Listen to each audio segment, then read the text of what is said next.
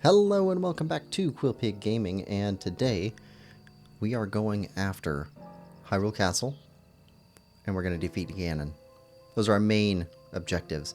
Sub-objectives, we also need to get the classic shield that Link usually has.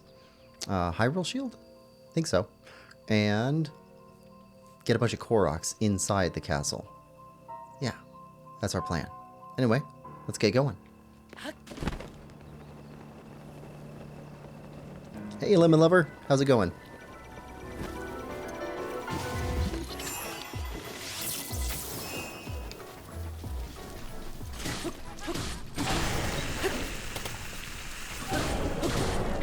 How'd your week go?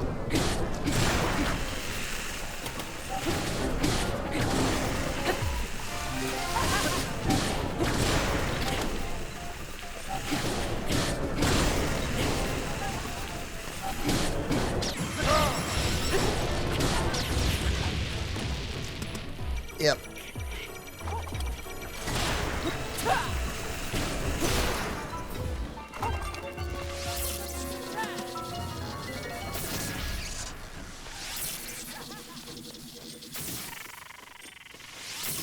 There we go. We're using lightning arrows because, well, we've got a ton of them. Grab all of our stuff. Alright. I think we're good.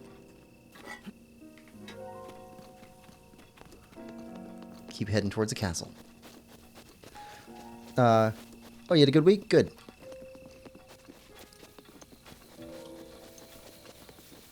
It was great, although I didn't leave the house very often. Yeah, I didn't leave much either. Let's see. I think I left my house yesterday to go... Oh, I was comparing prices. So, one of the things I would like to do this next year is to play more retro Nintendo games for the channel. So, I went out and was doing some price comparing on Game Boy Advance games that I'd like to do. I had some eBay prices and I wanted to see how it was versus local. And locally, those games are expensive. So, went with eBay. You did go climbing today. Oh, nice. What do you climb?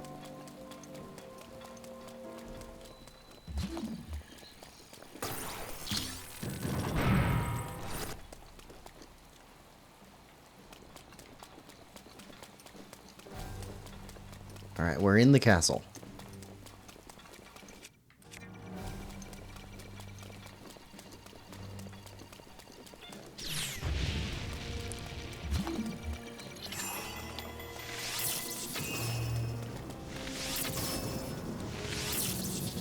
Come on, look at us. Look me in the eye.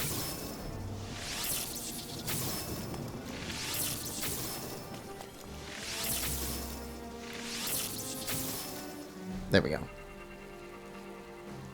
Indoor bouldering. Nice.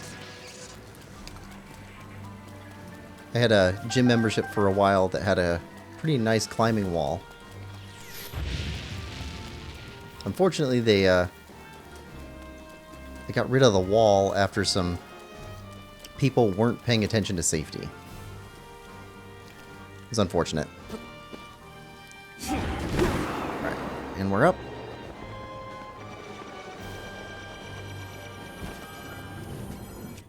Let's get a good sword on.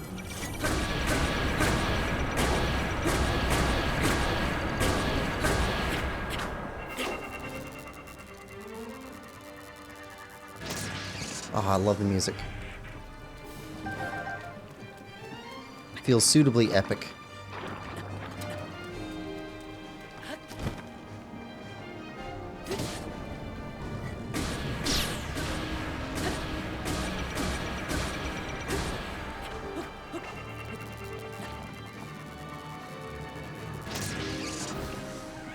Oh, this gunk is so nasty. Alright, let's see. Let's head down this way. Some stuff we can blow up. Yeah, we are going to be taking our time with exploring the castle, trying to get all of these Koroks. Lemon Lover says, yeah, if you don't follow the rules, you can get very injured. Yes. I think some of the people that were coming in there were intoxicated.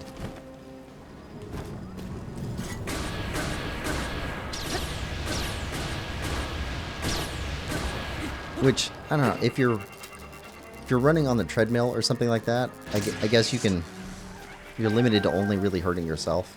But when you're climbing, and it's a buddy system, yeah, you can really hurt yourself. Chest.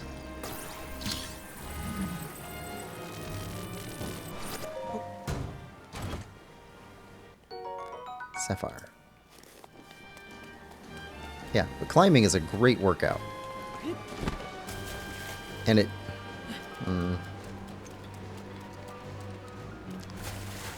doesn't feel like a workout. It feels like you accomplished something different. I don't know. It's nice. Yeah, alcohol and climbing wall. Terrible combination. Yes. If you enjoy climbing and reading, you might enjoy a book called The Eiger Sanction. It's a pretty cool spy thriller where there's a spy that knows that he's being hunted by an assassin, and he's a climber. And so he basically puts himself in this position where he's climbing a mountain with like 5 other people, something like that. So they're a team in the middle of the winter in like one of the toughest mountains in the world. I think it's a fictional mountain in the story. And, 2 of the guys in the climb are trying to kill each other. And you can't tell which one's good and which one's bad. Hey, true Zelda gamers here. Nice. Thanks for stopping by.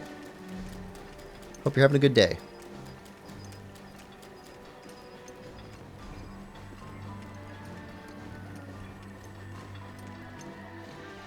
Alright.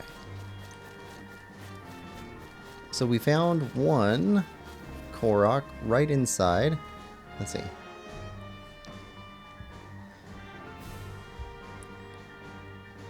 Should be 3 more over next to that gate. Maybe up above us. And maybe right here. So let's try putting on a mask.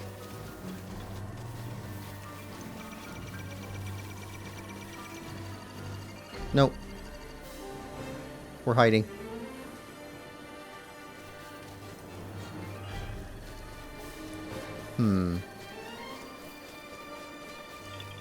Okay, went off there.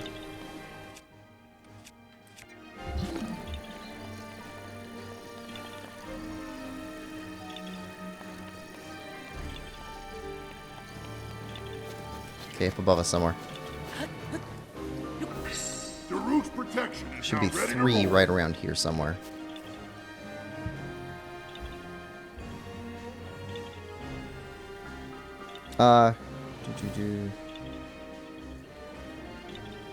Sounds like an interesting concept. Thank you. What'd you say the book was called? It's called The Eiger Sanction. E-I-G-E-R-S-A-N-C-T-I-O-N. There's also a 70s or an 80s movie based on it with Clint Eastwood. So, and the movie I think is good too. It's older, of course, but what made me think of it was well, they're climbing, and I think in the opening scene, it's 2 buddies that are climbing, and then as soon as they get to the top of this pillar that they were climbing, they crack open a beer.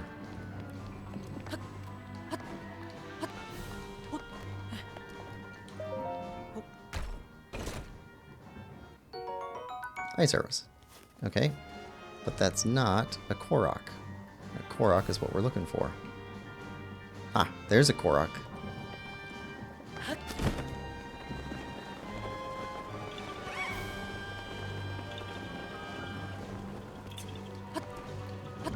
So, that same author, if you like him, he's got a bunch of really good books.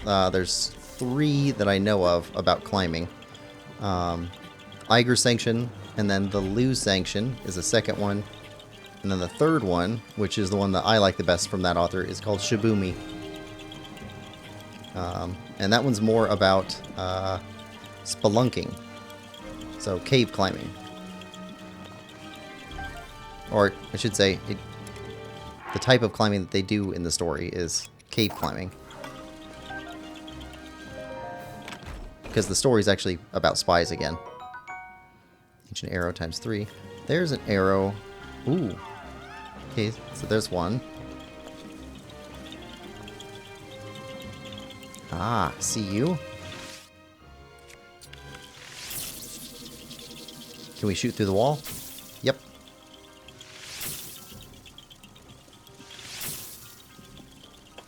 There we go.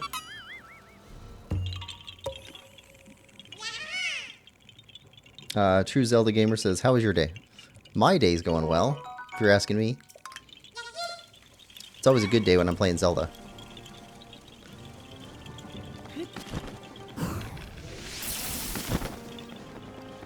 Did that not count? There we go. Intense music. GamerCool64. Welcome to the stream. Yeah, I like the music in the castle. Alright.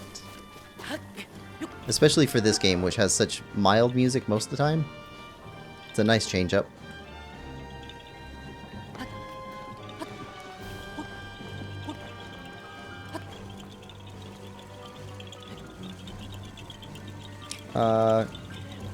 What is your favorite Zelda game? Ooh. It really changes all the time based off of mostly which game I'm playing, because my favorite game is the game I'm playing for Zelda. But also, grab all those arrows. For music, it's going to be Skyward Sword. Just Skyward Sword has the best music.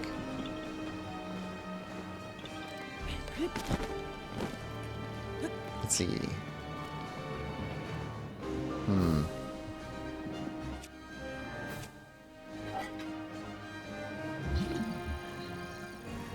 Where is this Korok at? Mask goes off. Okay, it's not going off right now.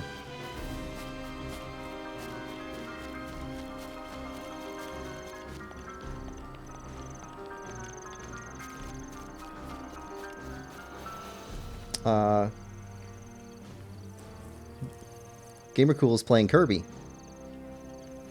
True Zelda Gamer, I agree. You play Tears of the Kingdom. I do play Tears of the Kingdom. Or at least I did play it once. After we're done with Breath of the Wild, with all the story missions and all that stuff, we'll be playing Cadence of Hyrule. And then after that, we'll be going through Tears of the Kingdom. I'm looking forward to going back into that one after having played through all of Breath of the Wild. Getting a good look at what the differences are.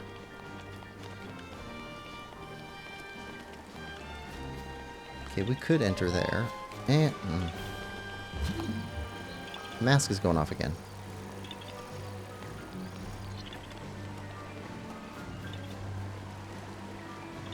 Okay, there was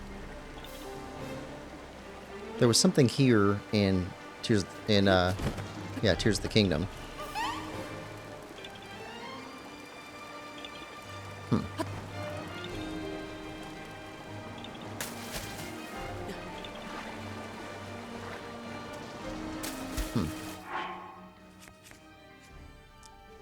Let's put on that Zora armor.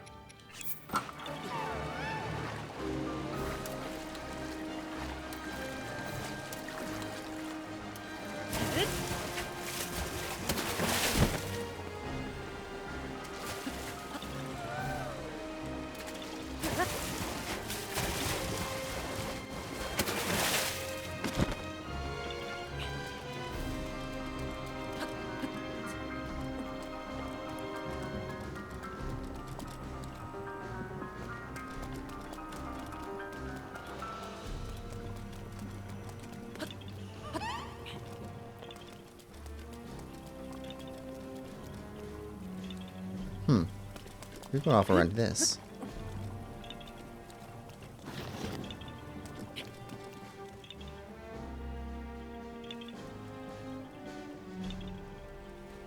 Maybe?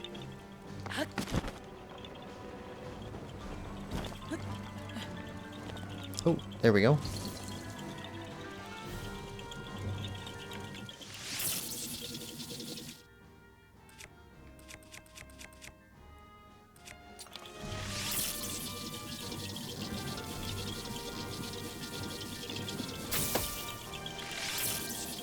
Okay.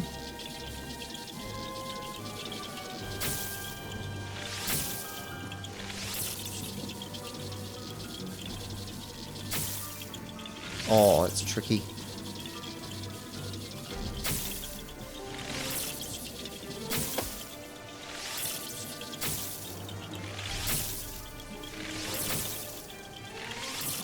Come on. There we go.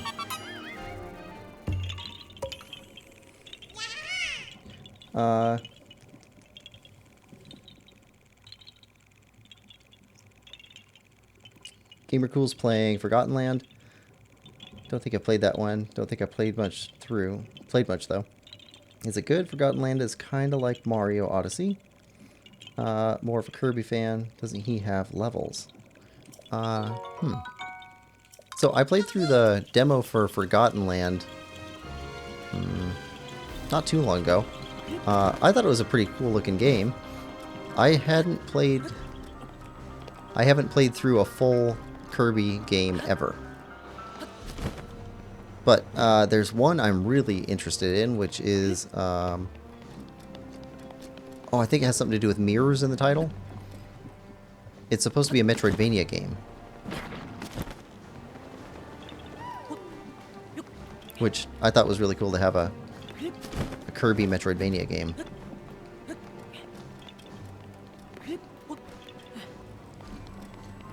Okay, where's the mask flashing to?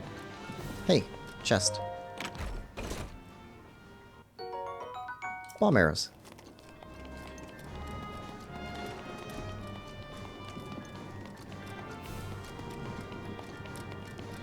Think up top, maybe?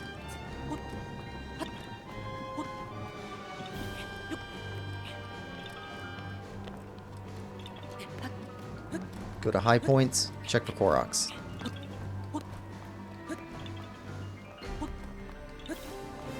Haha. Right there.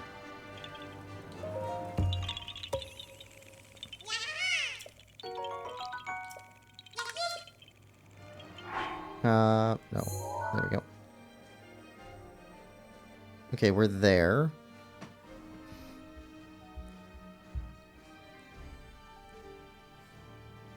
Okay.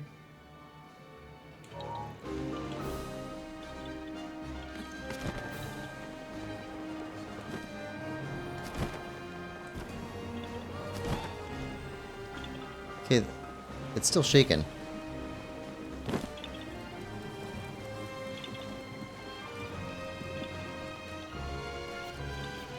Up or down?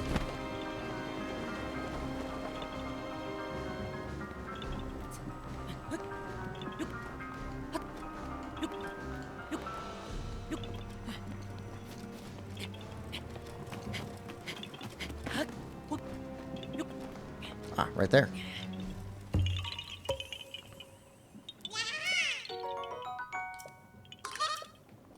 Alright, toss that.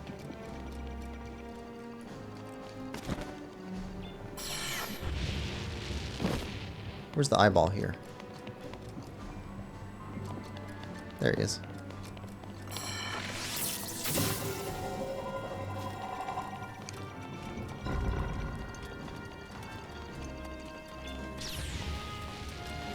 I wonder if he injures himself when he shoots that close.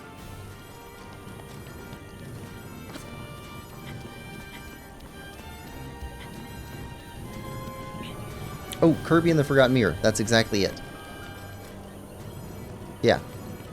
I haven't looked it up yet to see what system it's on, but Yeah, I was interested in playing a Kirby Metroidvania.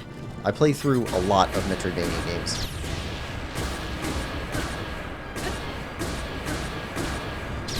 I'm getting pretty far with Blasphemous right now, which is, let's see, the first episode will air on Monday.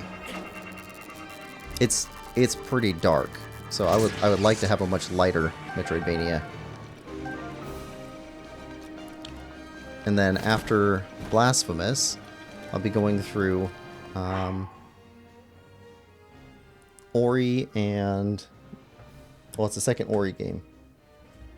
Let's see, Ori and the Will of the Wisps, which I liked Blind Forest quite a bit, and it was brighter in tone and music and all that stuff, but it also had how do you say it? It was a darker or sadder story.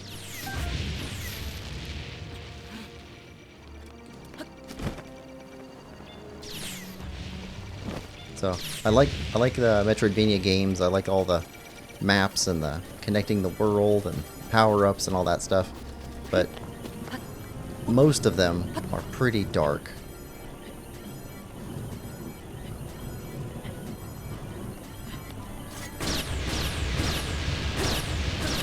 Ori is so good. The first one was fantastic.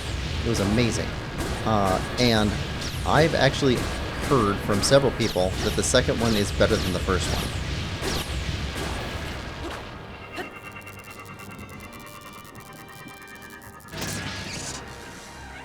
Let's see.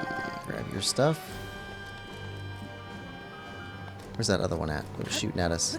It's over here. Yep.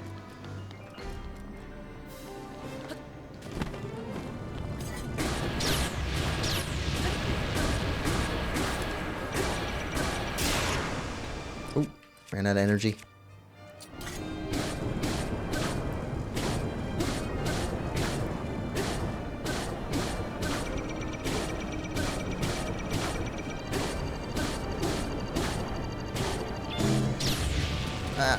Wasn't sure if we're gonna make that or not.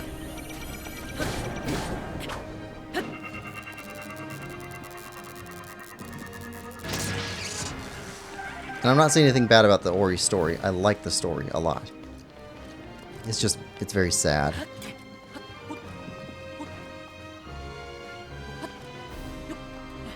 I think the ending of it brightens it up a bit, but still sad. Let's see. Let's eat some food.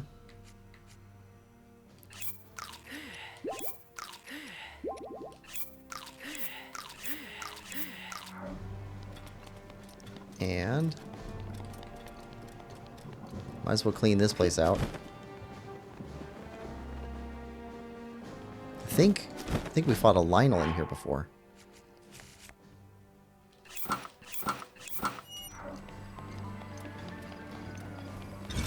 Yep.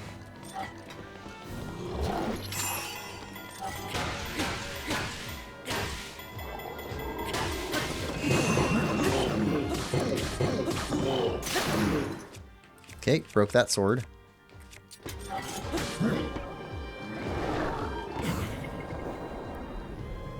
Oh, we're taking you out. This is just a blue Lionel. You're not even anything special. Just 1,000 pounds of muscle.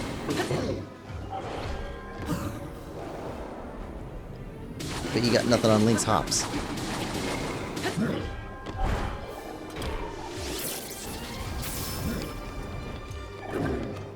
But we have a good weapon for backstabbing.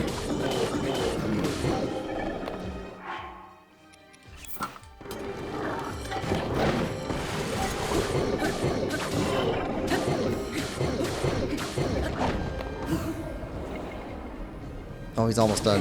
There we go.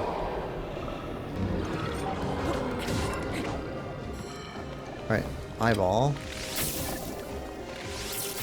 Stupid skulls.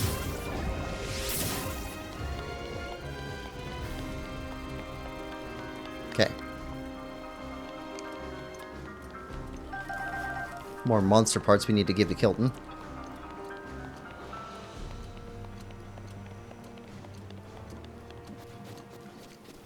Okay, that's cleared out.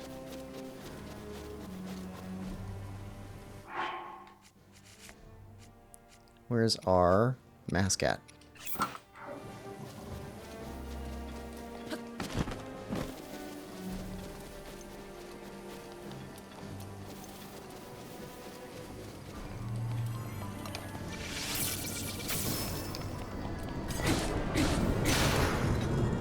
Well, we got a new weapon from the Lionel.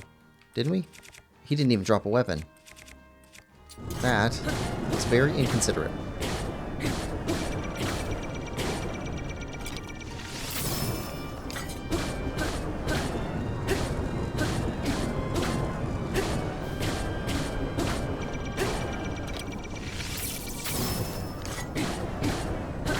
There we go.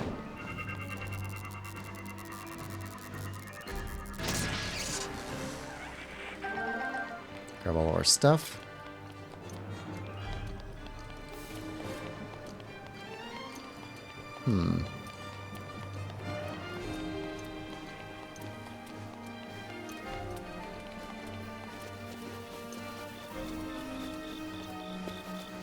Got another Guardian.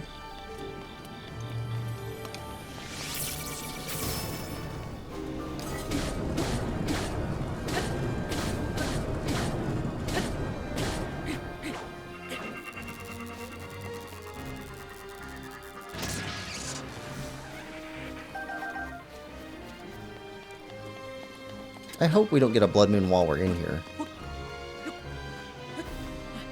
don't remember if time moves while we're in the castle or not.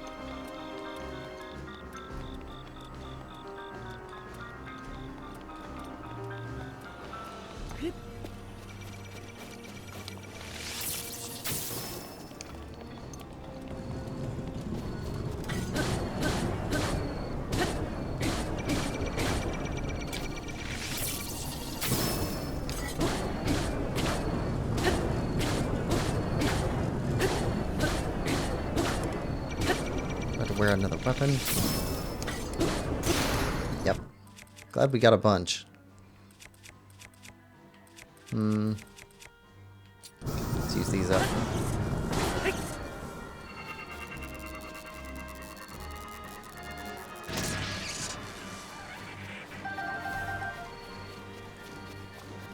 Okay, what's over here?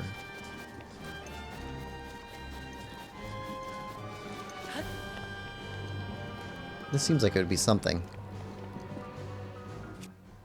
Mask isn't going off. We also have a bunch of... Not a bunch of... We've got 2 pieces of armor that we didn't find yet. They're supposed to be somewhere in the castle. That's something down there. And the shield we're looking for.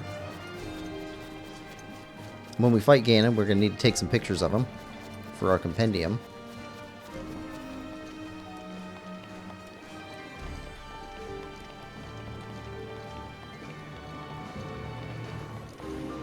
Oh, here we go.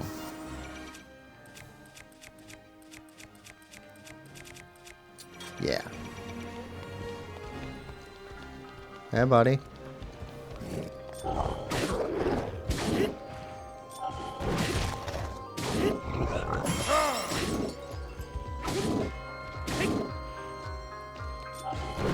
You're not too tough.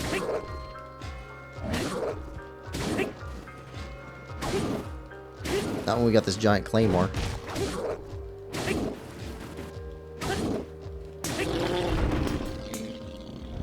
Alright, we'll take that. And all your stuff. Get a picture of that. Yeah, we did.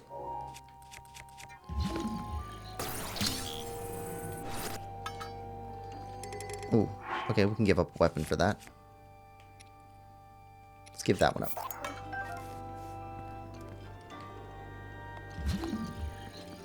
Anything else in here?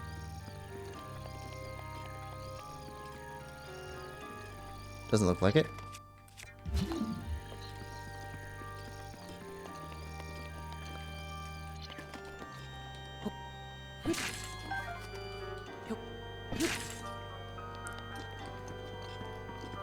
Nothing else in here. Okay, we can climb up there. That's where we left our travel gate when we came in here for the memory.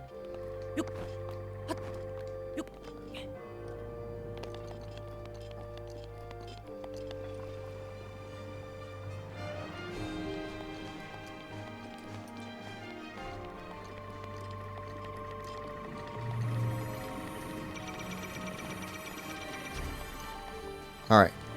But we didn't read Zelda's journal. Zelda's research notes. Read Zelda's research journal. First page. Today I met with Impa of the Sheikah tribe and began my research into the ancient technology in earnest. Impa introduced me to Purah and Robbie, other respected members of her tribe. Tomorrow I embark on an excavation with them. We hope to find ancient tech with which to operate the guidance stones. Today we uncovered some ancient technology that we believe may have the power to control the guidance stone. It is a rectangular object, small enough to be held in my 2 hands. Sheikah text is featured prominently on it. It is made out of an unknown material, but we believe it is the same as the shrines scattered across each region. Impa proposed that I hold on to it for now. I hope that it leads to some new developments in our research. The stone relic we discovered has been named. We are calling it the Sheikah Slate. We have not found any mention of a name for this object in the records we have unearthed so far. Nevertheless, Purah insisted we call it the Sheikah Slate, as the relic is a slate made by the Sheikah tribe. Feels a bit on the nose to me, but it was not a fight I thought I could win. We did it. We are finally able to restore some functionality to the Sheikah Slate. We have discovered that this stone slate is capable of producing images, perfect likenesses of the things you point at. Unlike normal pictures drawn by hand, this requires no artist to capture anything in perfect detail. I deeply admire the accomplishments of Sheikah technology. Still, I know there is more to learn. There must be. We believe the Sheikah Slate may have a function that will allow it to control the guidance stone. We must continue our research and quickly. We have started training the champions who will pilot the divine beasts. It may sound rude that I found this unexpected, but Mipha mastered the controls with surprising ease. Daruk struggled it at first, but eventually got the hang of it. Urbosa and Rivali both managed just fine as well. I can finally see the light of hope in our fight against the rising calamity. Robbie has restored mobility to many of the guardians we've excavated. But we have still yet to find all the guardians. Records mention a greater number of them, and even other types. They're said to be stored in 5 giant columns that rest beneath Hyrule Castle. The thing is, no matter how I search beneath the castle, I can't seem to locate these columns. They must be buried deep. Were they perhaps designed to sense the appearance of Calamity Ganon, and to only activate upon his return? Countless ancient structures are being discovered across Hyrule, but all attempts to enter them have failed. Records indicate that these are facilities designed to train the hero who is fated to combat the calamity. But the crucial activation mechanism remains a mystery. Is the Sheikah Slate the key to activating them? That is Purah's theory, and I concur. And yet my experiments so far have been fruitless. Still, we must exhaustively investigate all means of opposing the calamity. We must not give up, no matter what. I spoke with Purah about the Shrine of Resurrection we discovered earlier. As we speculated, this particular shrine is, in fact, a medical facility with the power to heal. It also has a long-term stasis function that can be activated and maintained until healing is complete. In the war against the calamity 10,000 years ago, were the injuries so great as to necessitate such a facility? If so, I will remain uneasy until we have made all adjustments necessary to restore it to full working order. I can only pray that even if Calamity Ganon returns, our battle will not require the Shrine of Resurrection's power. Well, interestingly, let's see. So in Hyrule Warriors, it showed a box. Is it that box? Which played a pivotal role. I think it's that one in the story. Interesting. I like how they put all kinds of stuff in here too. It's not just flat, it's full of books. This is where she worked and studied. That's cool. Alright, so that's there. This was her room. Ah, here we go. Read Zelda's diary. First page. After meeting with the champions, I left to research the ancient technology, but nothing of note came of my research. The return of Ganon looms, a dark force taunting us from afar. I must learn all I can about the relic so we can stop him. If the fortune teller's prophecy is to be believed, there isn't much time left. But turning over these thoughts in my head puts me ill at ease. I suppose I should turn in for the night. P.S. Tomorrow my father is assigning him as my appointed knight. I set out for Goron City today to make some adjustments to Divine Beast Va Rudania. I still recall feeling his eyes on me as I walked ahead. The feeling stayed with me for so long, I grew anxious and weary. It is the same feeling I felt before in his company, and still, not a word passes his lips. I never know what he's thinking. It makes my imagination run wild, guessing at what he is thinking but will not say. What does the boy chosen by the sword that seals the darkness think of me? Will I ever truly know? Then I suppose it is simple. A daughter of Hyrule's royal family, yet unable to use sealing magic. He must despise me. I said something awful to him today. My research was going nowhere. I was feeling depressed, and I had told him repeatedly not to accompany me. But he did anyway, as he always does, and so I yelled at him without restraint. He seemed confused by my anger. I feel terribly guilty, and that guilt only makes me more agitated than I was before. I am unsure how to put today's events into words. Words so often evade me lately, and now more than ever. He saved me. Without a thought for his own life, he protected me from the ruthless blades of the Yiga clan. Though I've been cold to him all this time, taking my selfish and childish anger out on him at every turn. Still, he was there for me. I won't ever forget that. Tomorrow I shall apologize for all this that has transpired between us. And then I will try talking to him. To Link. It's worth a shot. Bit by bit, I've gotten Link to open up to me. It turns out he's quite a glutton. He can't resist a delicious meal. When I finally got around to asking why he's so quiet all the time, I could tell it was difficult for him to say, but he did. With so much at stake and so many eyes upon him, he feels it necessary to stay strong and to silently bear any burden. A feeling I know all too well. For him, it has caused him to stop outwardly expressing his thoughts and feelings. I always believed him to be simply a gifted person who has never faced a day of hardship. How wrong I was. Everyone has struggles that go unseen by the world. I was so absorbed with my own problems I failed to see his. I wish to talk with him more and to see what lies beneath those calm waters, to hear him speak openly and freely, and perhaps I too will be able to bare my soul to him and share the demons that have plagued me all these years. Father scolded me again today. He told me I am to have nothing more to do with researching ancient technology. He insisted that I focus instead on training that will help me awaken my sealing magic. I was so frustrated and ashamed that I could not even speak. I've been training since I was a child, and yet... Mother passed the year before my training was to begin. In losing her, I lost not just a mother, but a teacher. Mother used to smile and tell me, "Zelda, my love, all will be well in the end. You can do anything." But she was wrong. No matter how I try or how much time passes, the sealing power that is my birthright evades me. Tomorrow I journey with Link to the Spring of Power to train. But this too will end in failure, such is my curse. I had a dream last night. In a place consumed by darkness, a lone woman gazed at me, haloed by blinding light. I sensed she was not of this world. I don't know if she was a fairy or a goddess, but she was beautiful. Her lips spoke urgently, but her voice did not reach me. Would I have heard her if my power was awoken? Or was my dream simply a manifestation of my fears? I am sure I will know the answer soon, whether I wish to or not. I turned 17 today.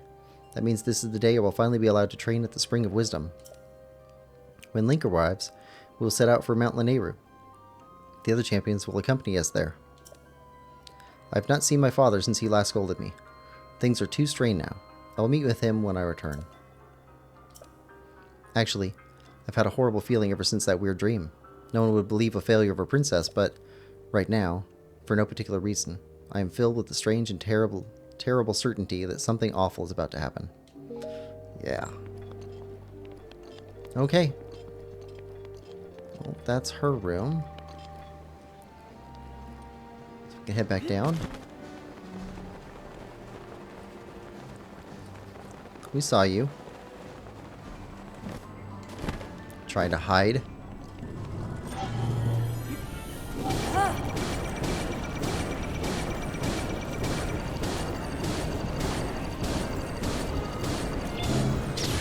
Oh, okay. got us before we could finish the wind-up.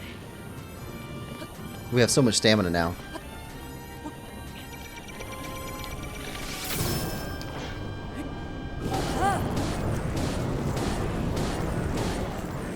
There we go.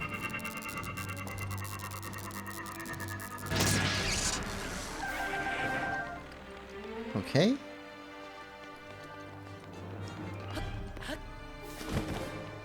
What's in here? Nothing. Alright. What's out here?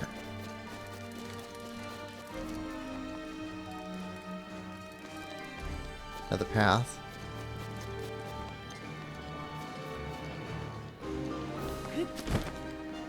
Might as well circle the castle.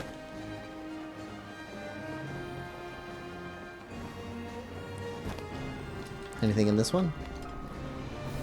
Boxes.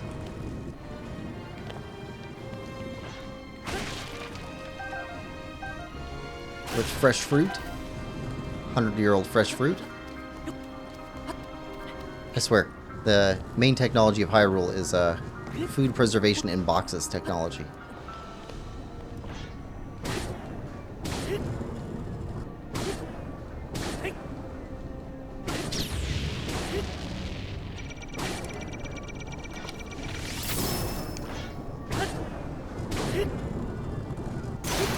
Alright.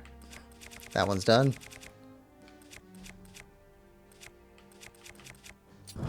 Edge of duality.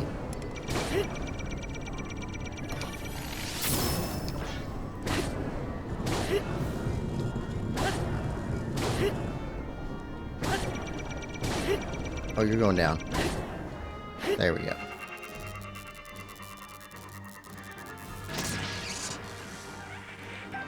Ancient cores. That's good. Let's see. Nothing else here.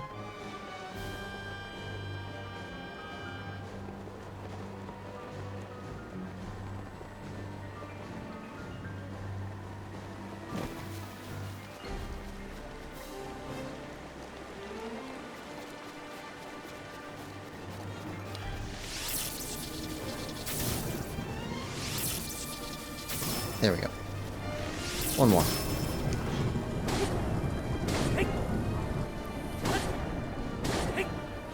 And down.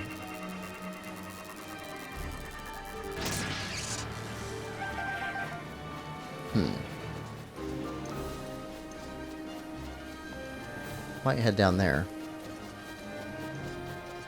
Looking for a low point to get into the castle.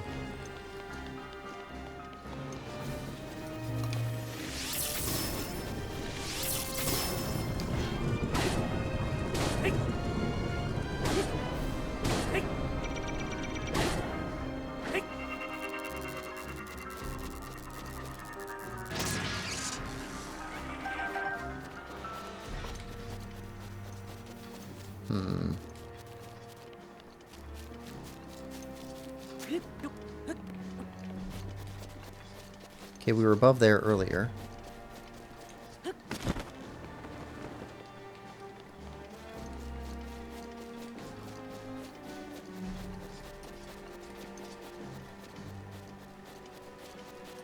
We've almost circled all the way around the castle, it looks like.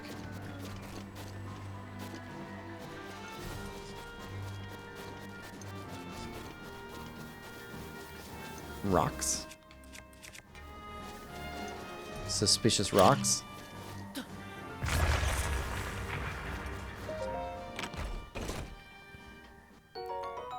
And a gold rupee.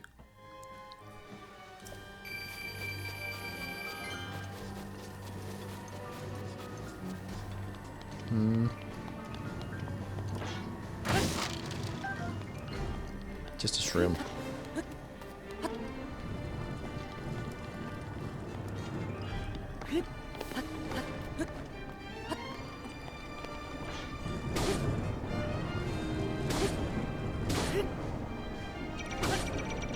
Okay.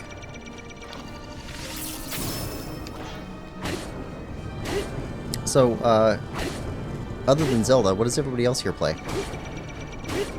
So, we heard Kirby, and every time I ask the question to somebody who plays Zelda, I get different answers, which makes me think that Zelda is like, what do you call it? Cross-genre? Like, everybody likes Zelda. Or anybody who likes any type of game can like Zelda. Something like that.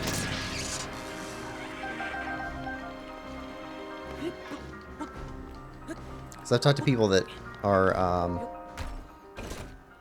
like, hardcore Dark Souls type players, and they like Zelda too, which seems interesting. Got Metroidvania players,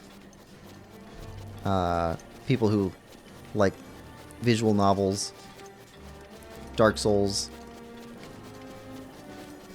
but they all have a, you know, shared interest in Zelda.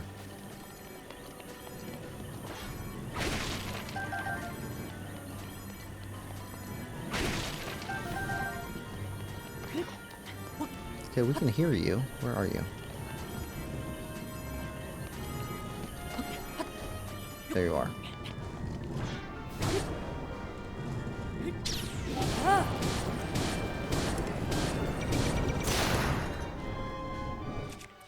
We got another one. Let's use this up.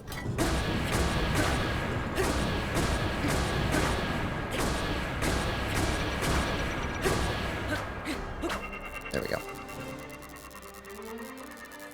Lemon Lover says Hollow Knight and other Metroids. But I said that in another stream already. Yep, that's fine. Hollow Knight and other Metroidvanias. Let's see. I think I suggested Ender Lilies to you. Let's see. And I recently, I'm still playing through it, but I got to the end of Animal Well. But I'm still going for all the hidden stuff. Okay. So I'm not done with the game. But Animal Well was good. Let's see.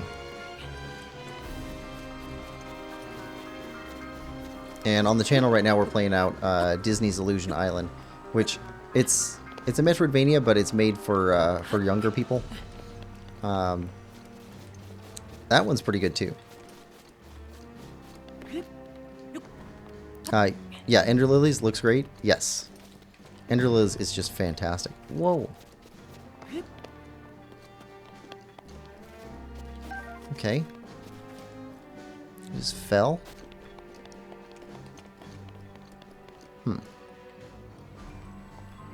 We passed by something. There's a gate there.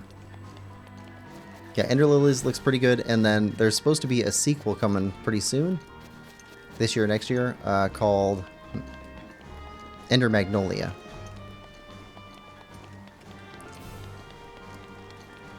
We got a door.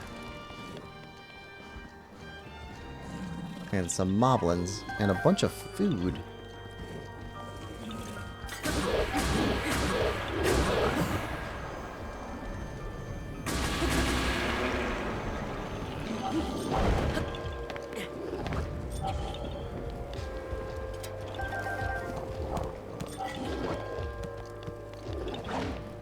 You throwing food? Alright.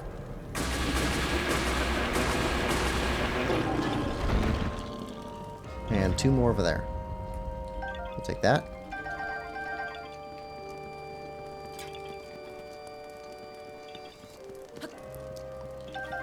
Huh.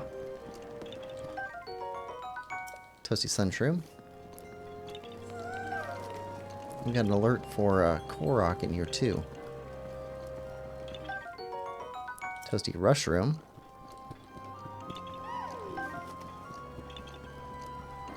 Yeah, tons of food.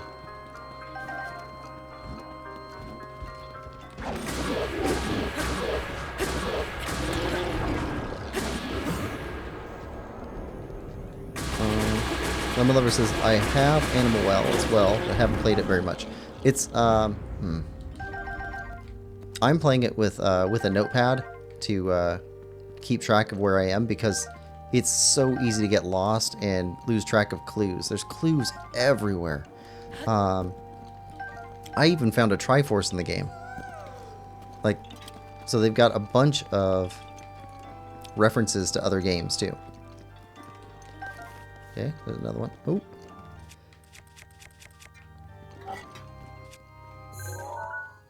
Royal Guard Spear.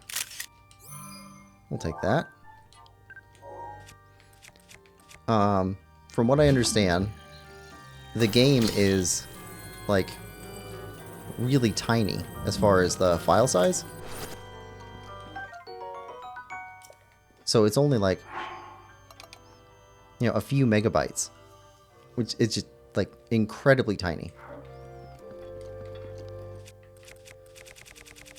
Which makes me think it'd be interesting to see if they could get that to work on something like a Game Boy or a Super Nintendo or something. That'd be fun. There's a couple of game companies that they make new games for retro systems. There was a recent one I was reading about. It's called Xeno Crisis. It's based on a game called Smash TV, but they made it for GameCube. And this came out just like a year or two ago. To get a brand new game for a very old system. Where's this Korok at?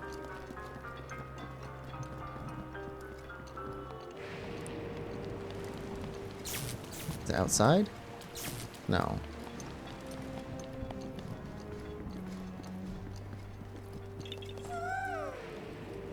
Where are you, Korok? Oh.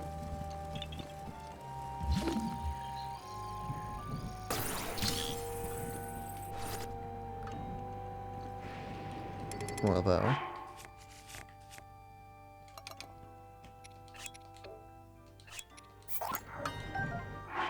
Other royal bow. Ah, fast shot.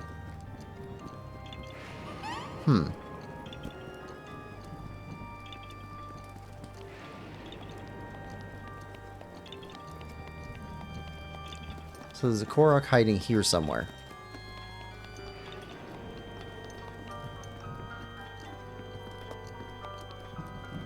Hiding up there? No?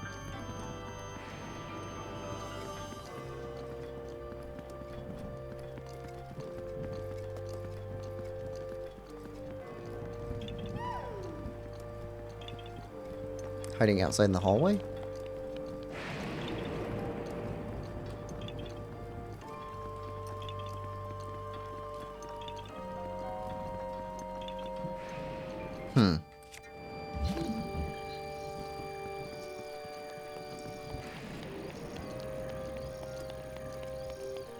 I guess there's a box over there we didn't break. Try breaking that.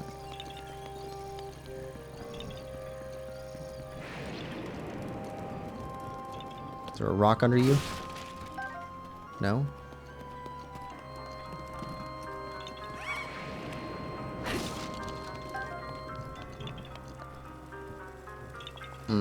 Maybe it's above us.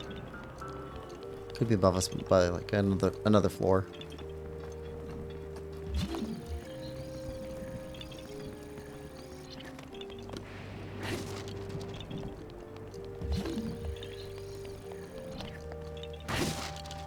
Oh, that's a breakable wall.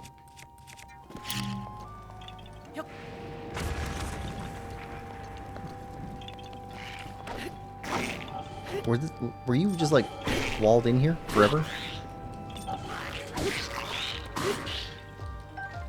Take your shield. And your weapon. Ah. Another one. Ooh. Okay. Got lots of stuff here.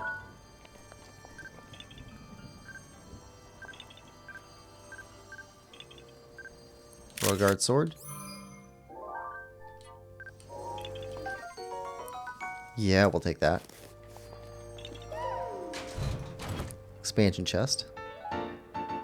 Ooh, nice. Royal Guard uniform. So now we just need the helmet.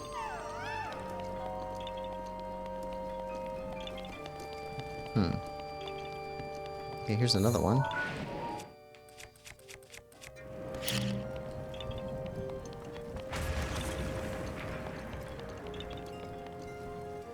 Ah!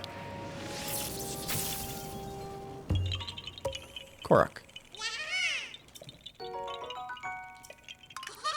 Are you what was setting off? So if we head this way...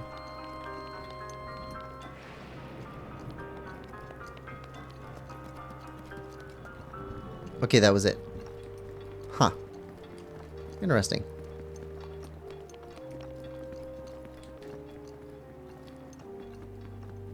We also have the stairwell back there to go down.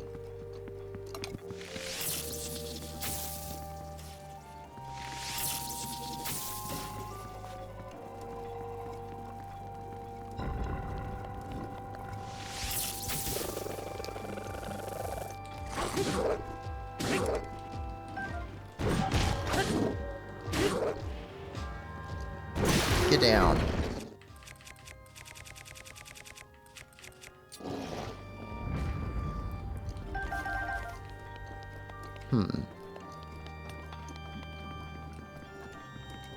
Another eyeball. And another one of you.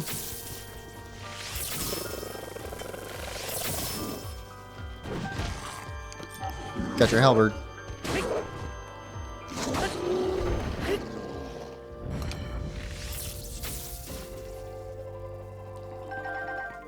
And your guts. Oh, we were out there earlier. Arrows?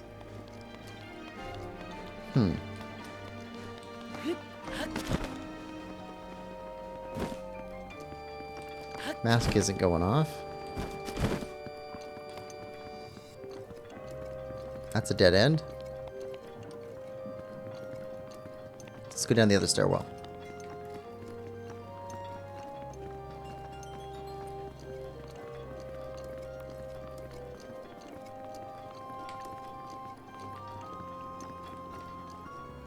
We still need one more piece of the DLC armor and our shield.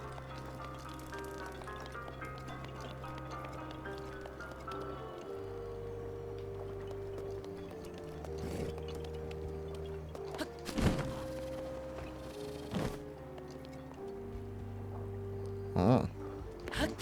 Hey, buddy.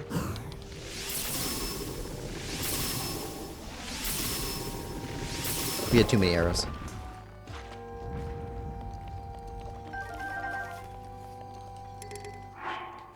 Let's see. Let's drop this. Pick this up. Oh, got another royal bow.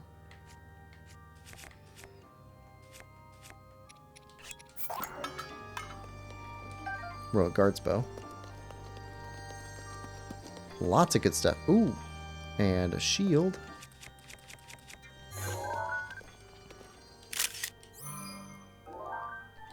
Royal guard shield.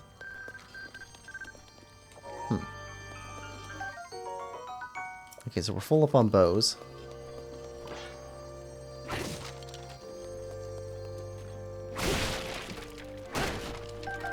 Let's grab all this stuff.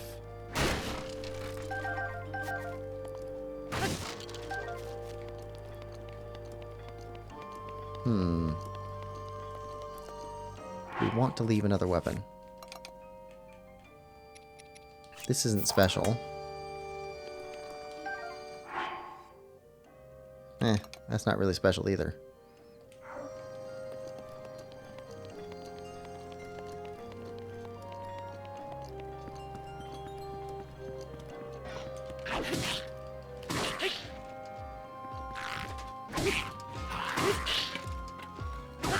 Okay. Your buddy down the hallway doesn't seem to see us yet.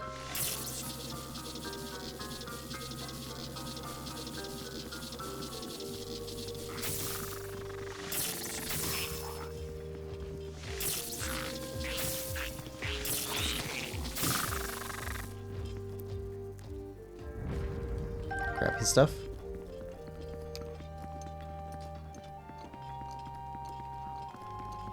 Ice weapon. Ooh, library. Okay.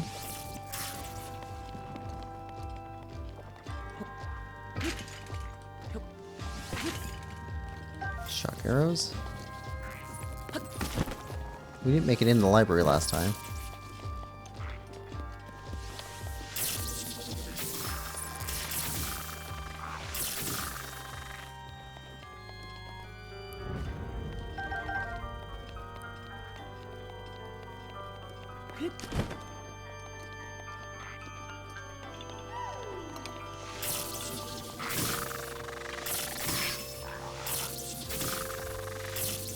Okay, good there.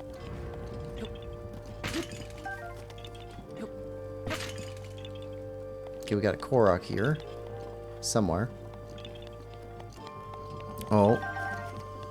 I bet I know what it is. Let's get this first.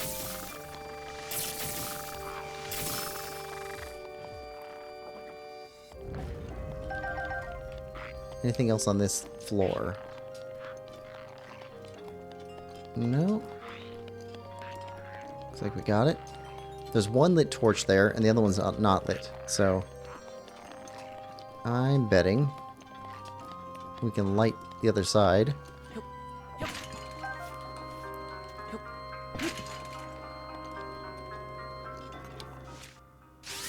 Let's see. Fire. What bow are we using? Let's use this one.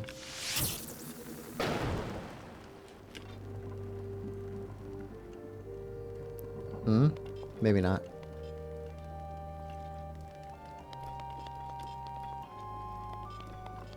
Thought it would be.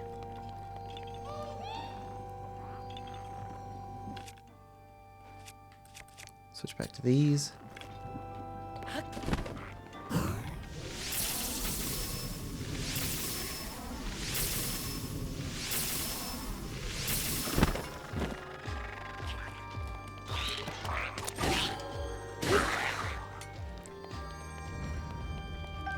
Okay, who else is on the ground floor here? Got at least one.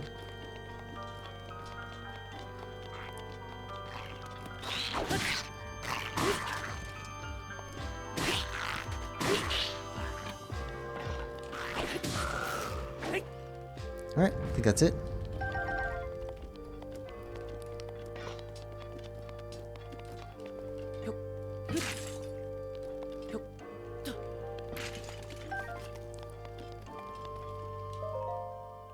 Royal Family Secret. Oh, yes. We were asked for a recipe from the library from one of the stable guys.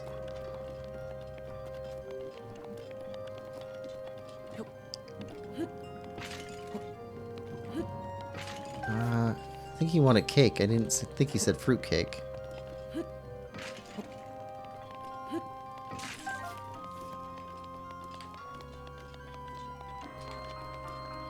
Okay.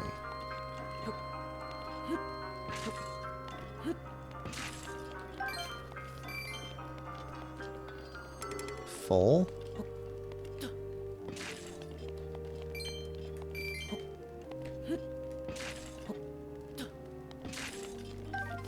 Arrow. Okay, no books here. No books open here. Alright, let's... Oh! Aw. Okay, we'll be back down there in a minute. It's,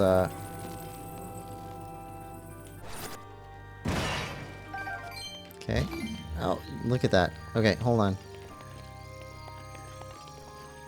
Got a bunch of stuff.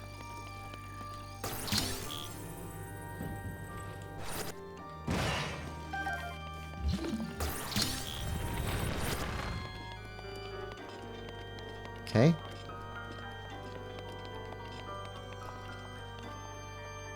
Chest. Silver rupee. Huh. And stone smasher.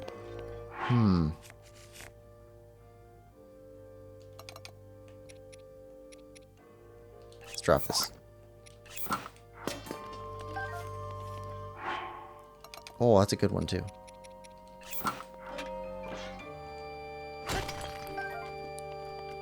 High durability. Alright,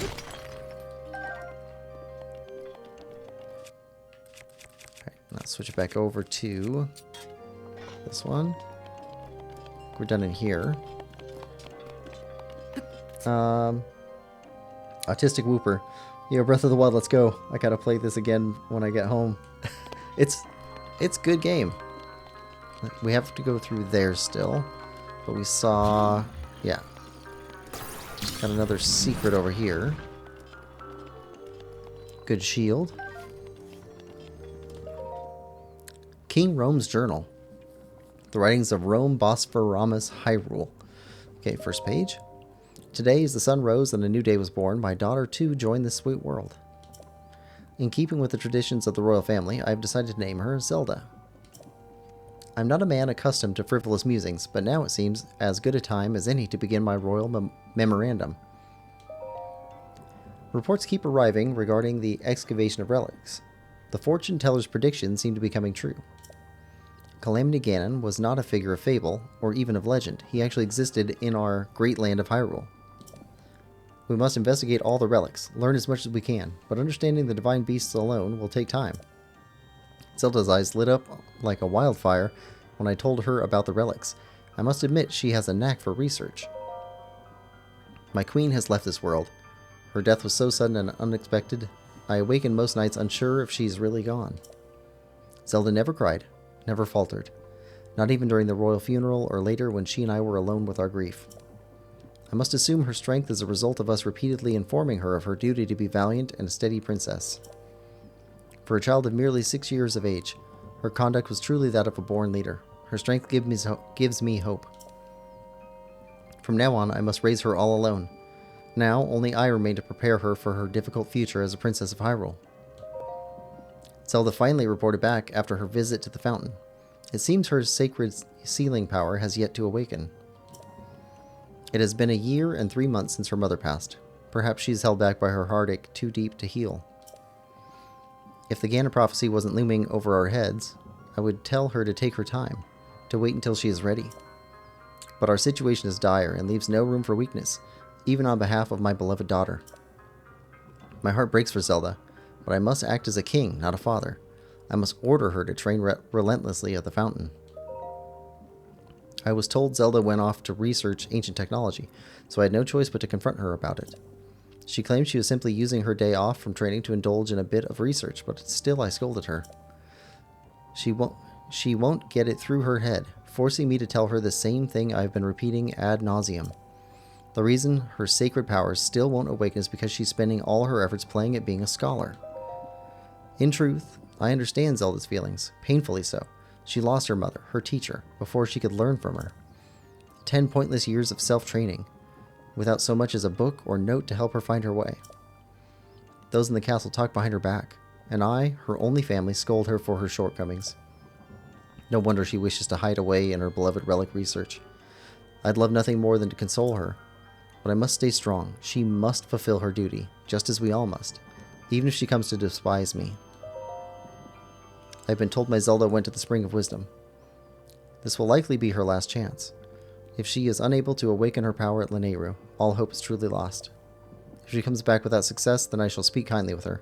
Scolding is pointless now. I forced 10 years of training on her, and after that, it seems her power will stubbornly awaken some other way. Perhaps I should encourage her to keep researching her beloved relics. They may just lead her to answers I can't provide. For now, I sit anxiously, more a father than a king at this moment. I sit and I await my daughter's return. Aw, that's his last entry. That is rough.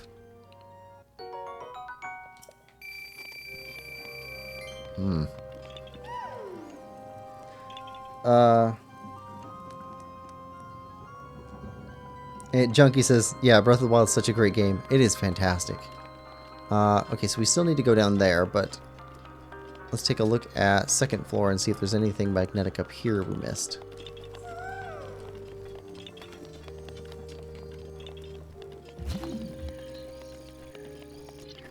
Also, where's that Korok that we have on alert? over here.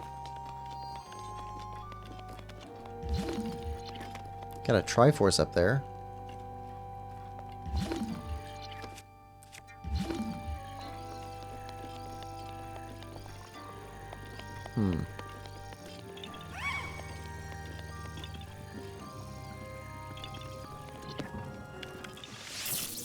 Don't suppose... Oh. It does open away. Huh. We'll come back to the library.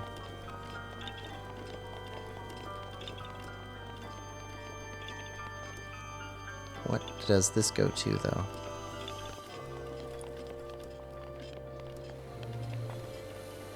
Huh. Okay.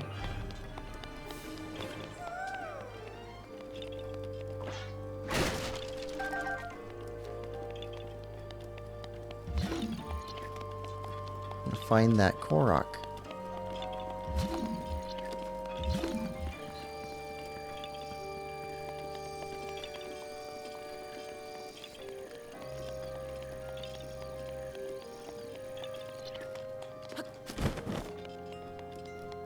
Okay, no Korok over here. Do have another book, though. Monster Cake. That's the thing that the guy was looking for. Stew Monster Extract, Tabantha Wheat, Cane Sugar, and Goat Butter for a spell. Dangerous dish that makes your head fuzzy and may even motivate you to plan evil schemes. Okay. That's an unlit torch, too, I wonder.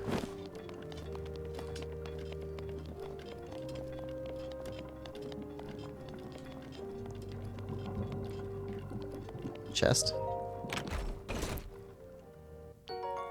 Silver rupee.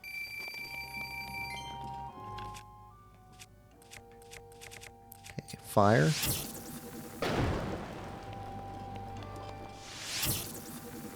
Fire. No?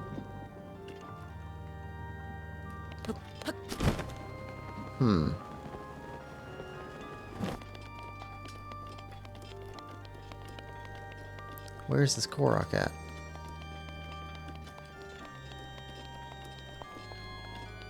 It's not going off down here.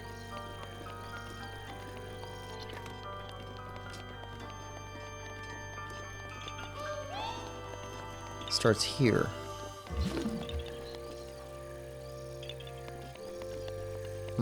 Maybe it's on the floor above us. Alright, magnetic.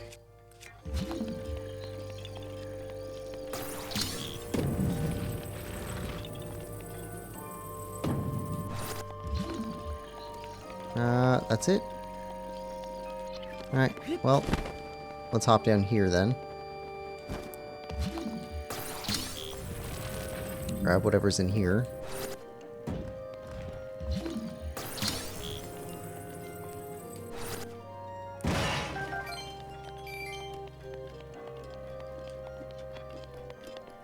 Okay, this one's bigger than the other side was. Oh, this is the shrine we found.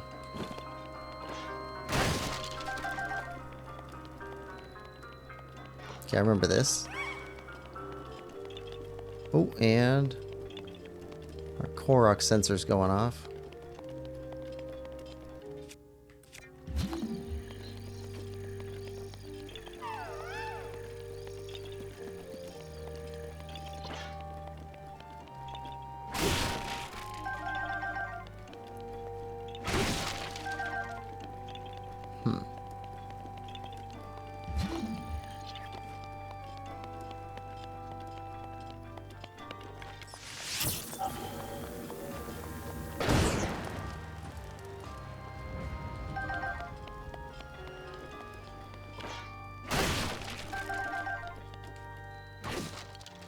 Docks.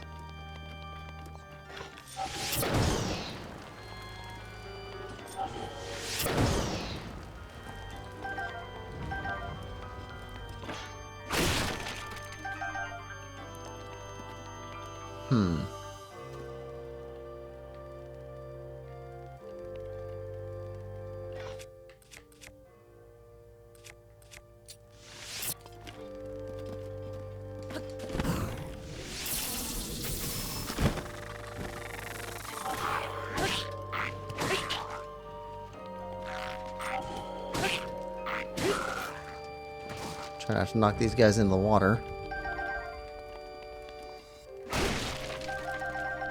Take that.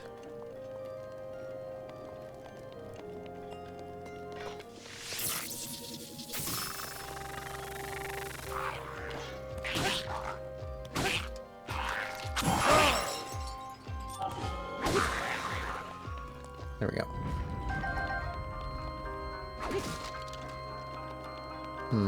Is mask going off again? No? So it stopped going off when we came down.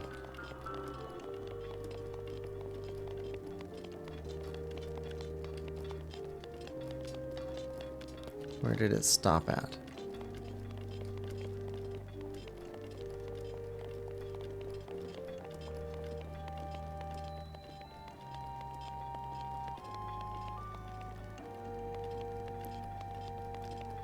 It's not going off anymore. Okay, now it's gone off.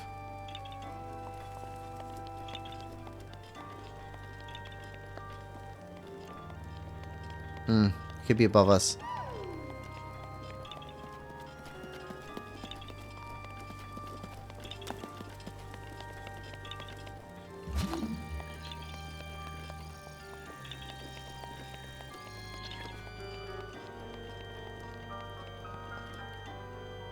Yeah, stop going off here.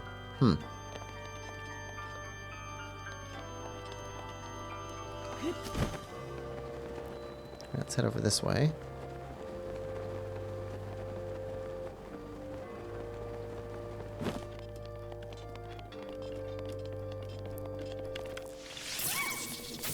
Oh, it's going off again.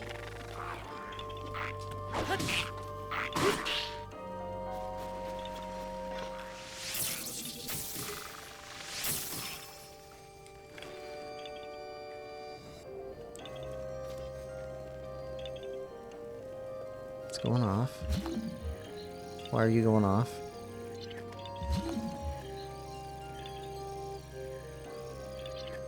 Is there something to dive into? What's going on?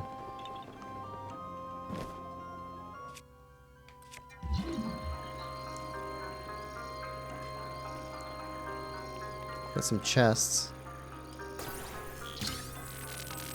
Lemon Lover, Quillpig, do you have any more terrible jokes and or idioms? Let's see. Let's see.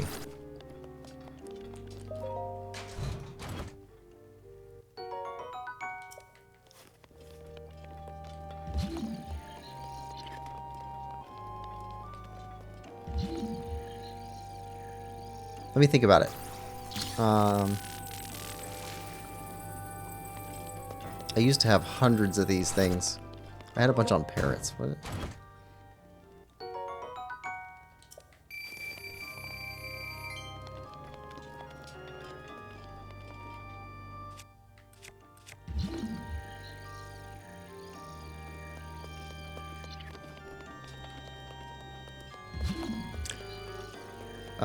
Lemon Lover, have you ever heard of shaggy dog stories?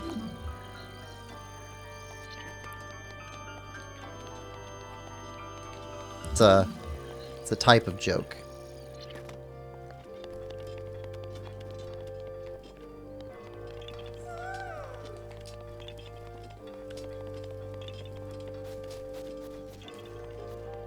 Okay, where's this Korok at?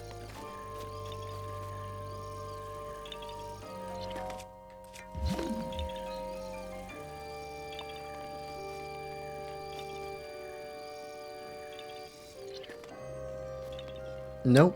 Okay, so a shaggy dog story type joke is it's kind of like a pun, but the point of it is basically to tell somebody a huge story, very long, very complicated, and get them emotionally invested. And then you give them a pun as the pun of the joke, or the point of the joke at the very end. So people who like puns tend to like shaggy dog stories, and people who hate puns hate them.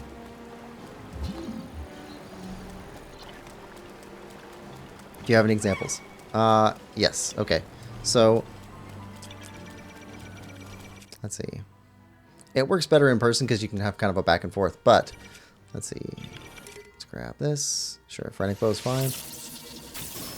So, I was walking out of the supermarket the other day, and I was heading towards my car, and I'm passing several that look just like my car until I finally get there, and I see that there's this lady who's in my car. I mean, she's partly in. She's opened up the door. She's about ready to sit down, and I was, walked up to her, and I was like, hey, you got the wrong car, lady. And I understand, because, like, I just walked past a bunch of other cars that look like mine. So, it's not that big of a deal. It's just, not her car. So, I talked to her, and she says, no, this is my car. I said, no, this is my car. Like, take a look around. There's a bunch of other cars here that look just like ours. You must have just gotten the wrong one. And she goes, oh. Well, I guess I did get the wrong car. And she goes, well, help me get my dog out of the back, and then, I'm sorry, but I'll be on my way. And I said, no problem. And so she opens up the back door of my car, and there's this giant dog that I totally missed, just laying down in the back seat. And so, she starts trying to call the dog to get out, and the dog just does not want to leave. It's super happy sitting right there. So, there's both of us calling the dog's name. I think it was like Rex or something. And we're talking to the dog. We're trying to get the dog out, and the dog is just not coming. And so, eventually, she, gets fed up with waiting, and she's kind of, I think she's embarrassed because, she's in my car, and her dog's in my car, and they're not leaving, and I obviously have groceries, and I'm ready to go. So she actually starts pulling on the dog. She starts pulling on its collar, and then he turned away, and eventually the collar even came off. So she couldn't pull on the collar anymore. And she reaches around, and about the only thing she could really grab onto was his leg. And so she's like yanking on him, and she's just pulling on this dog and pulling on this dog and pulling on his leg, just like I'm pulling on yours. That is a Shaggy Dog story.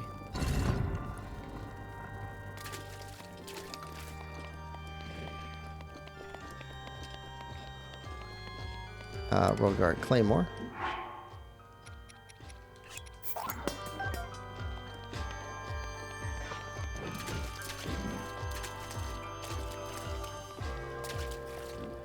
Alright, we got you guys.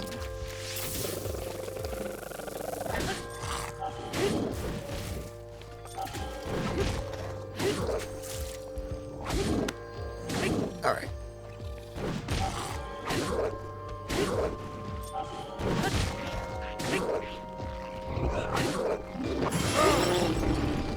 Alright, you're down.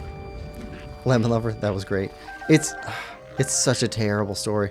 And so it mostly works if you're talking to like a family member and you're telling it as if this is the thing that happened to you on the way home.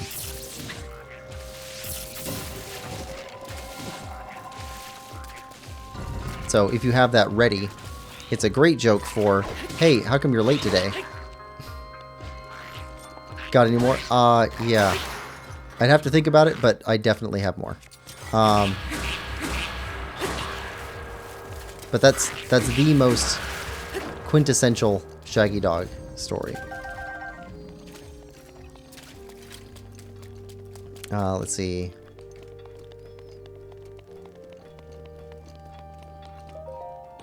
I'm trying to think of what's connected to that. If you do end up...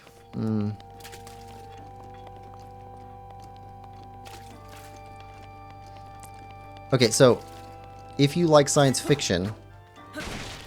There is a book series called Sten. And Sten, not his main character in the book, but like I guess he's the side character. Still, he's in, I think, every one of the books in the series. This guy's name's Alex Kilgore. And his favorite thing in the book, and the thing that you're waiting for the whole time, is for him to tell one of these jokes. And they're fantastic and horrible. But I love them because people hate them. I think they're an interesting storytelling mechanism. And one of the things that I studied in college was this thing called signifying, which is it's African rhetoric, but traced down through South America, and it's got some interesting side tangents on where all it went. And finally, we get it in the U.S. And it just, I haven't seen anything else that's quite like it. But the idea of storytelling is that the story changes based on who's telling the story and who they're telling it to. It's a really cool topic.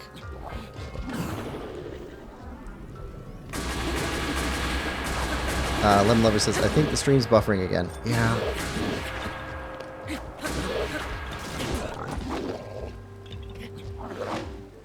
Yeah, it is buffering. It's not just for you, it's for me too. I have no idea how to fix these.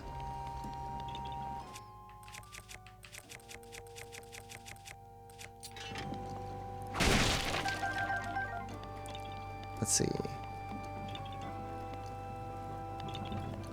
Okay, our sensor's going off. Let's try up there.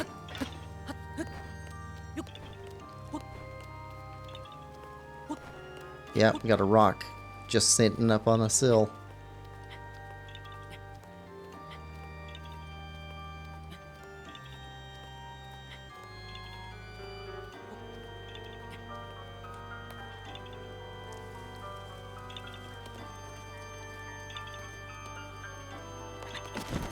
There we go. Yahaha. Alright, toss you.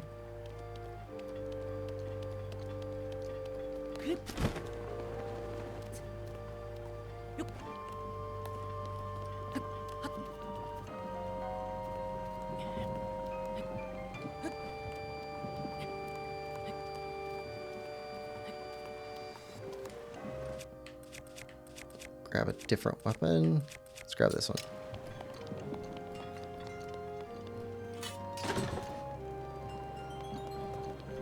What'd that do? Ah, gust of wind.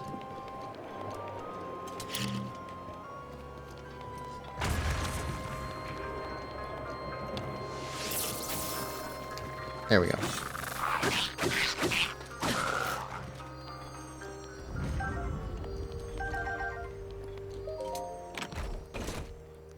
Okay, I think the stream's catching back up.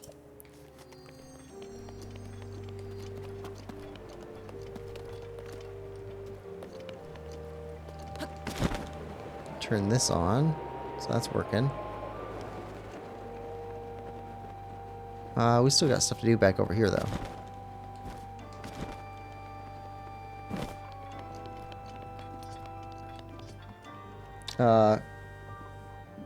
Brooklyn Bolger says hi, and Lemon Lover, I'm back. It's back. Yeah, okay. Yeah, I didn't change anything. It just got itself back. I have no idea how that stuff works.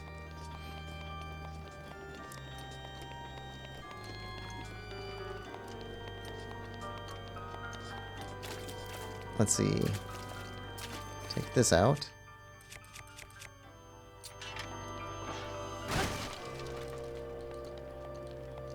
Ah, there we go. Alright, we got more enemies to take out here.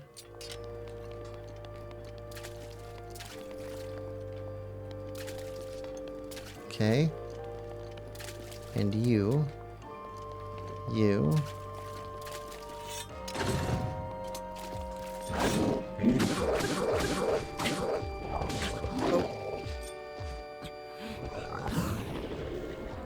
Got that flurry rush.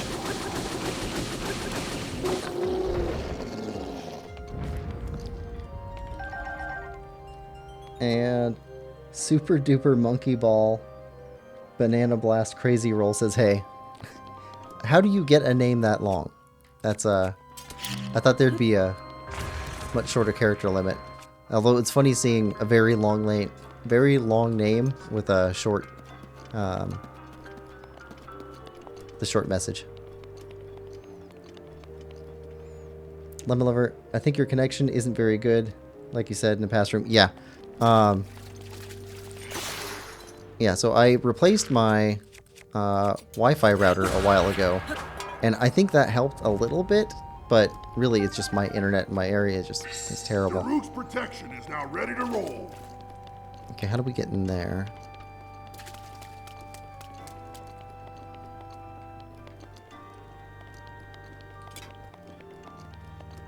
Well, that wall's broken.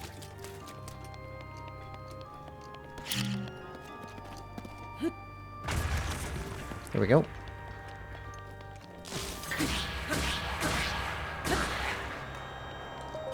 And a chest.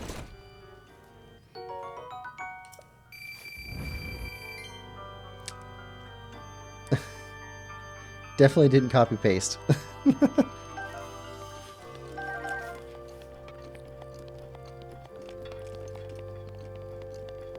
Alright. So there's another door over this way. It wasn't buffering for as long this time. That's good. Maybe some... Oh, this is the place with the shield. Let's get our full barbarian on. Alright, got the sword on. That's not going to last very long. Decent bow. Good shield. And... let's eat some food. Let's work our way through these steaks.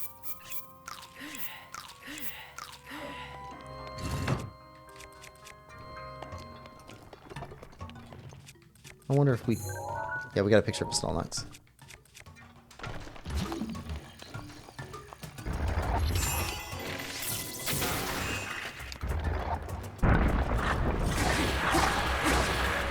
Oh yeah, tearing into him.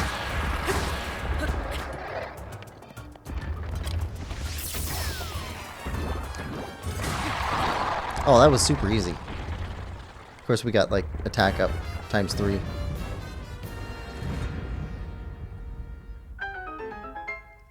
Oh, that's going to be our shield. We'll take that. And that. And that. Yeah, we don't need that. Okay. Let's read the thing behind it first. Test of the Royal Guard. Strike down the giant foe to become recognized as a Knight of the Kingdom. So I wonder if that was always the bone creature, or if at some point it was alive, and in the 100 years since, it died.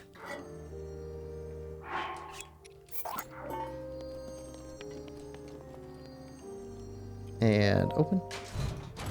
Let's see, Brooklyn Bulger says, do you have the Champion's Ballad? Yes, and we will be playing through that for the stream. Probably next weekend. Alright, self-portrait. Just looking for the Hylian shield. There we go. And capture. There we go. Look at that. We're going to take that off for now. We'll use that for our final fight with Ganon.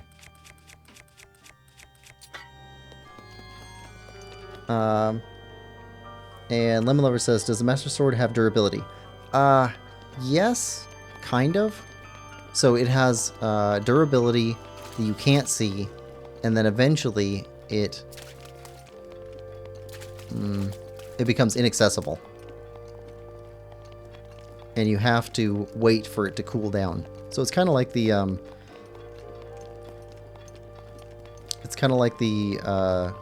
the champion's abilities that we have.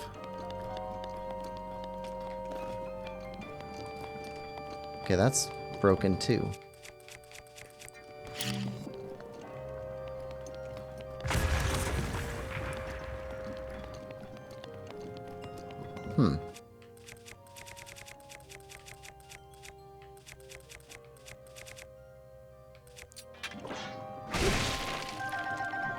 Okay, lots of apples.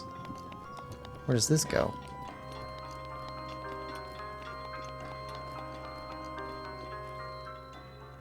West Passage.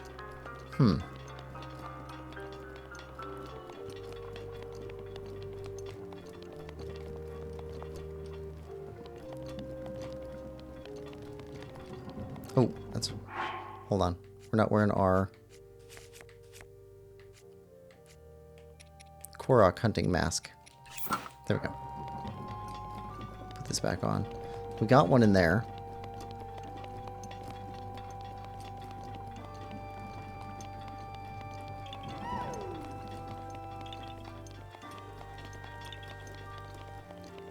Okay, he's going off again.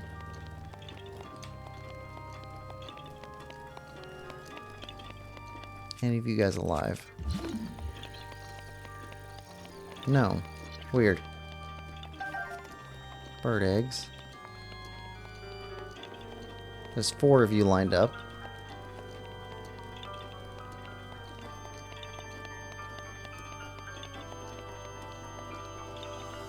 Ah.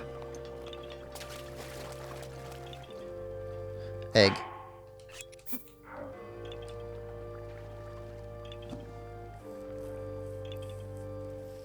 Yep.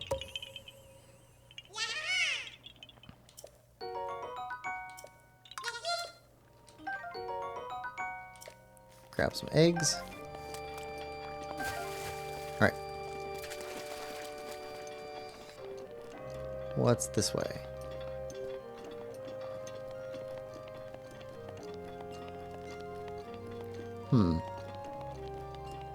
Got a place for carts.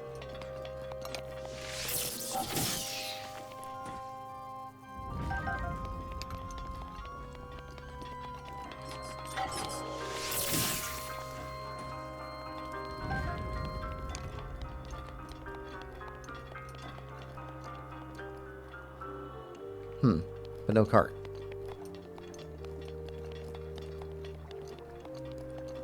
Brooklyn Bulger, I've played almost 400 hours of Tears of the Kingdom. 400 hours? Have you gotten everything?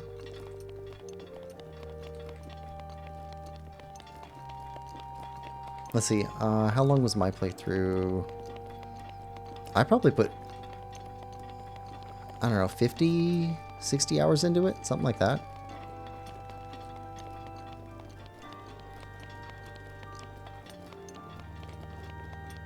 I don't think I did anything crazy. I didn't spend a lot of time trying to do all the upgrades and stuff. I was just playing the game. I imagine it takes a lot longer to do all that. And, well, if there's, yeah, there's Koroks. So it's probably another Korok chase thing to do.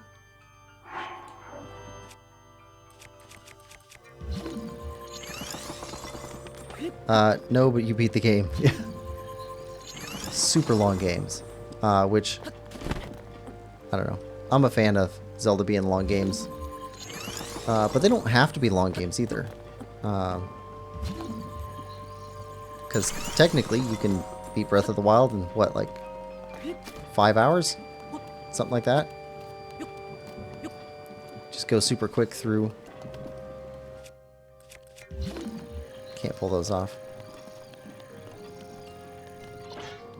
Right, that was a switch. That puts the air back on. And we can ride the air current up. And it takes us somewhere.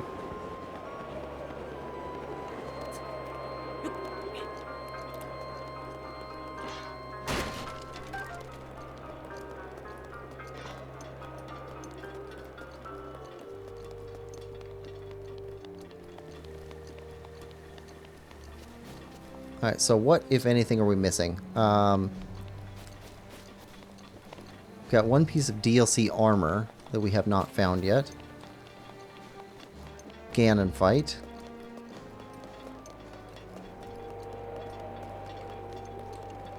I think that's about it.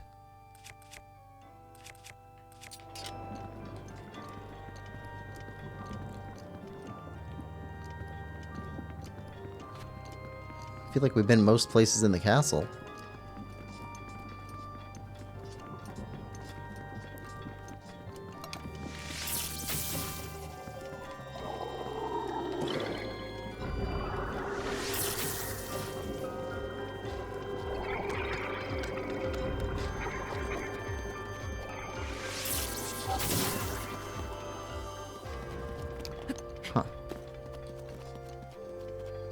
Royal Broadsword. I like that better than what we're carrying.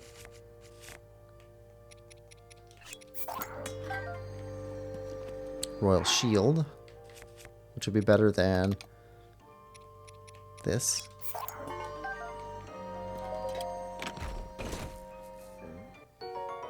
Ancient Arrows. Nice.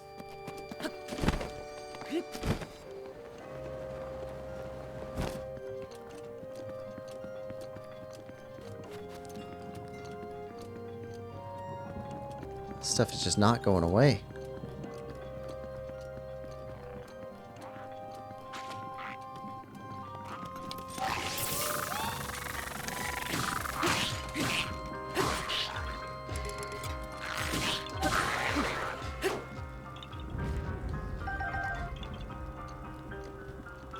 Alright, so we're good here. But, oh, Korok mask going off again.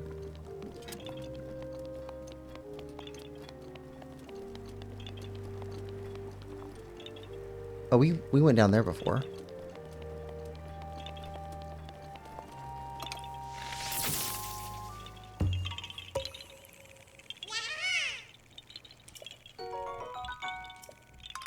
Okay, there's 20. Is the mask done now? Is that what it was alerting on up here?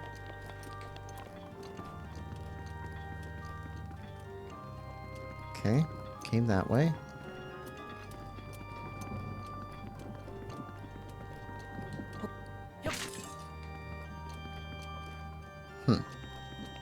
Where does this one go? Oh.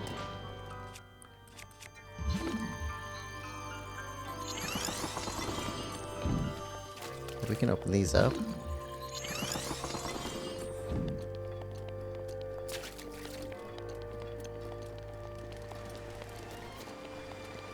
Wow, okay, we're back at the beginning.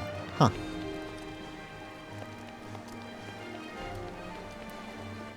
Alright, well, let's throw back on our Zora armor. Go for a swim.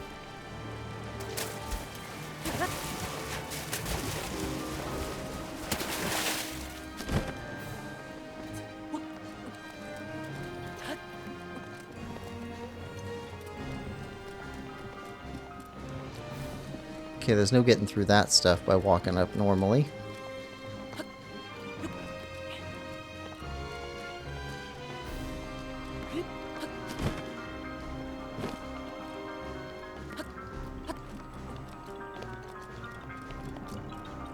Can we get around this stuff?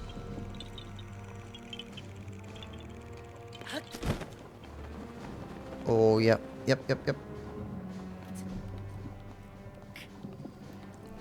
Okay, and the mask. Is that alerting or is that us sweating?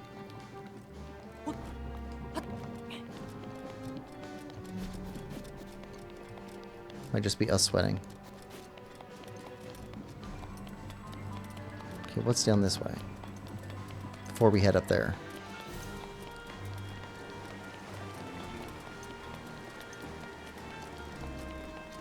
Oh, it's a banquet room. Okay.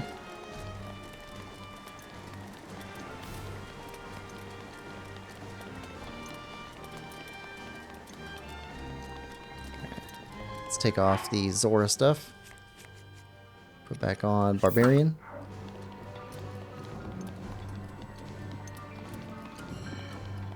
Eyeball.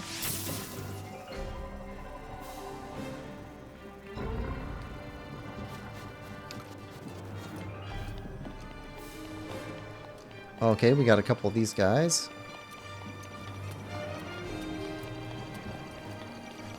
Probably easier just to go inside.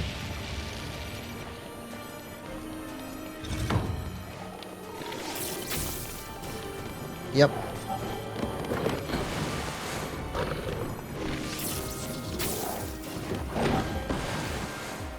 We got very lucky.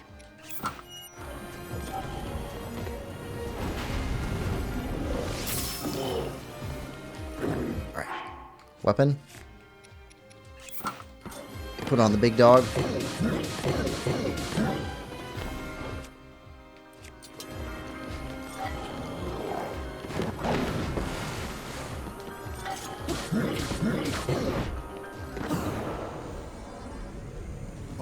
Here we go.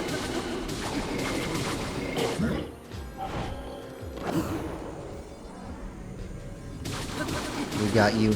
We got you. Down to half. Not quite.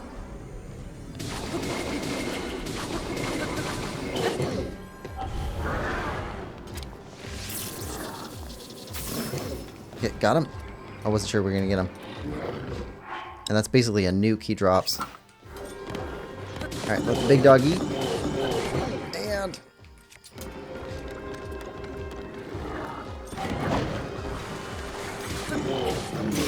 broke it. Good.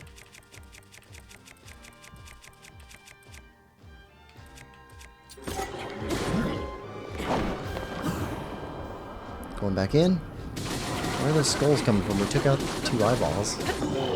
This is a third. Probably a third. Alright.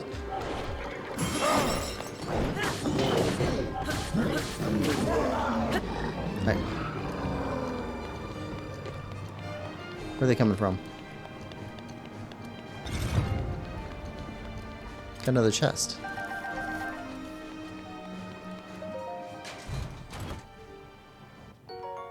Ancient arrows. Nice. Okay, now, these guys attacked us on the way up. Can't let that stand. Where are you? There you are.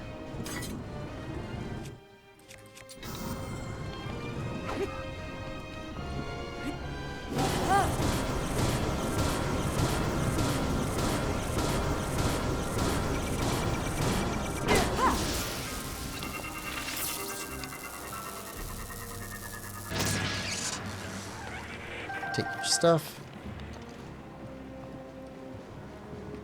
Alright, there's one on the other side. It's easier to go this way.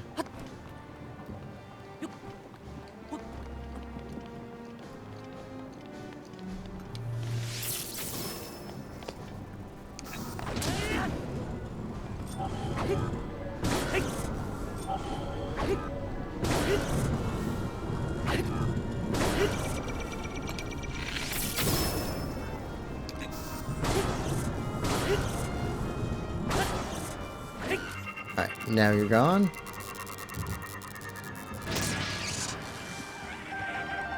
Take your stuff.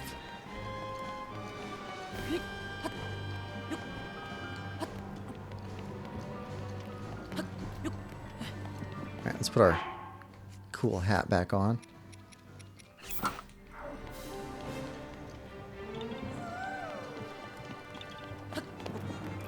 Let's see if there's a Korok up on the roof.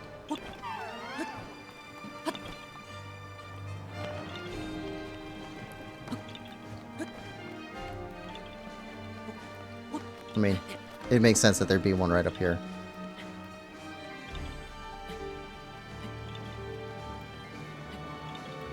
That's a cool symbol.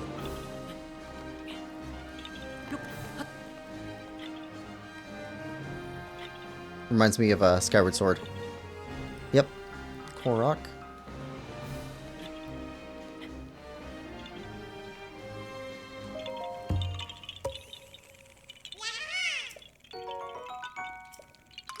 Alright. So we'll head that way. Over there. Over there. And either go through there or have to climb up there. Then around to there. Up to the front gates of the palace? That's what it's called, right? When you're, because this whole thing is the castle. Chest.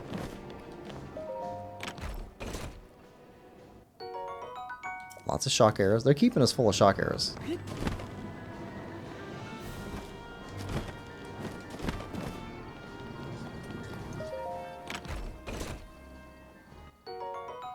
Bomb arrows. Wait. Our mask is going off here again.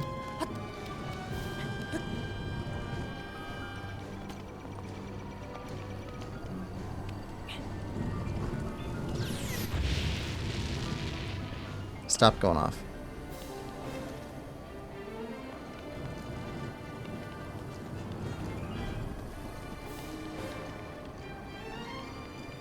Okay, where's it going off? This way? No. Mask was going off. This way? No.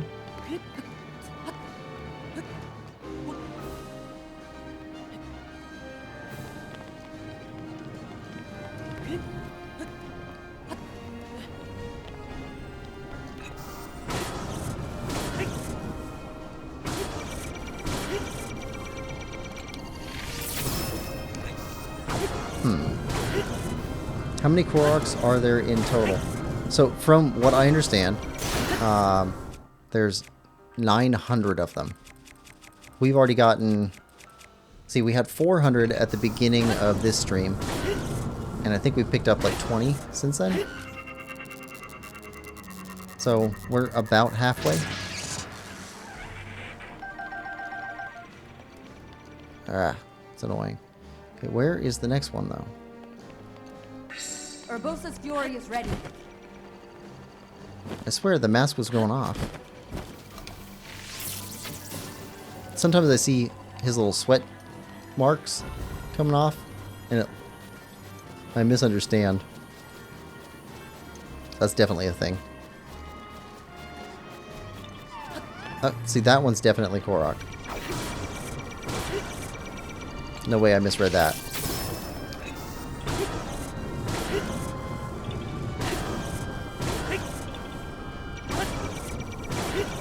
Yeah, so, the regular Saturday streams that we're doing, I'm not going to do any more of those with just Koroks, unless it's to catch the last of them or something.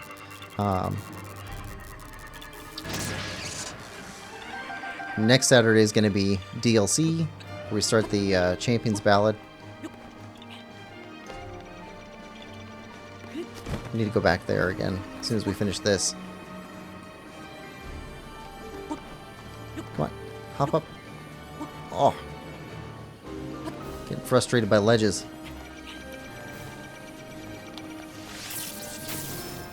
Just need to take these guys out so they can't hit us.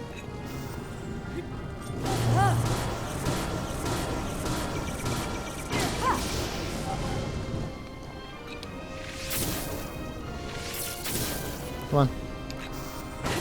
There we go. Take this one out, take that one out. And then we'll go after that Korok.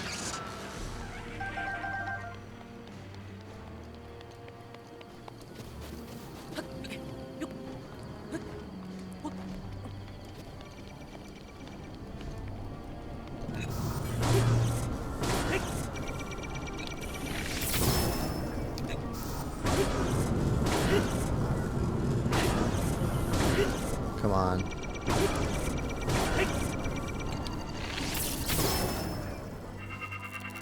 Alright, so you're down now.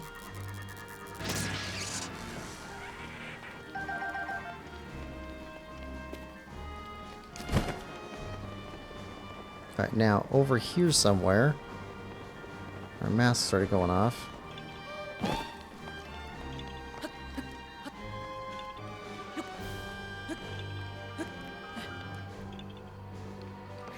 Ah, rock.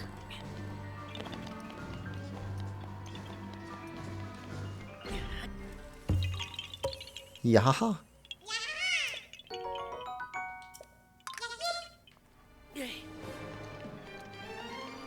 Okay. Now we're clear from you. So we head this way.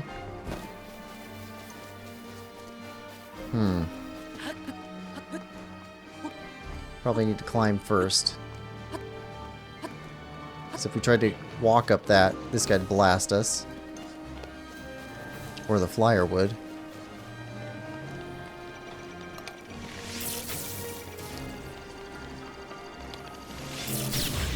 Oh, no, no, no, no.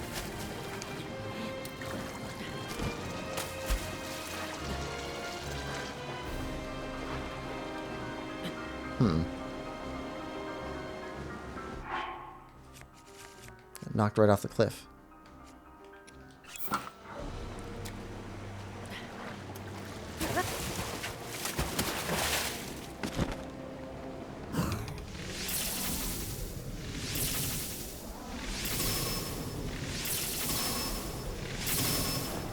There we go. Put some damage on him. Ancient battle axe is broken.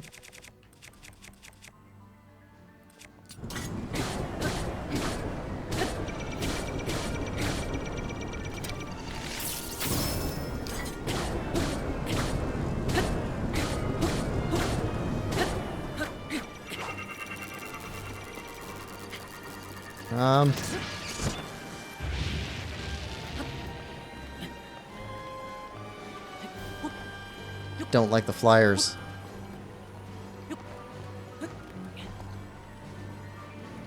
Don't actually understand how to fight them. Nope. I just fell off the cliff.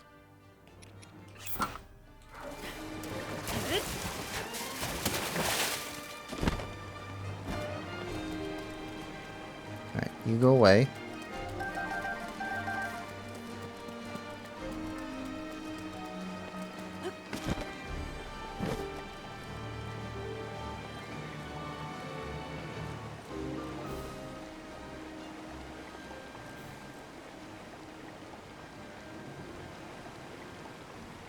Okay.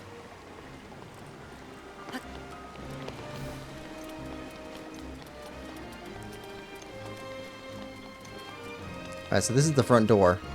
And I know that's going to be the final fight. So, first, let's put down Travel Medallion.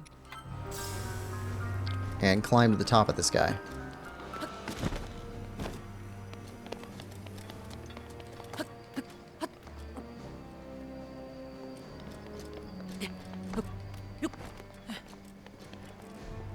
Make sure we get whatever Korok is sitting right on top of the palace. Yep. See? You can already... There's one here somewhere. Mask is already going off.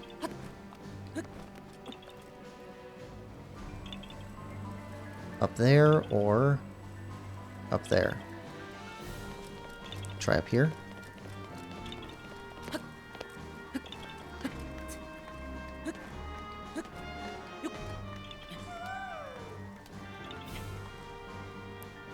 No? Okay. Ah, right there.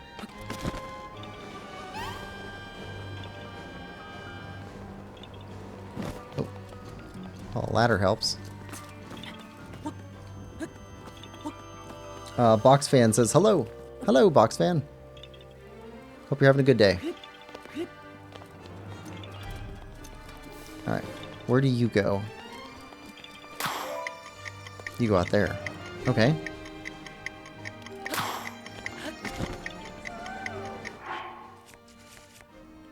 Do a gear change to climbing gear.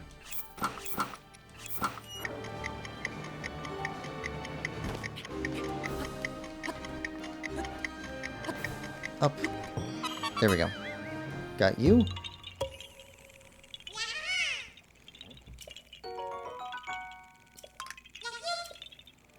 Alright.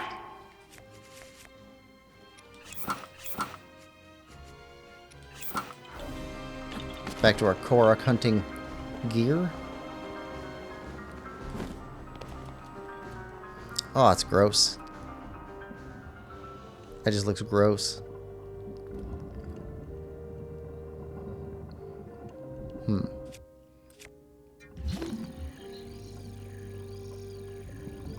There's a chest.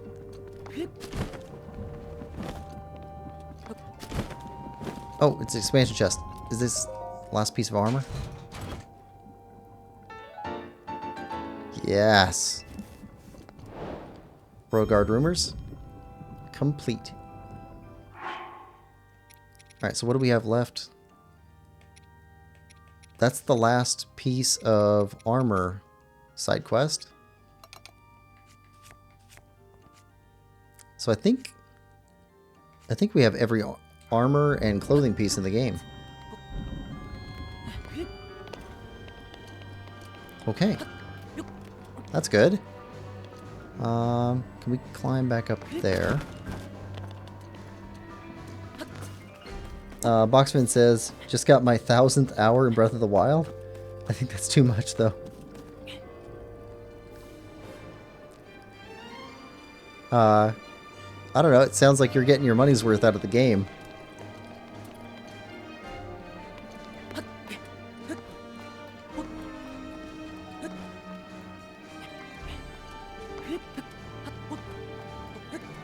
Oh, that's new.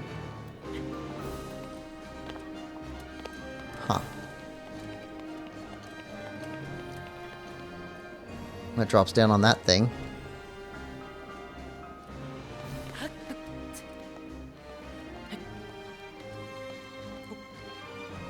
I just know there's going to be a Korok at the very top of this thing. Okay, we're already shining. So there's definitely a Korok up here somewhere.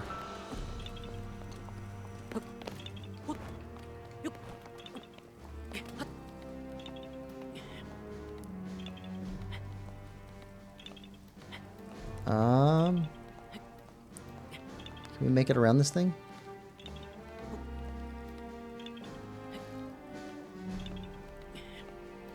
Yes.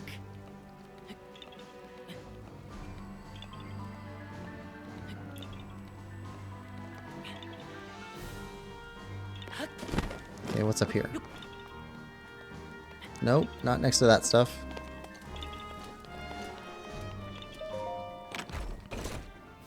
Oh, we could have just climbed up somehow. Okay. Ancient arrow times 5. It's the most ancient arrows we found at one time.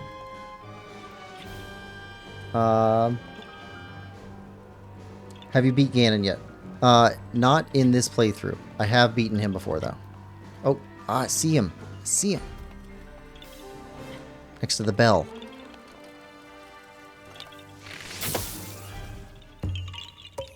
Yahaha.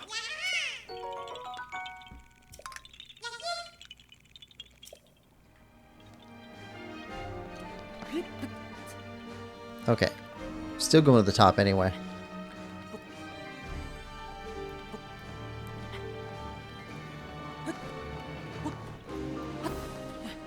Alright, catch our breath.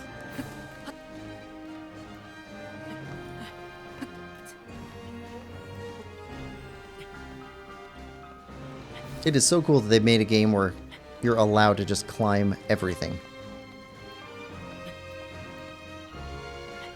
Like, in the desert, they have invisible walls. Like, there's only a certain length that you can go to.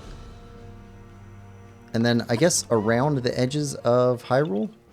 Okay, that Korok mask is alerting again, so we're definitely getting something. But around the edges of the Hyrule map, there's a limit, of course, but I don't know that I've ever run into it. It's just like a deep chasm. So, like, it makes logical sense why you wouldn't go that way. I like that.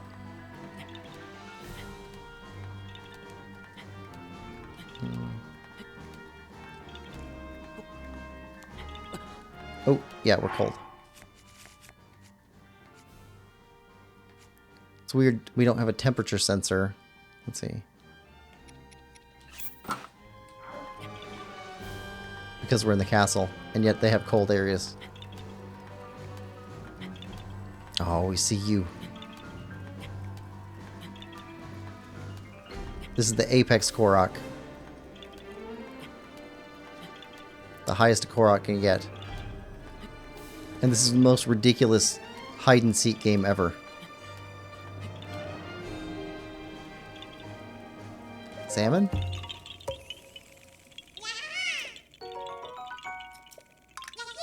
Okay, 25. Is there any place else that we wanted to check for Koroks or go before we fight Ganon? I don't think so. I think we're ready to fight. Okay. Let's kind of wander down a bit. See if we see anything interesting. But otherwise, I think we're good.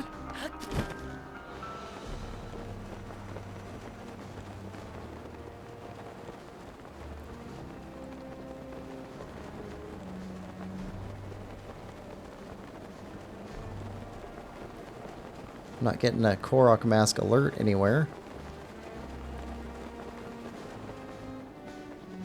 I'm curious about what's going on with that stuff.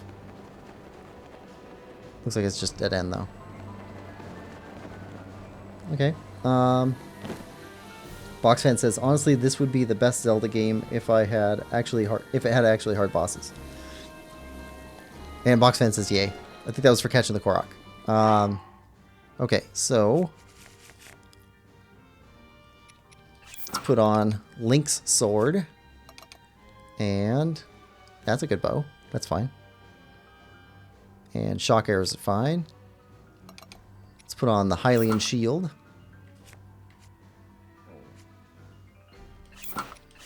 Barbarian stuff? Or Champion's tunic and trousers with no face stuff. What do you guys think? Should we go in super Hylian champion or barbarian style? We could even go ancient helm. Ancient set. Anybody have any opinions? We can change it mid-fight if anybody has any opinions. Let's eat some food.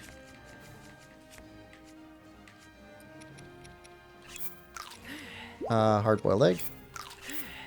There we go. And let's go. Let's see it.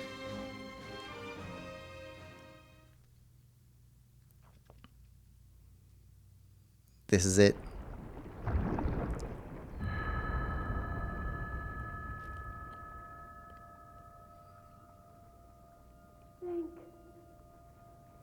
Link.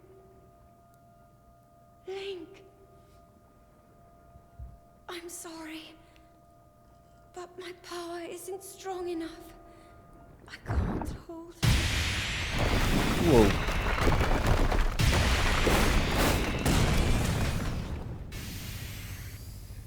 That is so cool.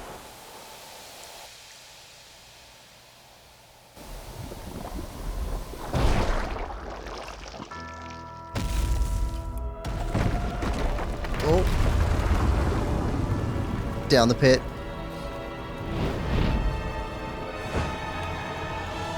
Hyrule Castle is basically one giant labyrinth. It's got all this stuff underneath of it. And we're still not at the lowest point because Tears of the Kingdom showed that. Lemon Lover says this current one feels the most Link. Okay.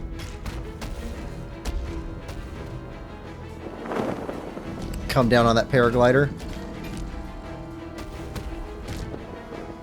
Oh, this thing's so ugly. We need a picture.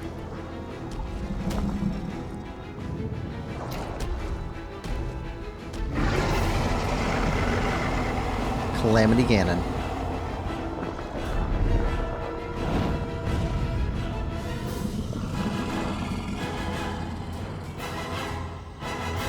Ah, the music. Now my moment has finally come. Brace yourself, Ganon, for the sting of my revenge. Oh, the divine beasts. This will be our final opportunity. We will not fail. I don't know how somebody could play through this and not feel something here. Let's go, little guy. Now, open up wide, Ganon.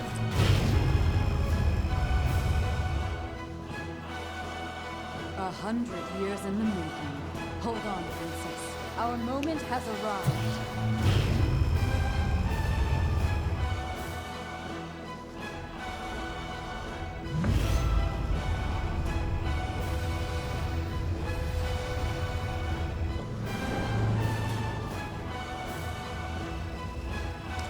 Oh, one giant cannon blast.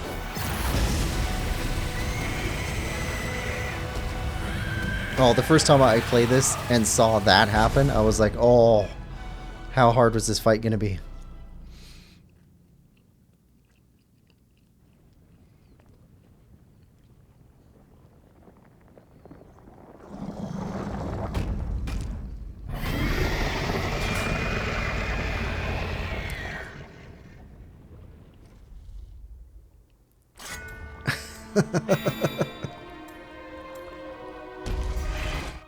Oh, yeah.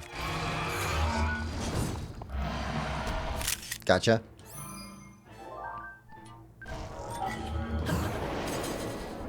Let's go.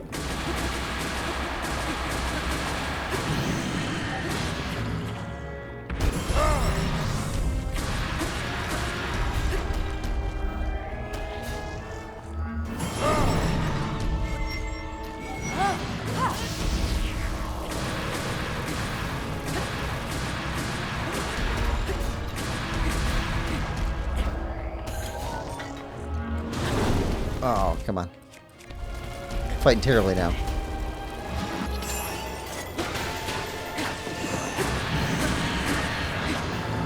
Okay.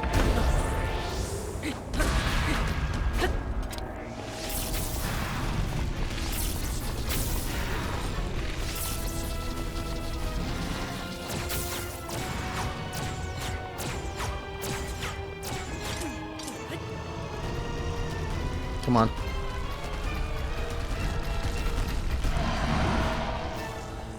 Camera angle's tricky.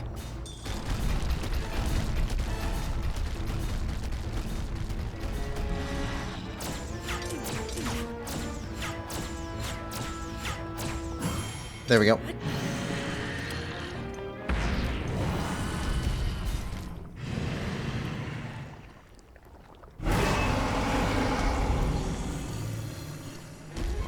Right.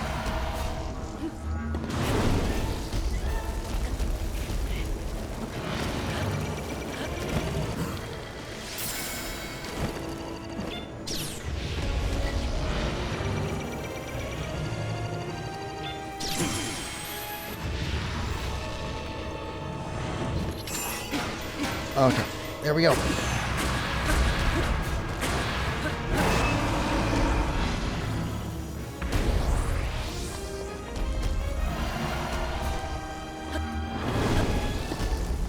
Can you get it right? Okay.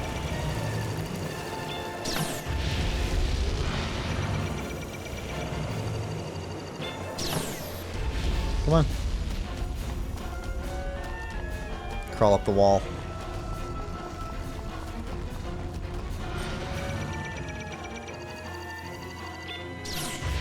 Oh, got the wrong timing on that.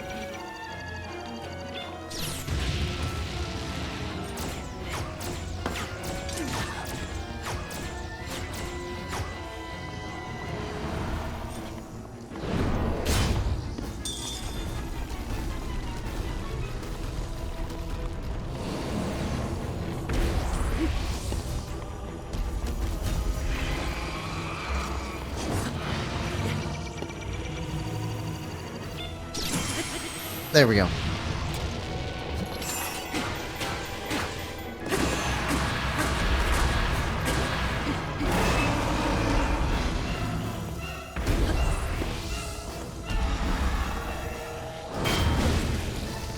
Oh, come on.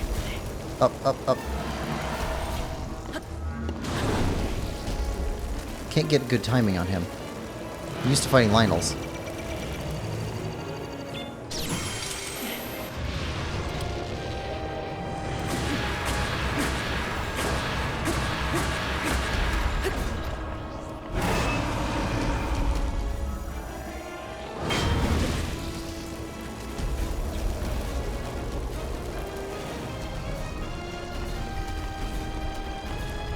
Okay, what's coming?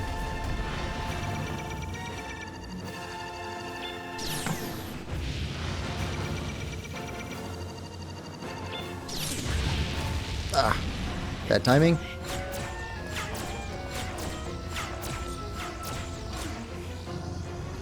Okay, spear.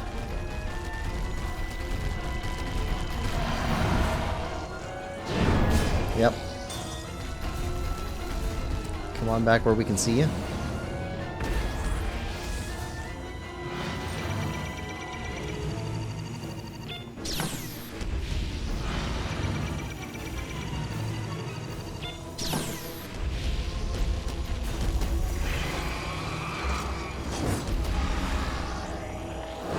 There we go. There is it. Get it, get him, get him. That's it.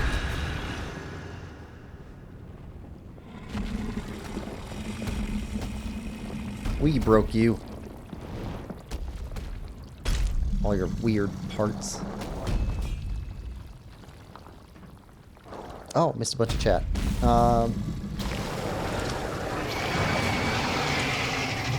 1,000 Koroks in Tears of the Kingdom. Sounds tedious. You get Hesu's gift. Kinda useless. Doesn't look cool.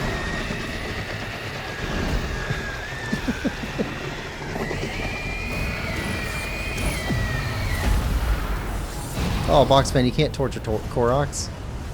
They're sweet little innocent fairy creatures that are just playing the worst game of hide and seek ever.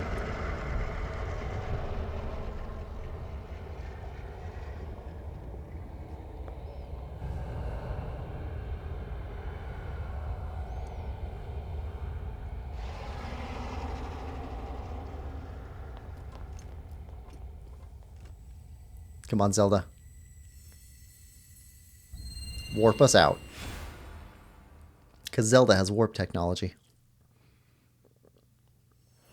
Lowest expectations. Yeah. Calamity busting time. Ganon. Ganon was born out of a dark past. He is a pure embodiment of the ancient evil that is reborn time and time again. He's also a giant pig. Which is kind of funny. He has given up on reincarnation and assumed his pure, enraged form. If set free upon our world, the destruction will be unlike anything ever seen before.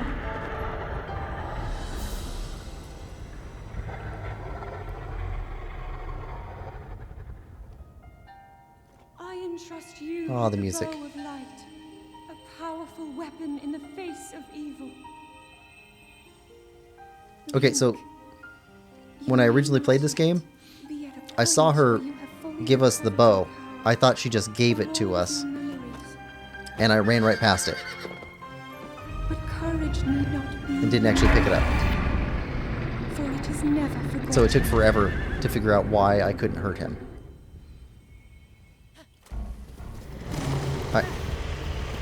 Well, camera first. Don't explode our horse. Miva's Grace.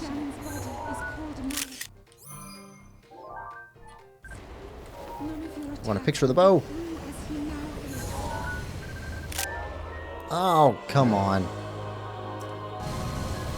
will hold the malice back as much as I can, Alright. but my power is waning. First off, we need a picture of this bow. Points that you see. May you be victorious.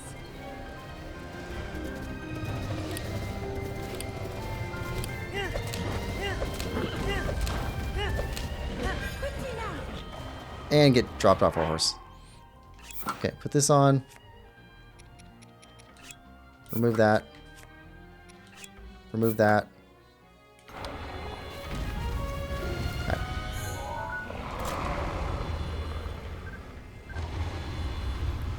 Bow of light.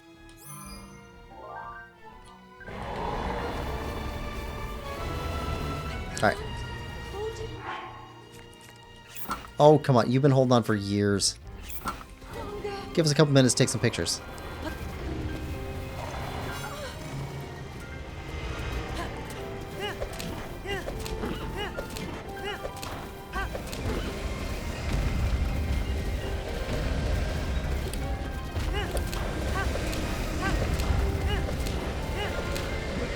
Ah.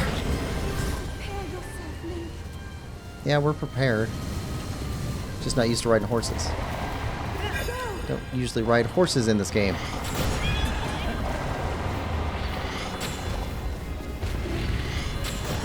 There we go.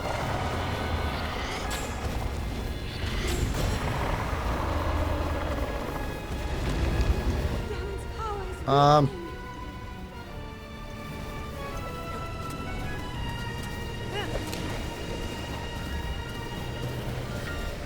You're missing an obvious weak point, Zelda.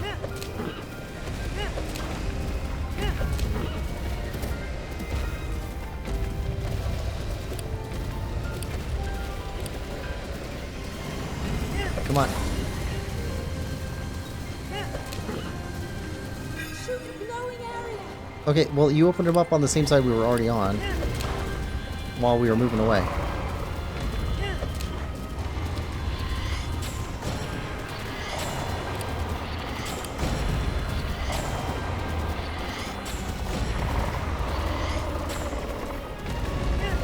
It's working. Of course it's working. We're shooting with the bow of light.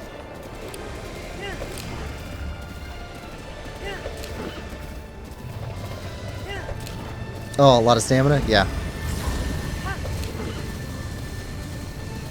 Got the white horse, got the ancient armor, got a full friendship going. Hurry, Link. See it? We're so close. This is a great way to end this game. Link, look up there.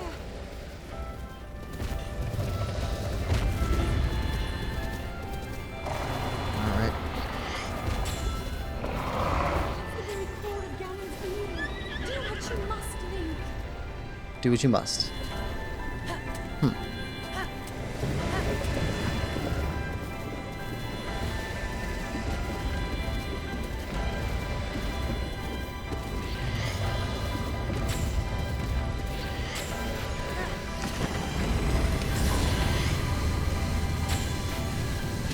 Come on.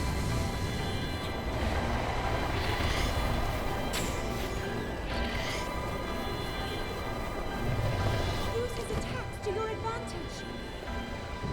Finish him, Link. There it is. Forgot we had to fly up.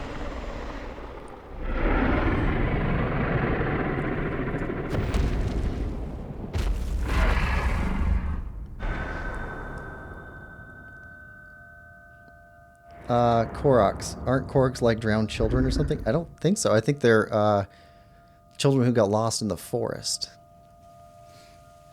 I think chat might be delayed for him. Let's see. Best boss ever made. Yamabo. Also, he doesn't check very often. Have to do selfie. I guess I have the collection's anxiety version of White Scallion opponent. Oh, come on, Zelda. She is so, like, OP at the end of this game.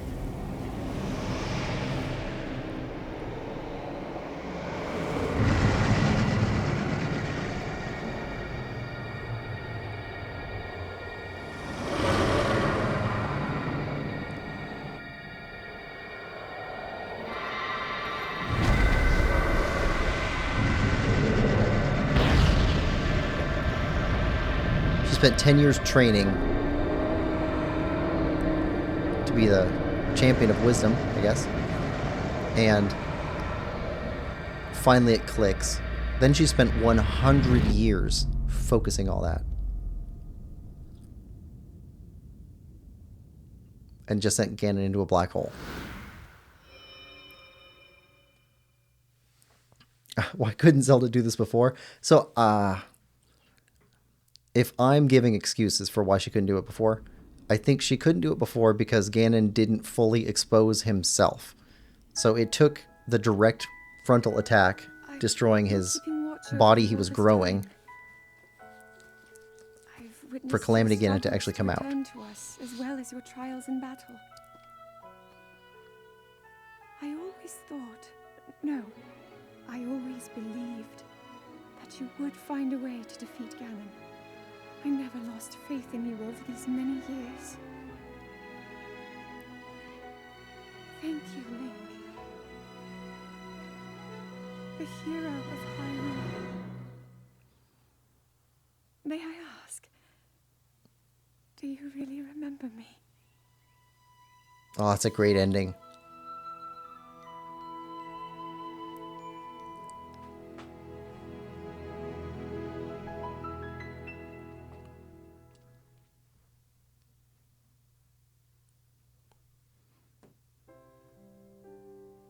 That's fantastic ending for this game.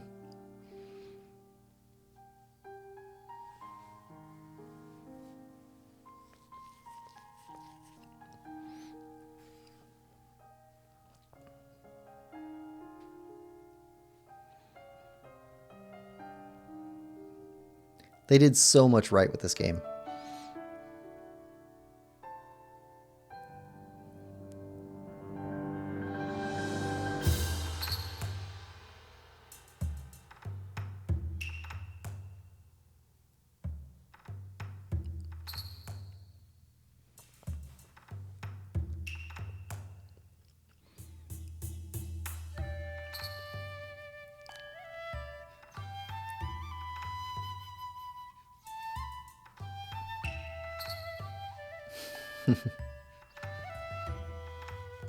By the way, have you done Master Mode or Tears of the Kingdom?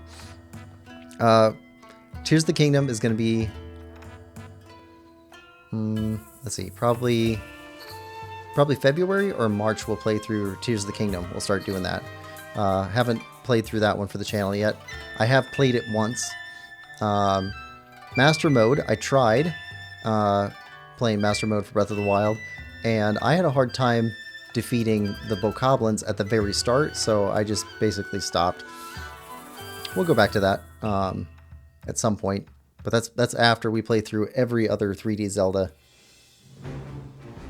Because I still haven't played Majora's Mask, and I've never played Wind Waker.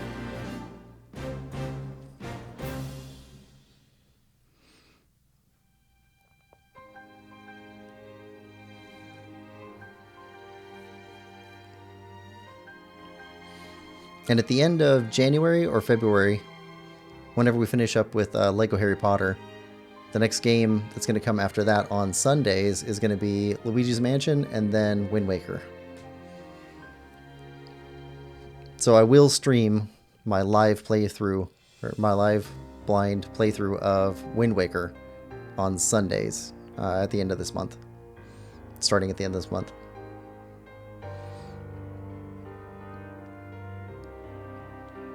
That'll be interesting.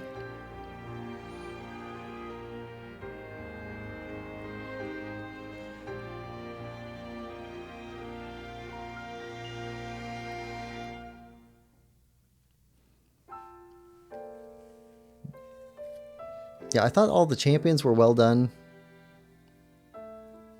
They all felt like they had full characters. Daruk had the least amount of character shown. But I think that's because there was no conflict around him. Like, nothing.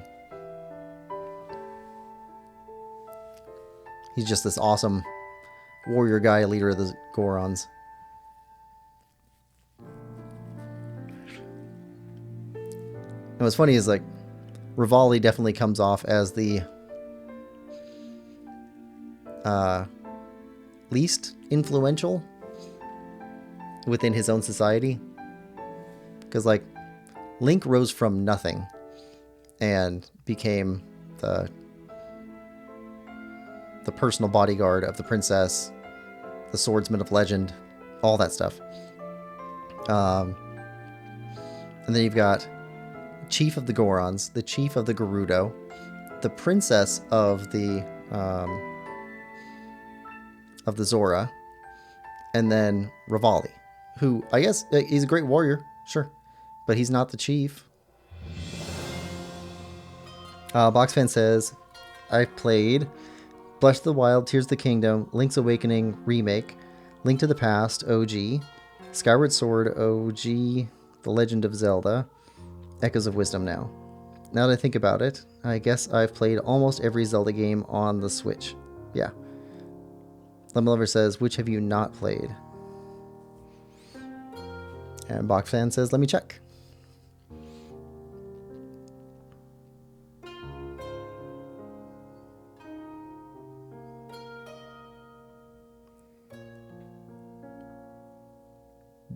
Let's see. I've basically got the same list as Boxfan with the addition of Game Boy Color, Link's Awakening, and Phantom Hourglass. But otherwise, that's basically my list too. Oh wait, plus Ocarina of Time. I played a lot of Ocarina of Time.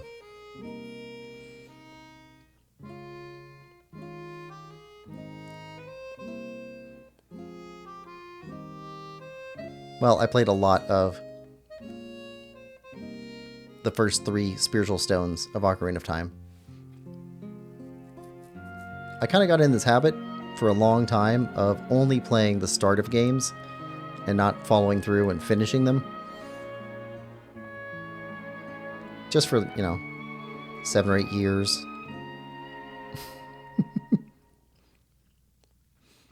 I think I've only completed prior to starting the channel a year ago, I'd probably only ever beat 20 games, something like that. And so far on the channel, I think we've played through and completed 50 games, something like that.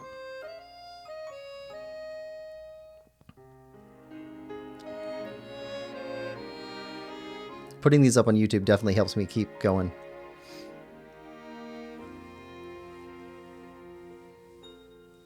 Lowest Expectation says you got to beat Ocarina of Time.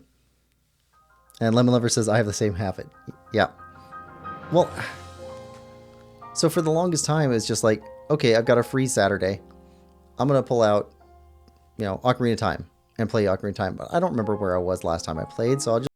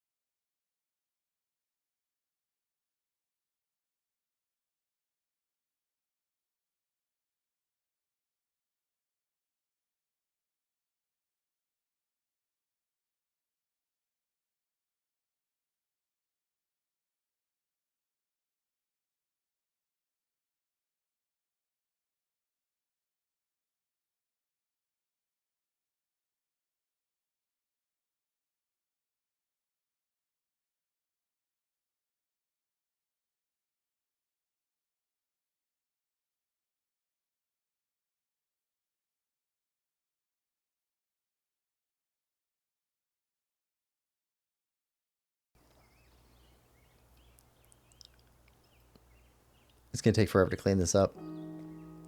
I hope you've got money, because I'm kind of homeless right now.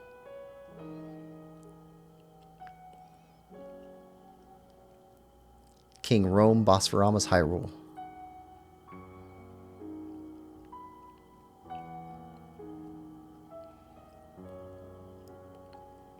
And the champions.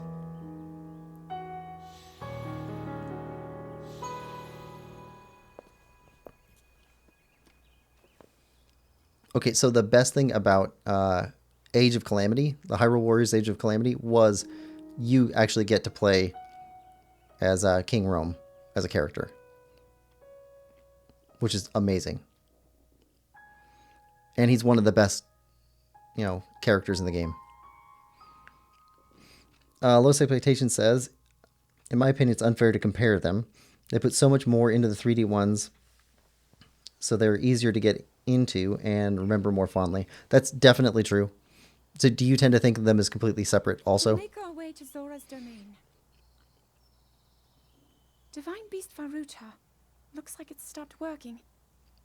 Let's investigate the situation. Miva's father. I believe he would like to hear more about her. The least we can do is visit him and offer him some closure. Although Ganon is gone for now, there is still so much more for us to do, and so many painful memories that we must bear. I believe in my heart that if all of us work together, we can restore Hyrule to its former glory. Perhaps even beyond, but it all must start with us. Let's be off.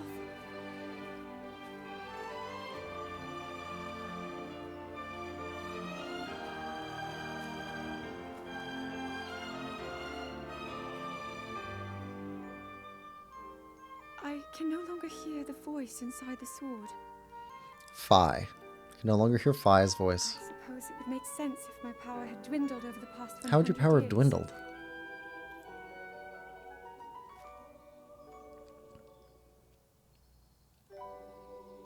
I guess I never picked up on that.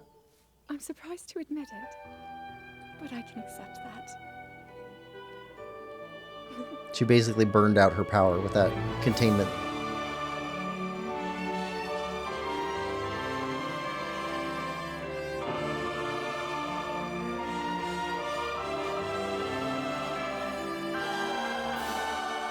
And Silent Princess.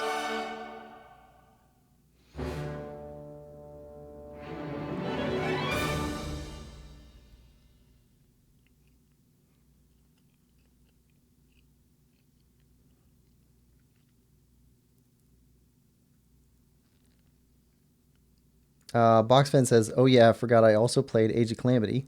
I like the game. I just wish it was a little longer of a game." Let's see. All right, so let's go back here. And Lowest Expectation says, "Yeah, kind of. They also play so differently anyway. I tend to rate the 3D ones higher, but Link's Awakening DX is also my top 5. Yeah. All right, so, yep, we got our pictures. Cool. There's our bow of light. We're still missing a bow? I know we're missing this one, because this one's a Rito bow. I don't remember what this one is. And some shields. Okay, I know that shield. Oh, this is the ancient shield we need to buy from Akala Tech Lab. Okay, so we're missing a couple things there. Hylian shield. Alright, over to monsters. Calamity Ganon. Dark Beast Ganon. So the only monsters we're missing are the expansion stuff. Got all the creatures. Got all the materials. Yeah, I think we're just missing the ancient stuff that we need to pick up and expansion. This. And the things we need to pick up from the champions. I think so. Alright, so let's head out of here.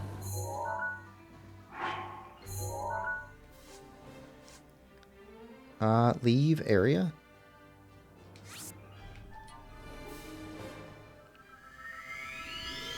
Let's see. Yigabo? Yigabo. Oh, the double shot bow. Maybe.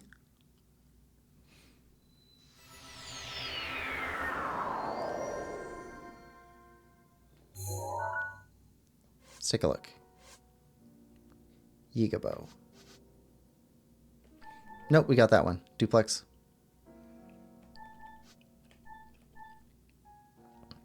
So this one is... Oh, there's Akala Tech Lab bow also. Yeah. Okay, so now... Where do we head? I think we're Korok hunting. Yeah. So let's put in another probably hour and a half on stream. We're going to do some Korok hunting. Try and gather the rest of these. Or at least enough to make some more inventory space.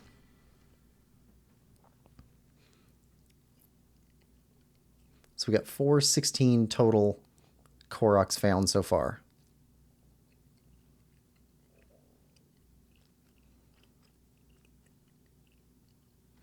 But once we're away from the castle here, we can take a look back there and see how many we found in the castle area. Quite a few. No, stop it. Got these. And I'll go online to see how many we're missing and roughly where they're at. So we can head back in there at some point in the future and catch the rest of those. But for now, we got some marked down here we got to go get.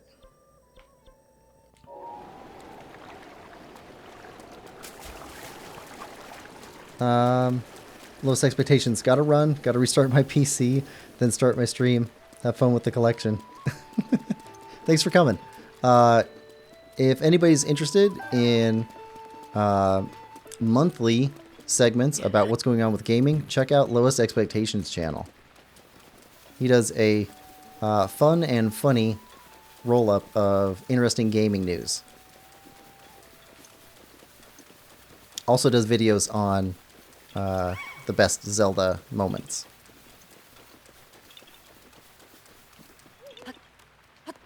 And what Dragon Quest Builders 3 should be. Yeah. And what Hyrule Warriors 2 should have been.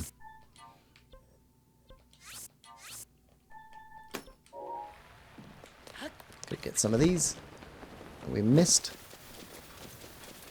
Lowest Expectation says, oh yeah, I'm procrastinating on that one. I keep sharing your video out. I like it.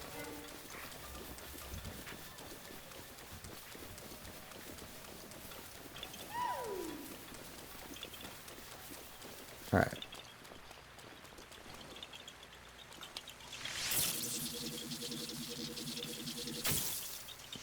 Completely missed with that one. And that one. And that. Okay. Quick shot.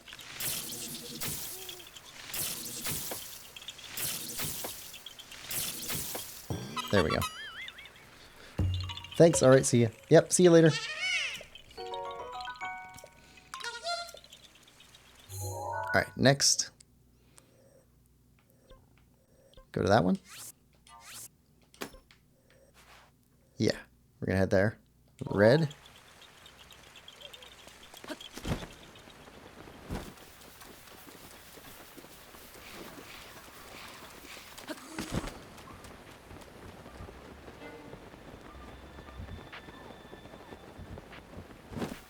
Got more bloopies out here.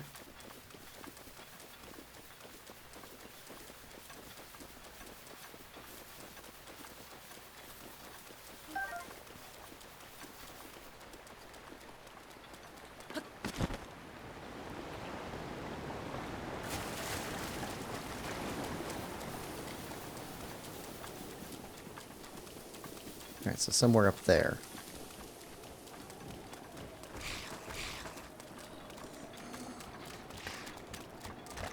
Steal your arrow. A sneaky river snail.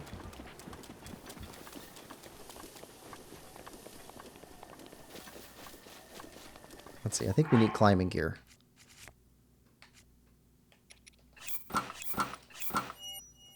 Oh, but we still do need the Korok mask.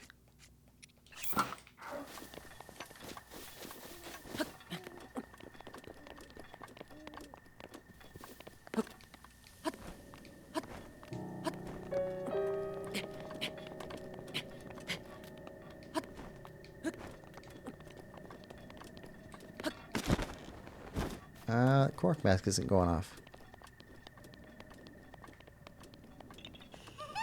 Oh. Now it is.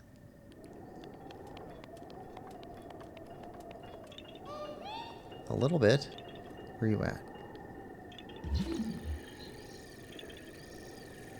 Is it up or is it down? Ugh.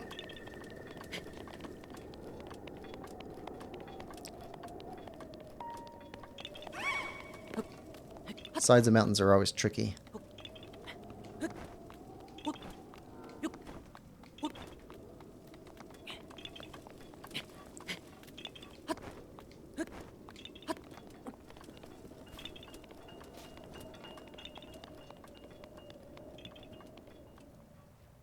Okay, still going off.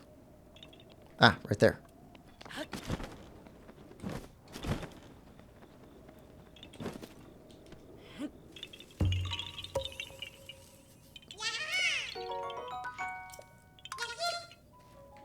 All right. Next. Grab that.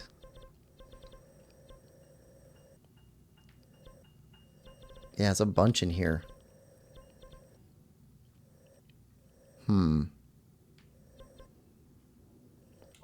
Okay, let's go after this red one. I think we're in the best position to go after him right now.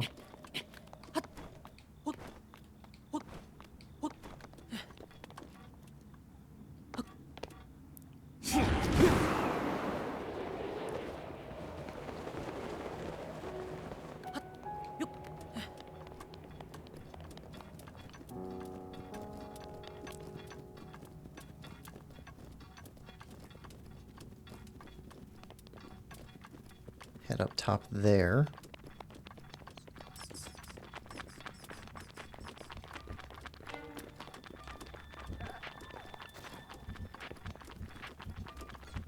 Looks like it's on top of this thing.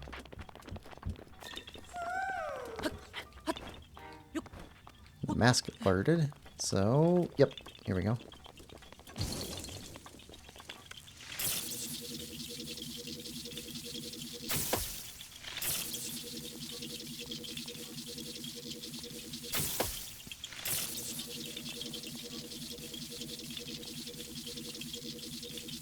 There we go.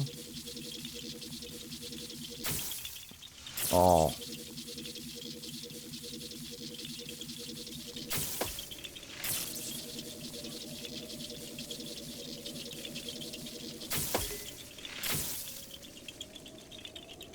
Still got another one?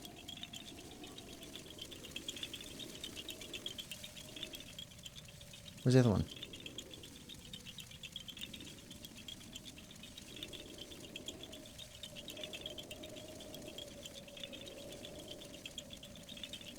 Where's the last one?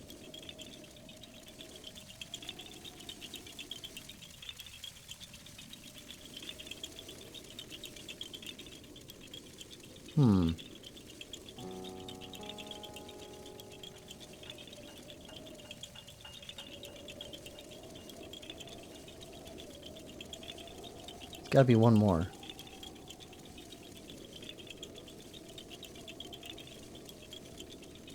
Ah, there you are.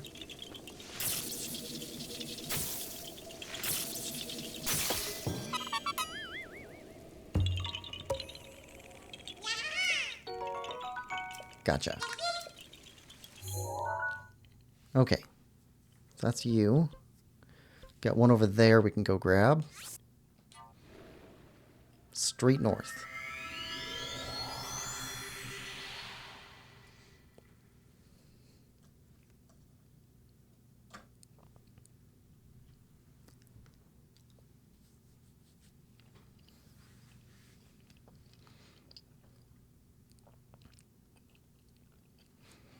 Let's see. I think we need at least 30 Korok seeds before we go upgrade shields.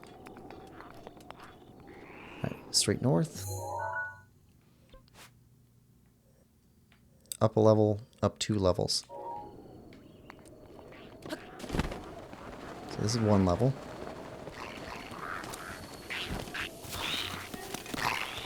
Don't care about you guys.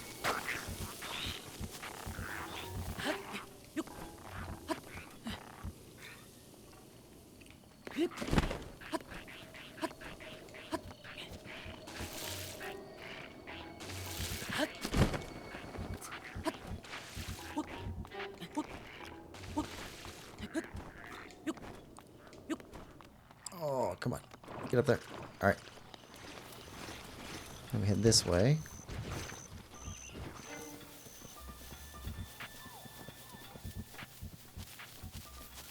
Is this the same area where there's a Lionel?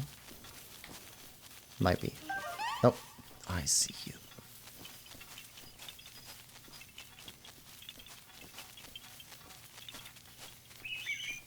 Oh, you turned.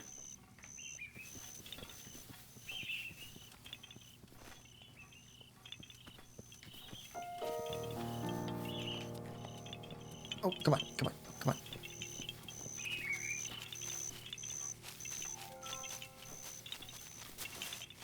I was pushing A.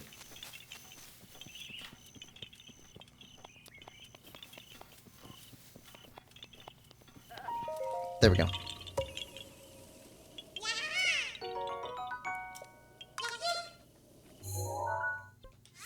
Alright, delete that. Got one over there.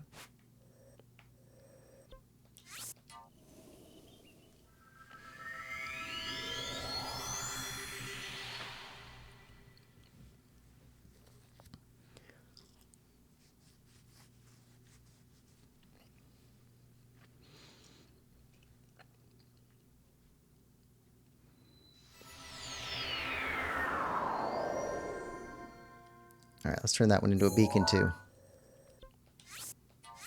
Red.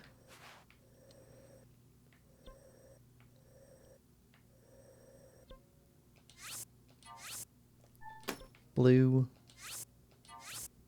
Yellow. Green. And pink. Okay, red first, then blue.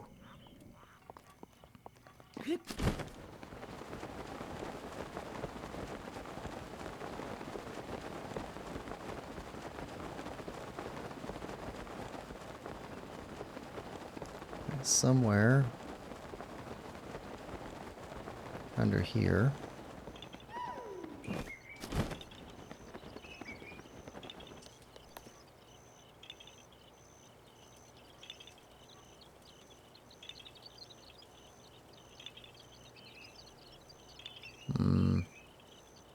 Maybe on that stump?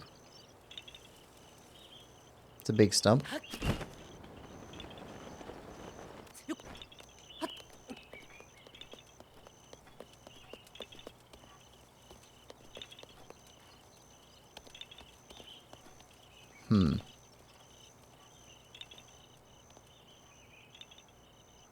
Still shaking. This is interesting. Korok's like interesting stuff.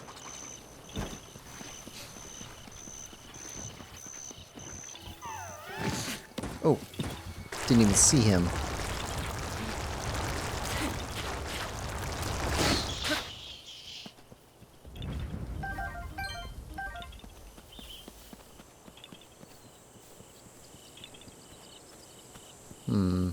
Up on top of this thing?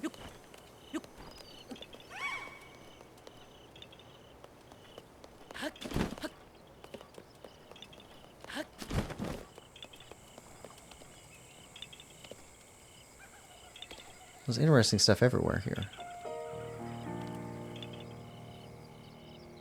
Water? They also like water.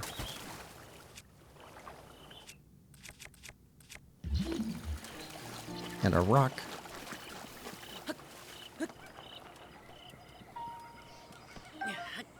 No, not a rock. More rocks.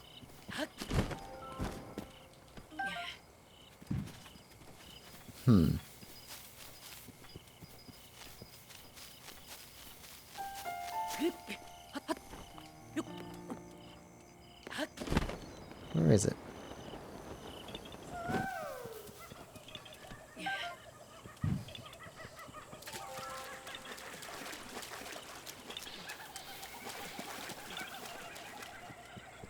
Down pillar.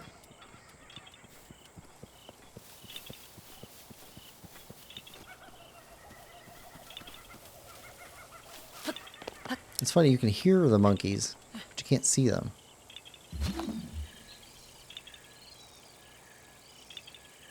Okay, so we got 2 tall stump things.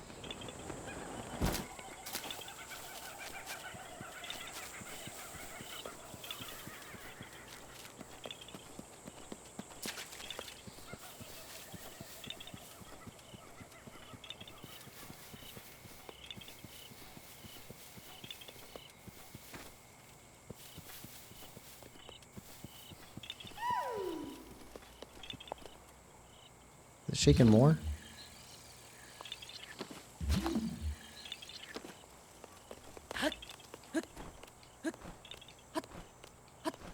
Box fan's back.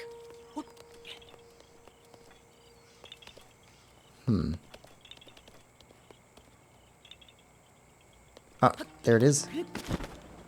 It's over on the other stump.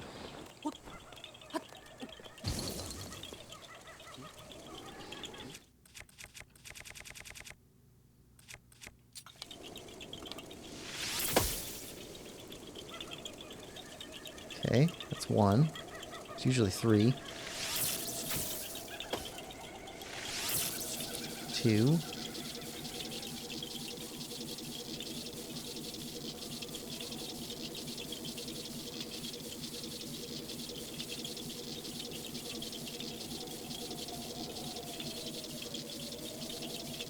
Where's the other one at?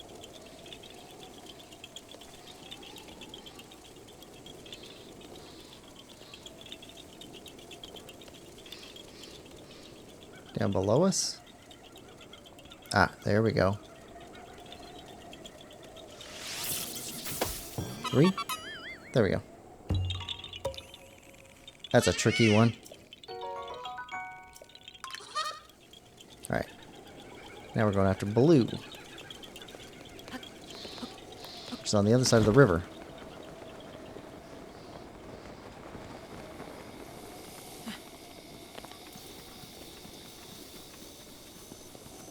I watched the Mummy this week. The first one. It just reminded me where Benny and McConnell just had their boat get crashed. And Benny yells over at McConnell. Hey McConnell, looks like we've got all the horses. McConnell yells back, hey Benny, looks like you're on the wrong side of the river.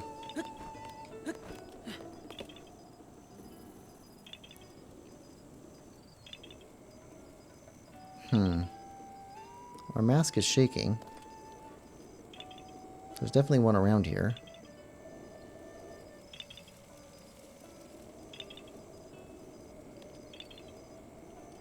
Where are you, though?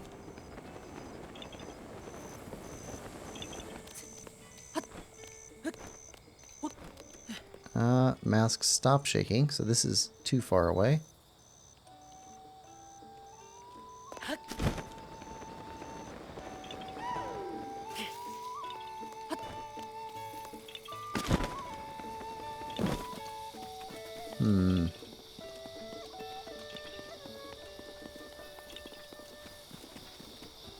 Mask not shaking here.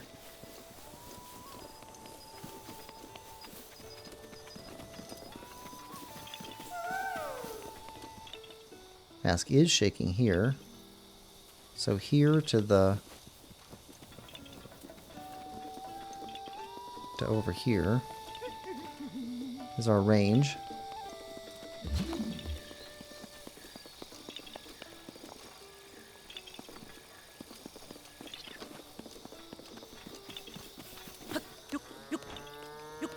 And not too much towards the river itself.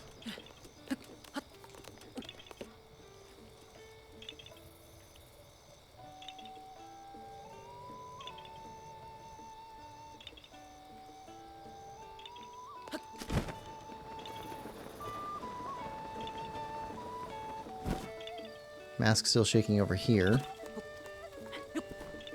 Gotta try and triangulate. We've already been on top of this.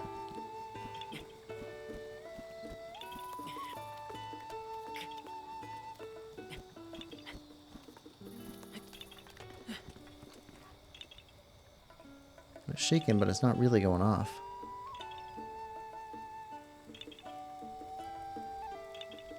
So the middle point is somewhere right around here.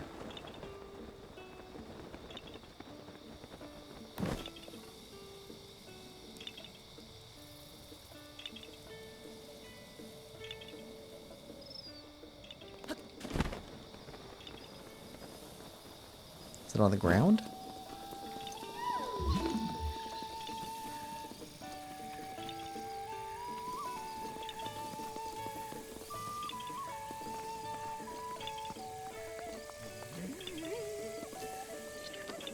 Who's making those weird noises? Ah, it's Beetle. Of course it's Beetle. Beetle's a weird guy.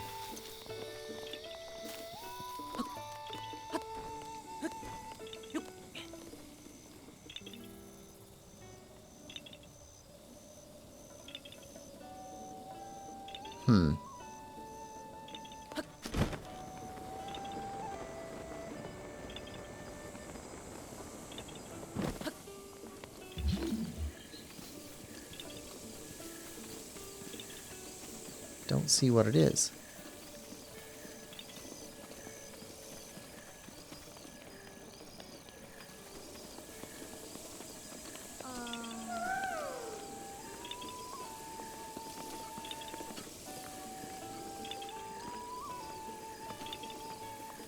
Don't see a flower or something to pull.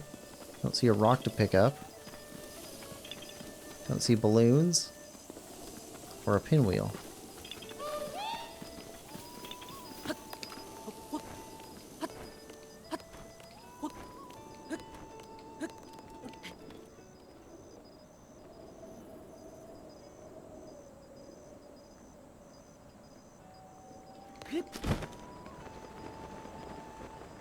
This seems to be the absolute middle.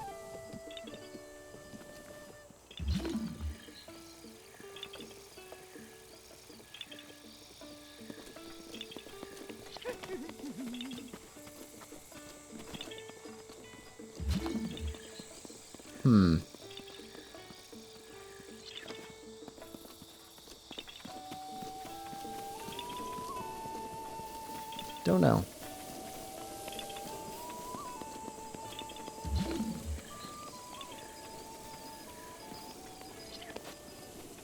It's not under us. There's no cave under here. Well, let's put this back. I'll have to figure that out later. Alright. Yellow, green, then purple. Yellow.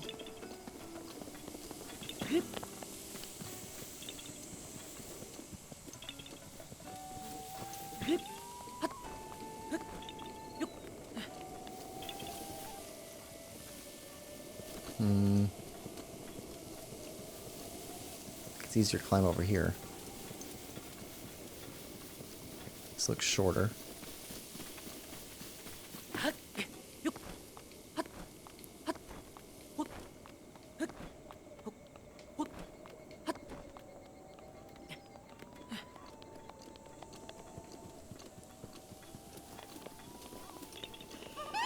Alright, yellow. Okay, that one's easier.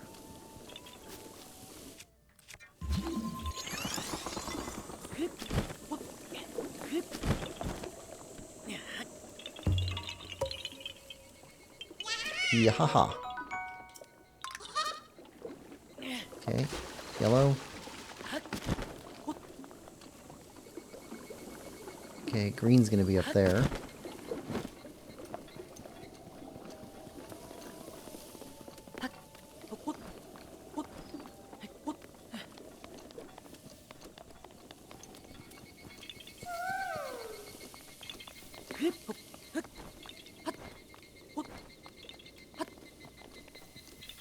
Green.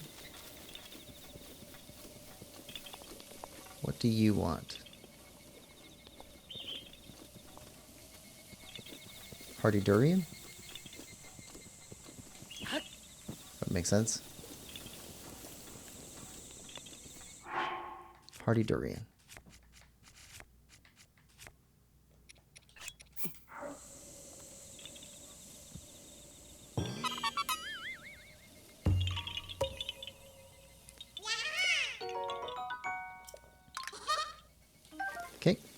And purple.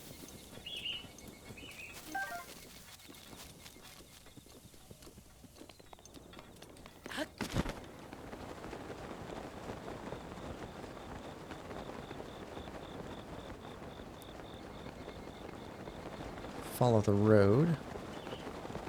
And that'll take us to a bridge? I think it was marked on a bridge.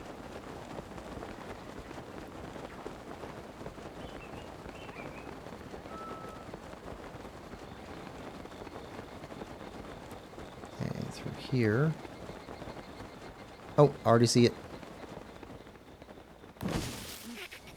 Oh, slipped off, but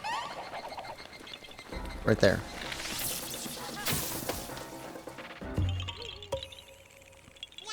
Gotcha.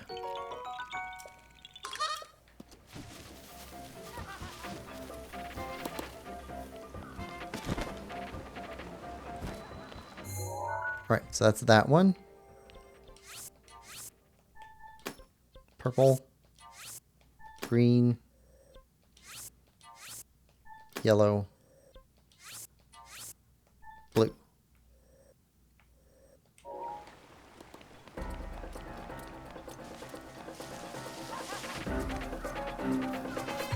Lemon Lover says, Quillpig, did you ever think of a 5th game for your top 5? I've been thinking about it. And I can't really come up with one yet, but the one that keeps... I'm not saying it's this, but the one that keeps coming up in my head is Final Fantasy Tactics Advance. And it's not a top 5. It can't be. But I don't know. It just keeps coming up. It's just such a good game.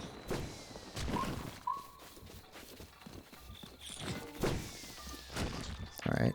Well, I'm not seeing anything. So let's assume it's up.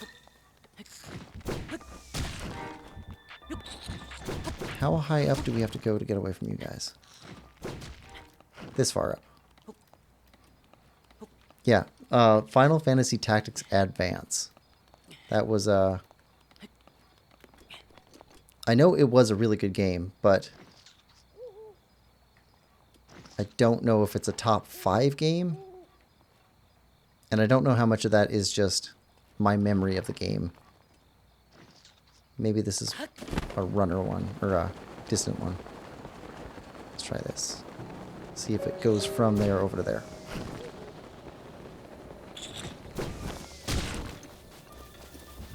Well, this point target. What do we call these Koroks? Chase targets?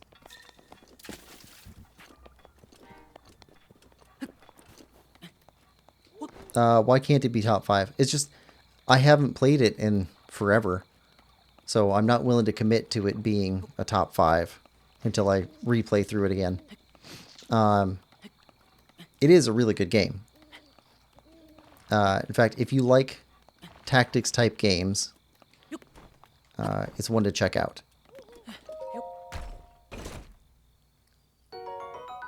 I hear everybody talk about Final Fantasy Tactics and how great it was, and I don't know, I didn't have a whole lot of fun with that one the couple times I tried playing it, but well, Final Fantasy Tactics Advance, it just worked for me. It's also I mean, the game starts with like a snowball fight, so it's much more in the fun area and less serious.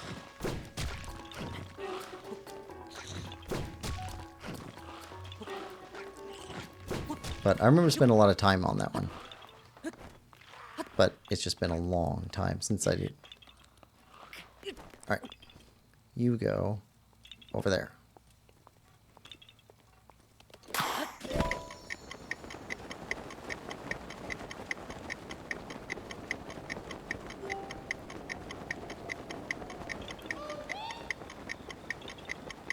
So it's not that it's definitely not top 5, but I'm not committed to it being top 5.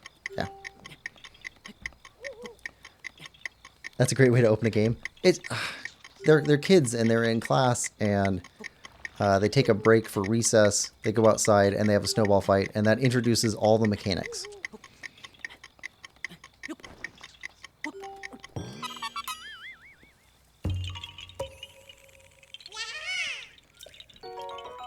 And then Final Fantasy Tactics Advance 2 came out on 3DS, and that one didn't click for me either. Alright, purple, green.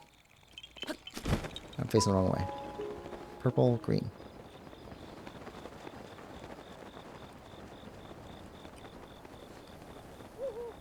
I don't know, part of it could be that I played through probably half of Final Fantasy 12, and it takes place in the same world as Final Fantasy 12.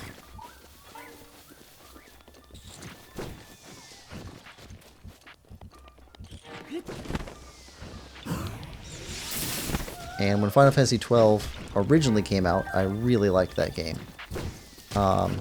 The remake I was less of a fan of because they changed the systems.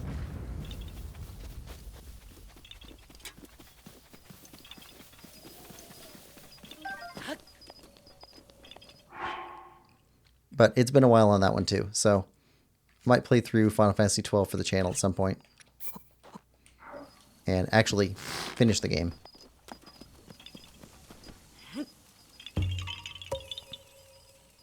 Yeah. Are the Korok mask shapes based on the type of challenge, or are they just random? I think they're just random.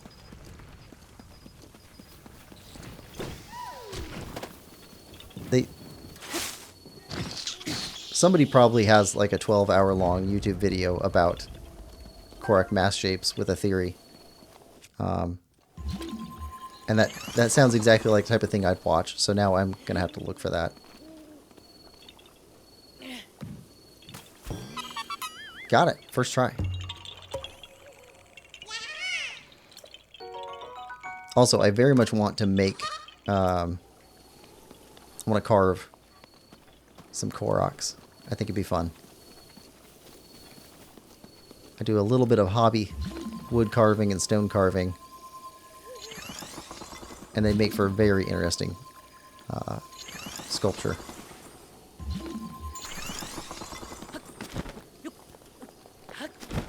I also want to make, you know the little toad things around the Yiga hideout? They've got the little stone toads. I kind of want to do one of those for my front yard. Instead of a lawn gnome.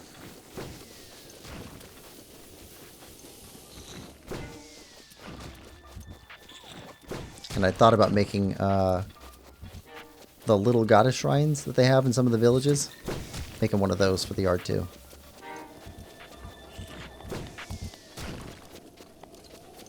But if I end up moving, I really don't want to take it with me because it would be so heavy. And I don't know if the next person that stays here would want those in their yard.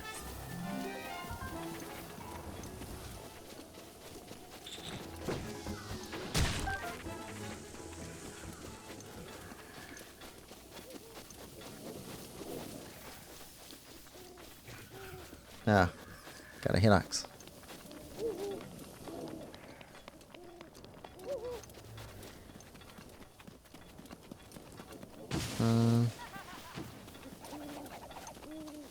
It seems like it's going to be on top of that.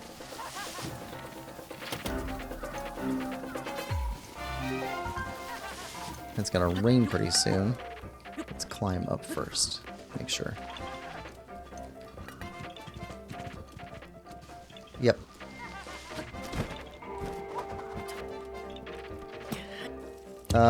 Need a cooking pot out there too.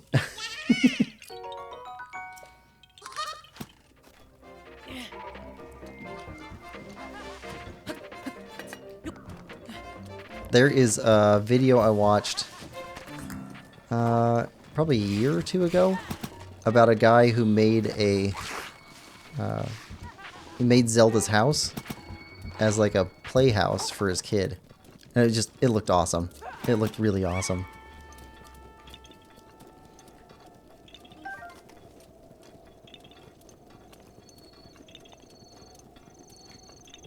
Okay, now this one's missing.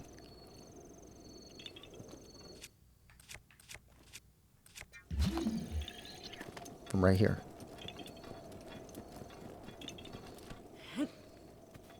So there is an indication about where the missing rock is. So if you stand in the middle of the... Oh, I forgot what they're called. It's not a pictograph. There's actually a name for stones laid out. If you stand in the middle of it and you look through the missing one, they're almost always directly in that direction, moved out, which makes for a nice little hint as to where to go. Okay, let's grab this one and then that one.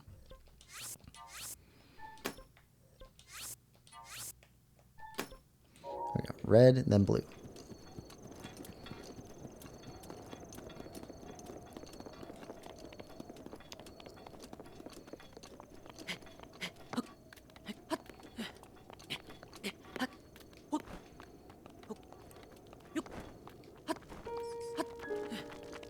No. There we go. Electric keys. Those guys are annoying. Alright,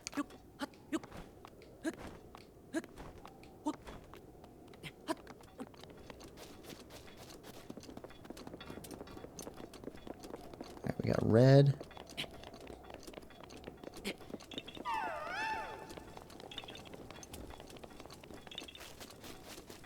Yep, right up on top.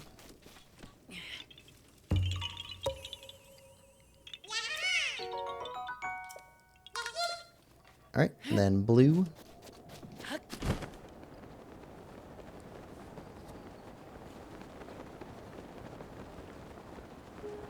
Okay, whatever that is. Oh, it's metal. Cube. Okay, where's the cube at? There it is. And you go to this one on the third from the left.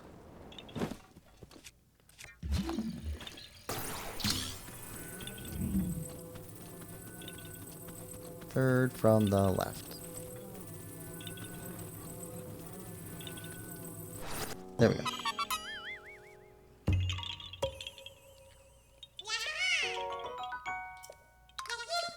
$41.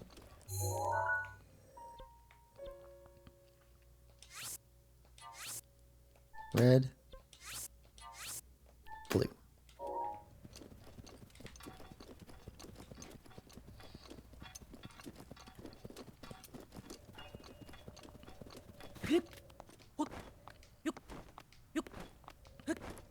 And we need to fast travel at some point so we can see how many Korok seeds we have total. I would like to get up to 450.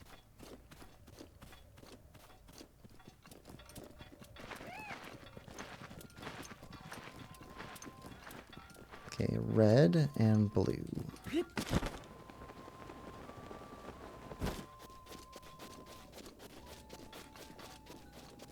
And we're right over the Horse Fairies fountain.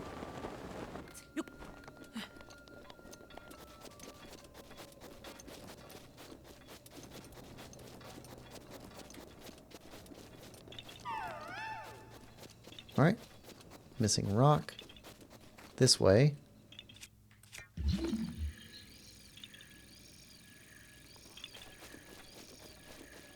Right there.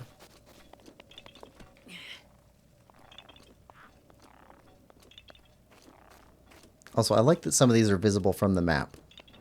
You can see like a little circle or another shape.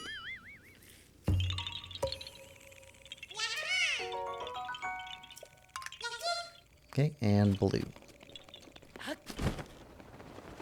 Right there.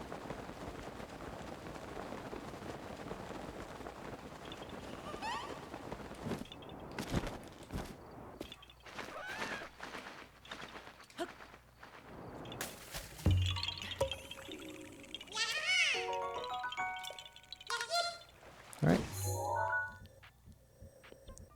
Might as well fast travel here.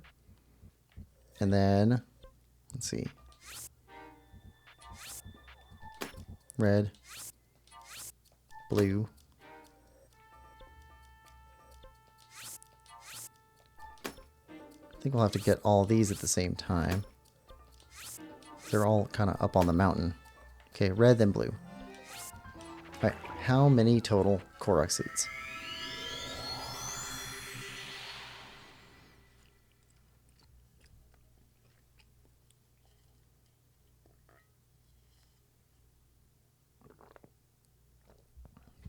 $434. So 16 more.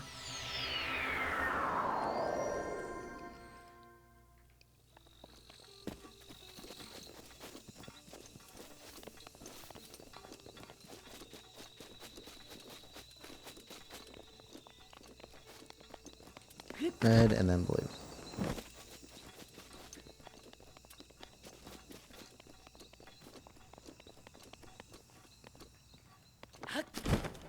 Okay, over here.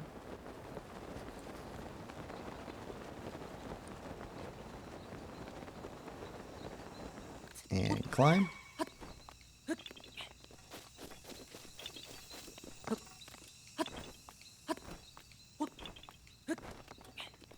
There we go. And you'll be up here.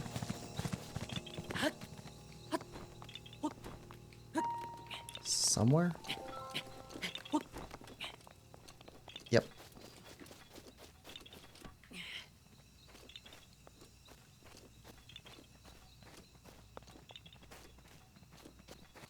All right.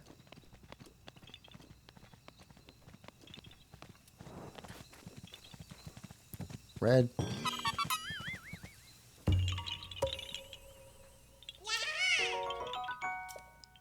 Okay, need 15 more, which would take us to 59. Then blue.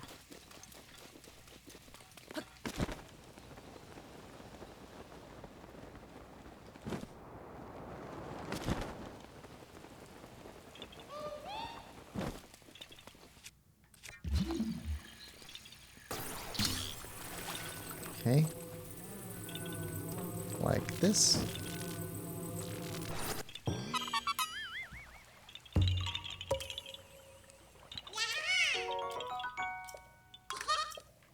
Alright. And then yellow, which we're not going to be able to get up there from here, especially not while it's raining. So let's go to pink. Pink, purple, whatever that color is.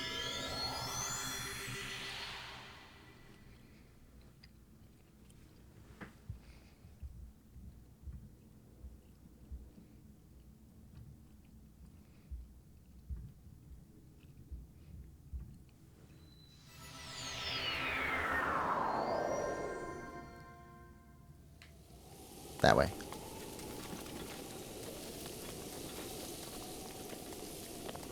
How do we get up there? Easiest. I think we have to go over this way.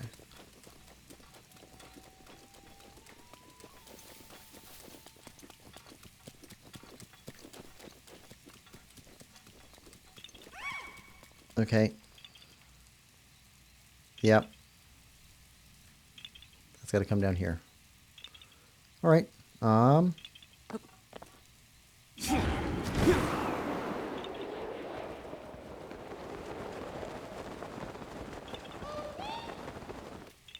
Climbing in the rain.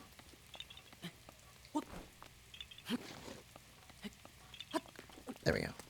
Now, push you guys off.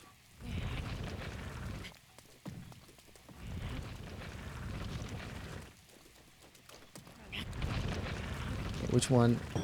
Oh, that one made it. I was going to say which one's closest. Lemon Lover says, I can't find anything about what determines mask shape, although I only did a brief search. But I have found an interesting website that sorts them into placement. Ground versus air, body, color, mask shape. And what they have in each hand. Huh.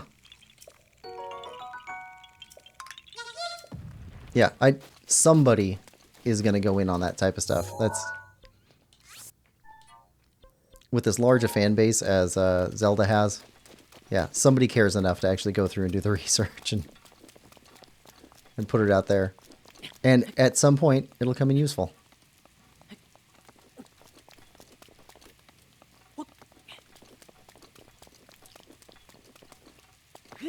Lemon Lover, do you know anything about imaginary numbers? The concept in math.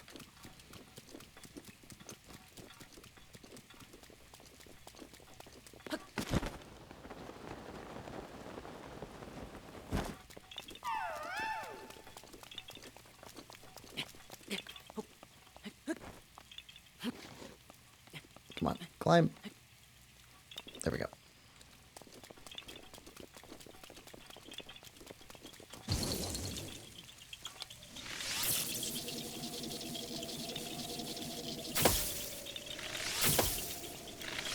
Saw you.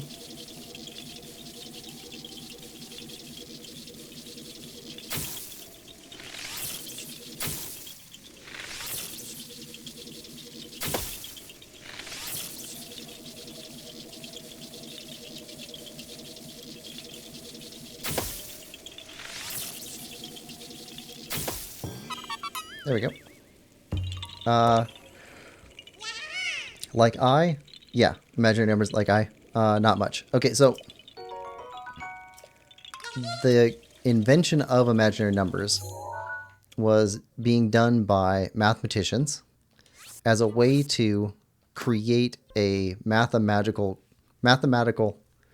construct around math to where they could talk about it and it would have no valid applications.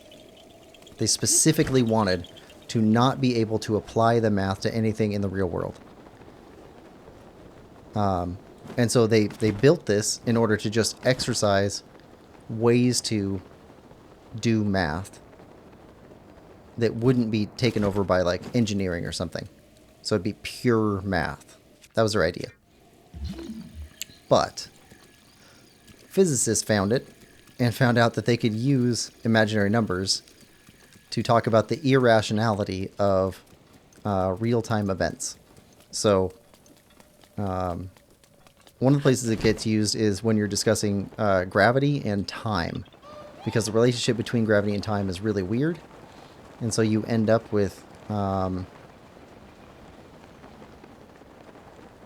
see. So the higher the gravity, the more it distorts time, which is one way of saying it, but it's actually not true. But you can think of it that way. So when you get next to a black hole, it's distorting time to the point where time does and doesn't exist at the same time. But it also works that way for gravity. So gravity on Earth actually doesn't mean anything as a concept, because gravity is different in different places on Earth. But you can think of it as being one fixed number, and that makes calculating things easier. So, but you can apply irrational numbers to physics in that way in order to make calculations that actually make rocketry a whole lot easier. So it's one of those things where somebody went deep in on geeking out around building this, you know, fake mathematical language that couldn't be applied to real life. And it turns out somebody else comes along and says, hey, that's great. I can use that. Yeah. RR Cake Gaming says hi. Hi, RR Cake Gaming. I don't know. I like trivia. I like math. So I end up with a bunch of weird math trivia too. I also like starting arguments about prime numbers. Because the first prime number, if you ask somebody what the first prime number is, it says a lot about when they learned, what they learned, and where. Because there's a bunch of different definitions for prime numbers. Let's see.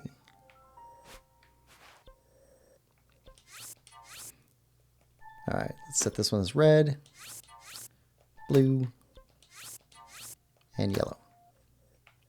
And head here.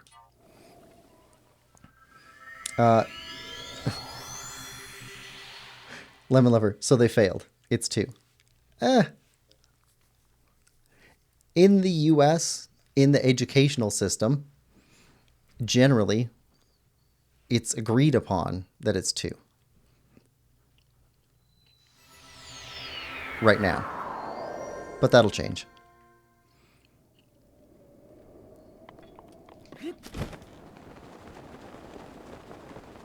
Let's see. Somewhere down here.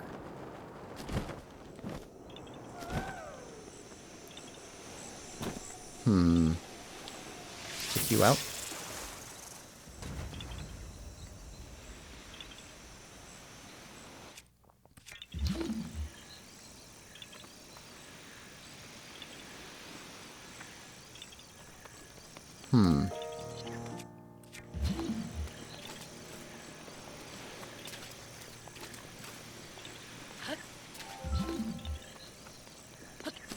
Somewhere in here.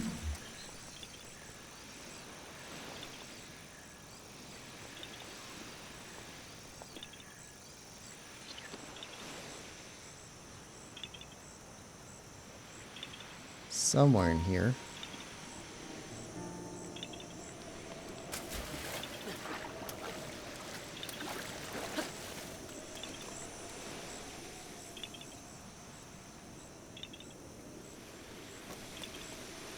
What are we looking for?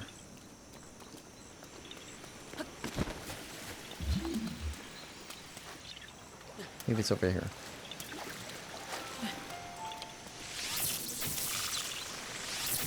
Are you in the water? That must hurt. No? No? Maybe it's over here. Lemler says, a prime number is a number with exactly 2 factors. Okay, that part has always been true. So that's been... Rivali's Gale is now ready. that has been the definition for as long as we've had the concept of prime numbers. So, yes, that part is. But, at certain times, it has been 0, 1, 2, 3, and 4 for different reasons in different places. Or at least that's what I was taught. Yes, that part's true. But for it to be 2, you have to exclude 0. And you have to exclude 1. Now, they kind of do a weird thing now where they say, oh, another number and itself. And they define that as meaning not 1 twice. Which it could be 1, because 1 and 1 are not the same number. Because if you have 1 candy bar and I have 1 candy bar, they are not the same 1 candy bar. We now have 2 candy bars. But there's a bunch of weirdness with it that way. For a while, it was 3, because 2 was considered not a number. Like 1 is currently considered not a number. It is technically, according to that definitional set, identity. So it doesn't actually count as a number. Which is a very strange way of trying to make up weird rules in order to make it fit into something. And really, it's only for the purpose of school, because physicists consider 3 to generally be the first prime number, unless they're calculating code. In which case it goes back to 2. And that's just for convenience again. It's very strange. It's the same number of candy bars, though. We each have the same number of candy bars, but those are not the same 1. They're 2 different ones. So you can't consider the numbers to be equal to something like a factor, something like x. Because x is used to represent every instance of that number, whatever x represents. I'm still not sure what I'm supposed to find here. Unless I'm below it.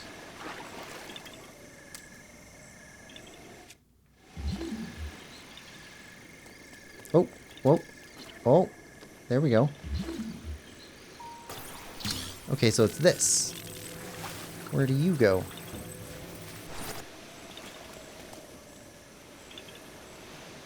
Are there sculptures? I don't see sculptures.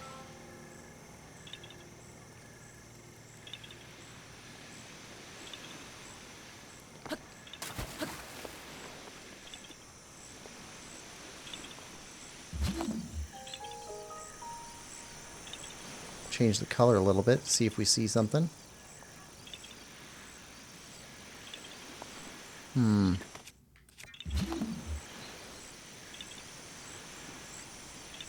Ah, there we go. They blend in. Okay.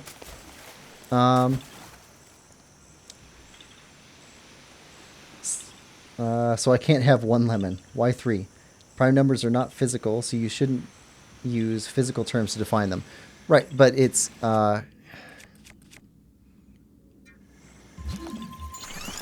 in school, we generally use prime numbers as a... How do you say it? They're not taught for any mathematical purpose in school. They're taught for the purpose of making people familiar with the concept so that if they pursue higher math, they'll be able to recognize what they are. But they're not actually used in math at anything below intermediate calculus. So there's actually no purpose to having them for math in high school outside of a couple weird places like computer science, where you use them, you know, pretty much immediately.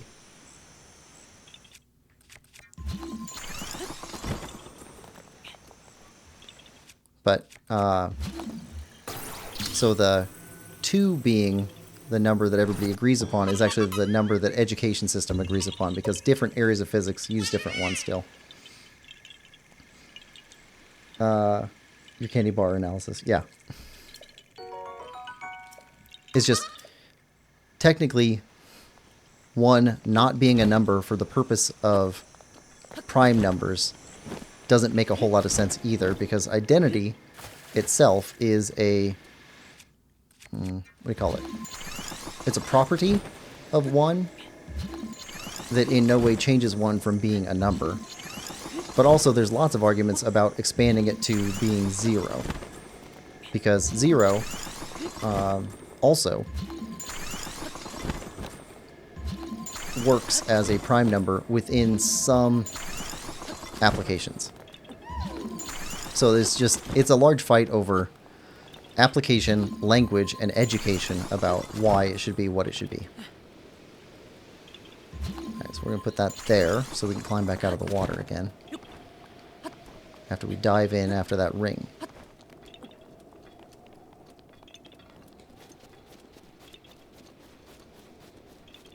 It's kind of similar to people's arguments for and against new math in grade school. Because new math is not at all useful for most things that we would consider to be application.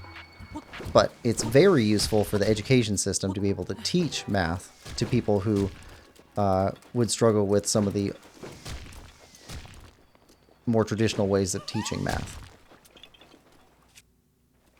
Wait, I see it. I can break that. Also, surely your candy bar analysis would extend to all numbers. Yes, it would extend to all numbers.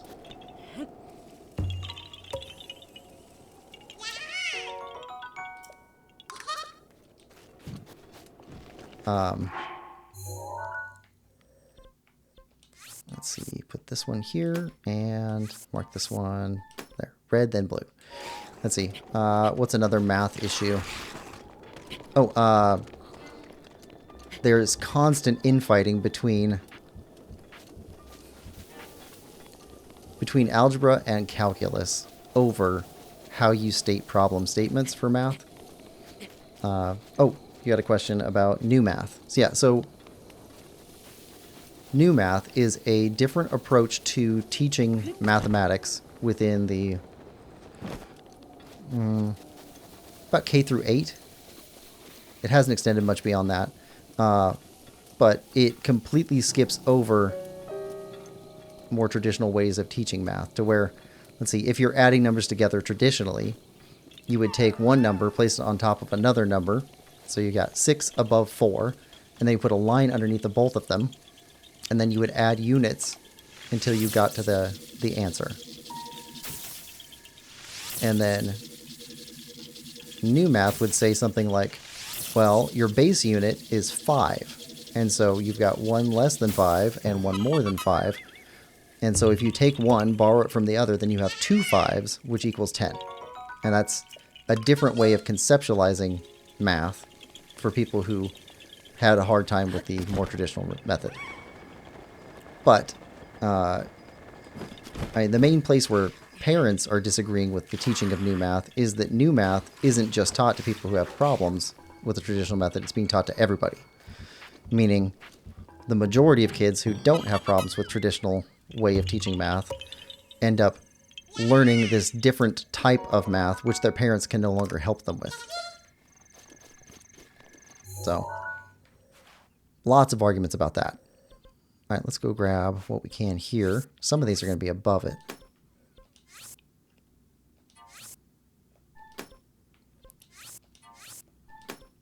There we go. Red, blue, yellow.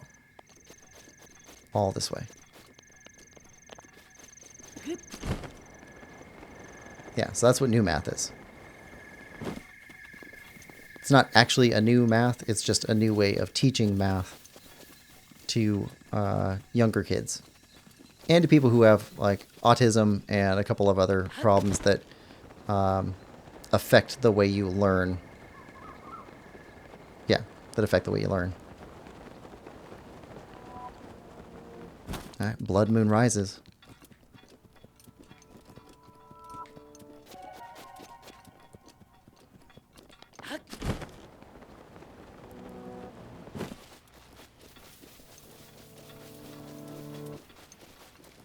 Oh, yeah, but there is a fight constantly between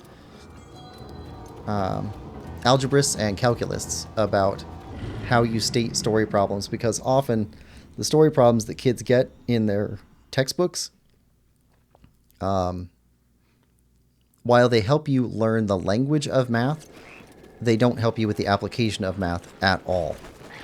So you'll have something like, if Tommy has a 2x4 board, and he cuts it exactly in half, and it was 8 feet long, how long are the two pieces now?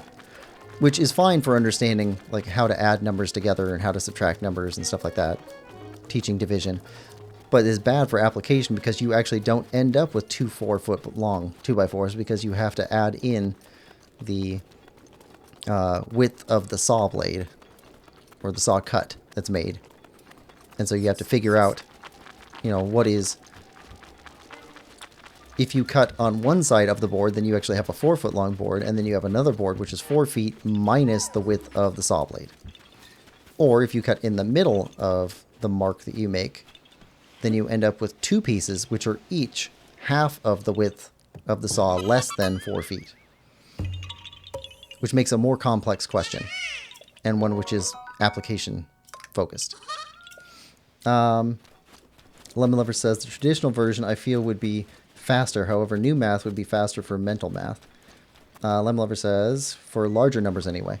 And it could end up being a better method, but there are tensions that come from parents wanting to help their kids with their homework and no longer can, because teachers are teaching them a completely different style of math. And the teachers are struggling with it too, because often they learned the more traditional way. And when you're trying to grade papers, often they use, even though they taught new math, they themselves use traditional math in every other way. So there's all kinds of difficulties with it everywhere.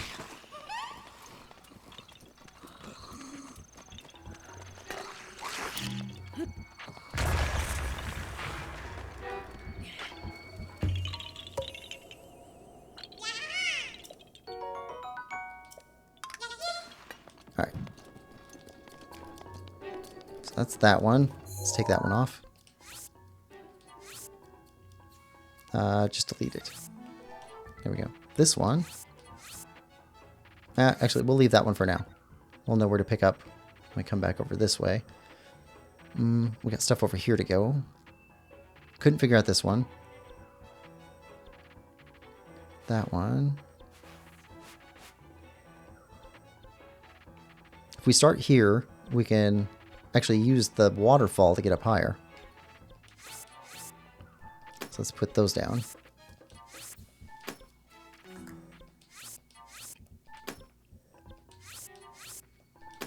Green and purple.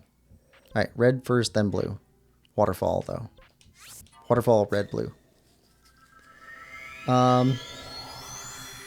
And Lemon Lover says, yes, but for younger children, some aspects are ignored for simplicity. For example, light being affected by gravity. Yes, absolutely.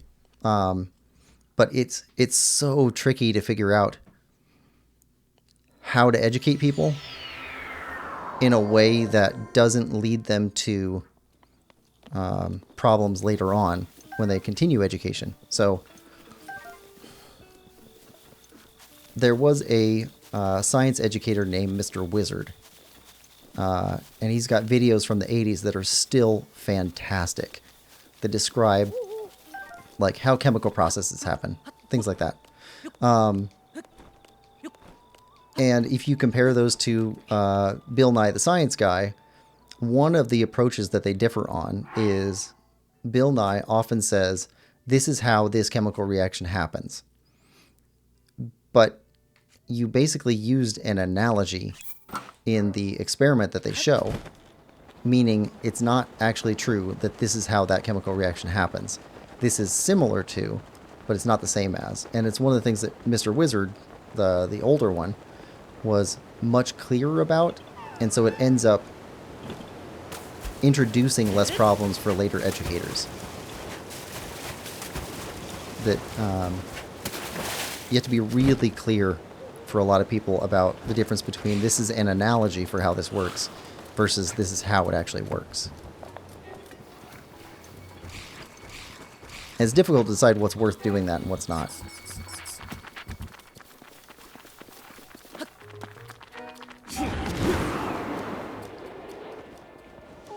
Alright.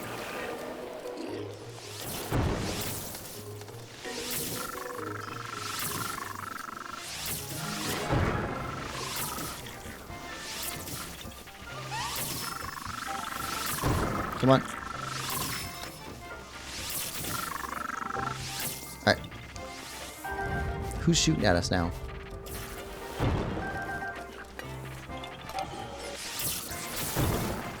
Oh, it's you too. Multiple guys shooting at us. And a stupid bat too. Oh, come on.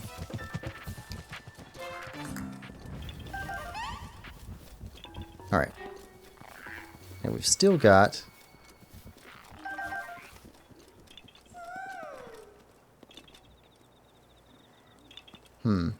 Red one's probably over that way. Blue one might be up over here. Let's see if blue is up high.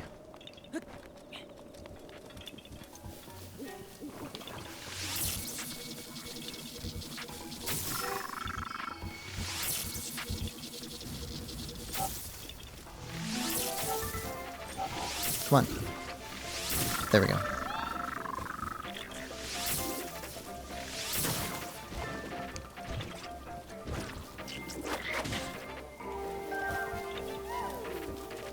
What's our weapon? It's a sword. That'd be fine.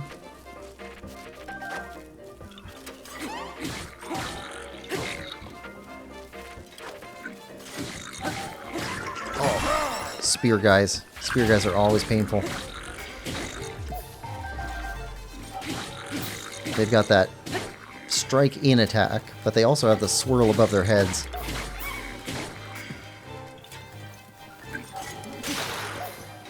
Alright, that's fine. You're off the cliff.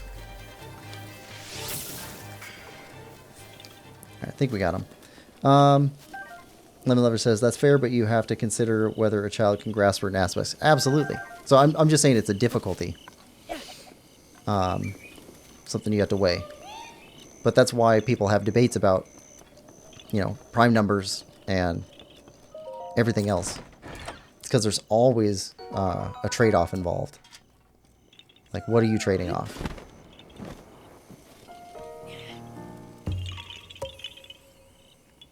And in some cases, you absolutely are making the decision, okay, this will be the thing that most people can get. Or this will be the thing that has less disruption downstream of it when somebody pursues later education on it. Something like that. If they decide to even go after more education on something. Alright. Bananas. I'm assuming bananas.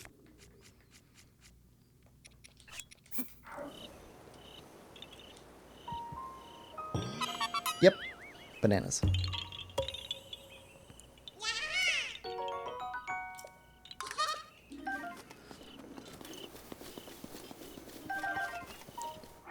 Let's see.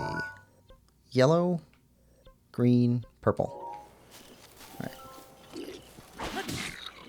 Yeah, we're taking you out while we're here.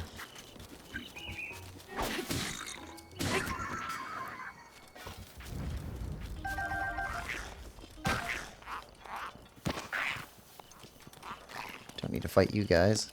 Yellow's this way.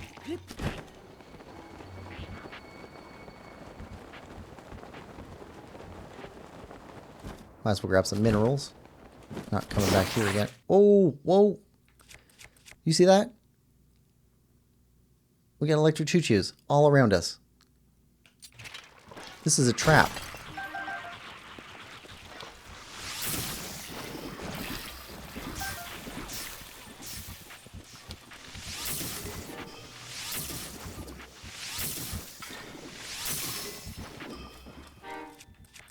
They set a trap for us.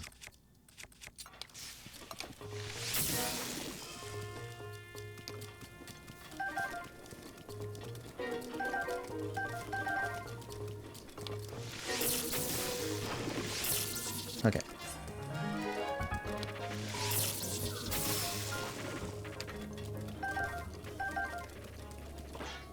We'll take the chew jelly. Oh, is that not even real? No, it is. Just couldn't get it from that angle. Okay.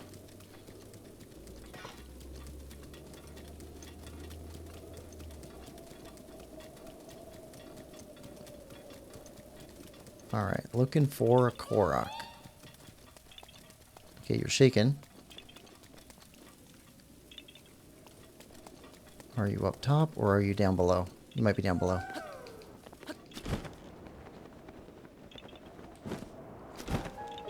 Ah, right there.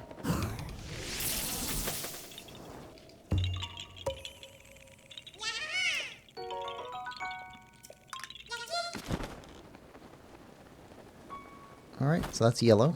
Green.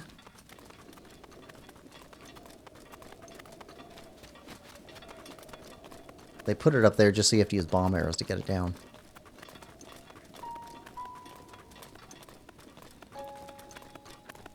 Right, green should be up in here, in this corner.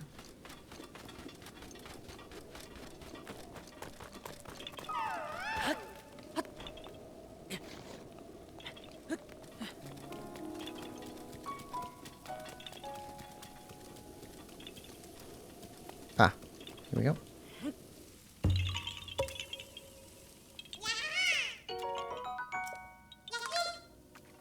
And purple.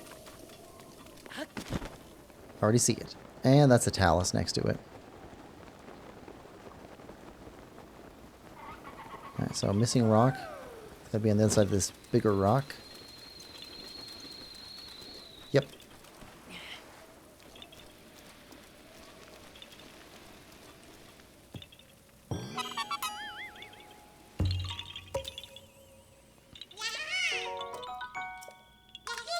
Alright. That's those. So we got this one and this one we can go after.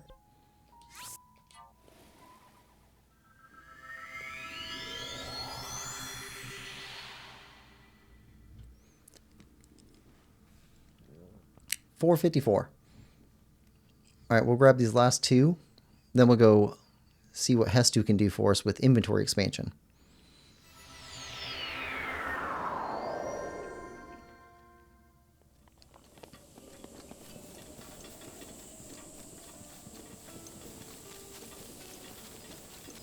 Okay, if we go in the waterfall, you'll take us up to the second one. Actually, let's see. Purple. Green. Now we can see the ring here. So let's grab that one first and then come back for purple. Green, then purple.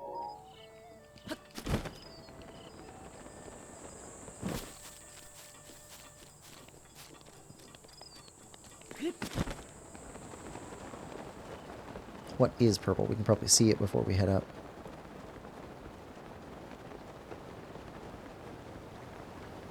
Got a chest.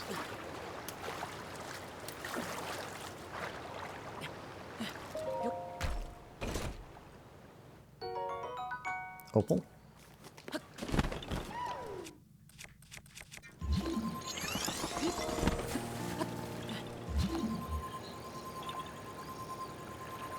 There. And there.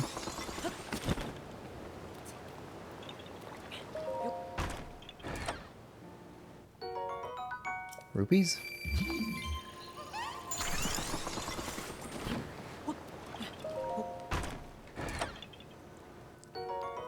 Arrows.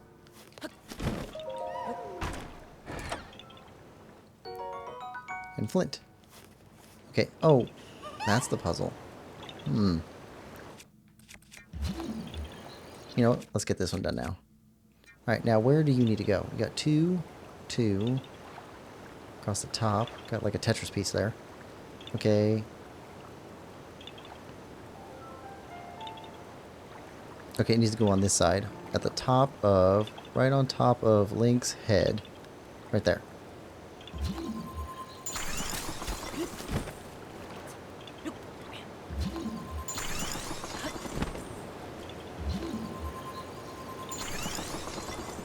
Alright, can we reach it from here?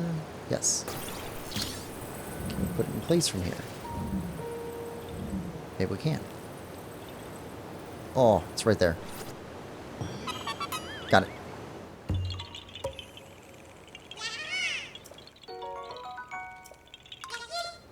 Alright, one left. Got the green. Swim up and then head this way.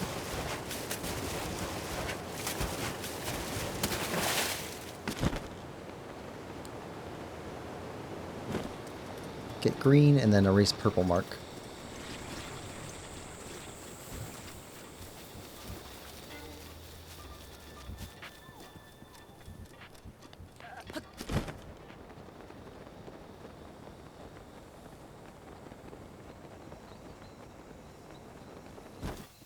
Alright, that ring is complete. So this is probably a missing rock from this ring.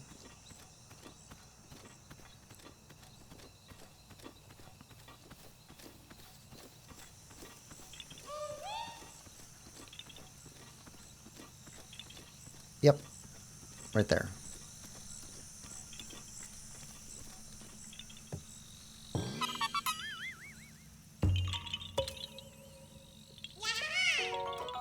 Alright, quark seeds. Alright, let's remove this one. And let's go to Hestu and see what we can do for inventory expansion.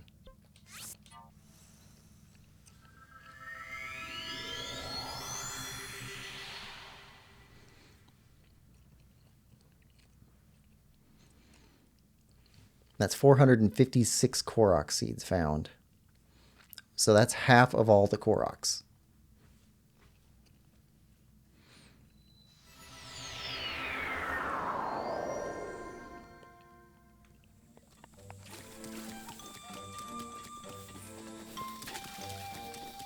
Alright, Hestu. Shield Sash. 15? Sure.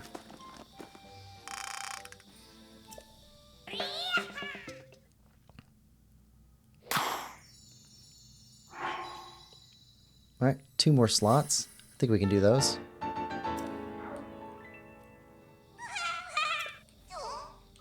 Shield Stash. 15.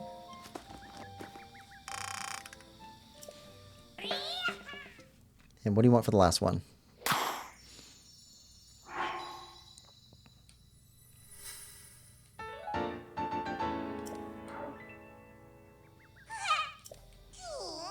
shield stash.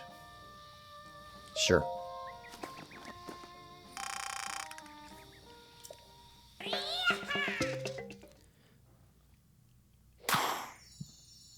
Okay, so that's inventory expansion completely done.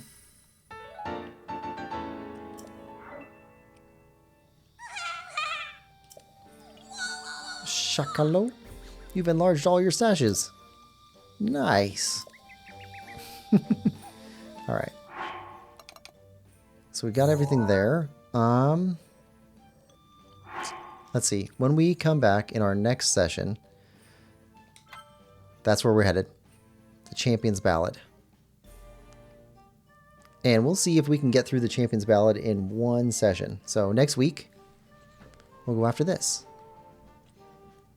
Let's see. There's no more shrine quests. There's some more side quests that we can do, but I think we can do these as we go. So we can grab a couple of these, and then at some point we need to circle back to, let's see, in addition to the Champion's Ballad, we also need to go back to each of the towns and each of the stables and make sure we got all the quests that everybody has. Definitely got more in Zora's Domain after we finished the Divine Beast there, and I'm sure that's true elsewhere. So we'll go back and check on those. And then we need to do probably the last thing, the Trial of the Sword back here. That'll probably be our last quest that we go after. Certainly after Champion's Ballad. Yeah, so we're going to call that a session. I hope everybody's enjoying this playthrough as much as I am. If you are, please like, share, subscribe, and comment. And we will see you next time. Bye-bye.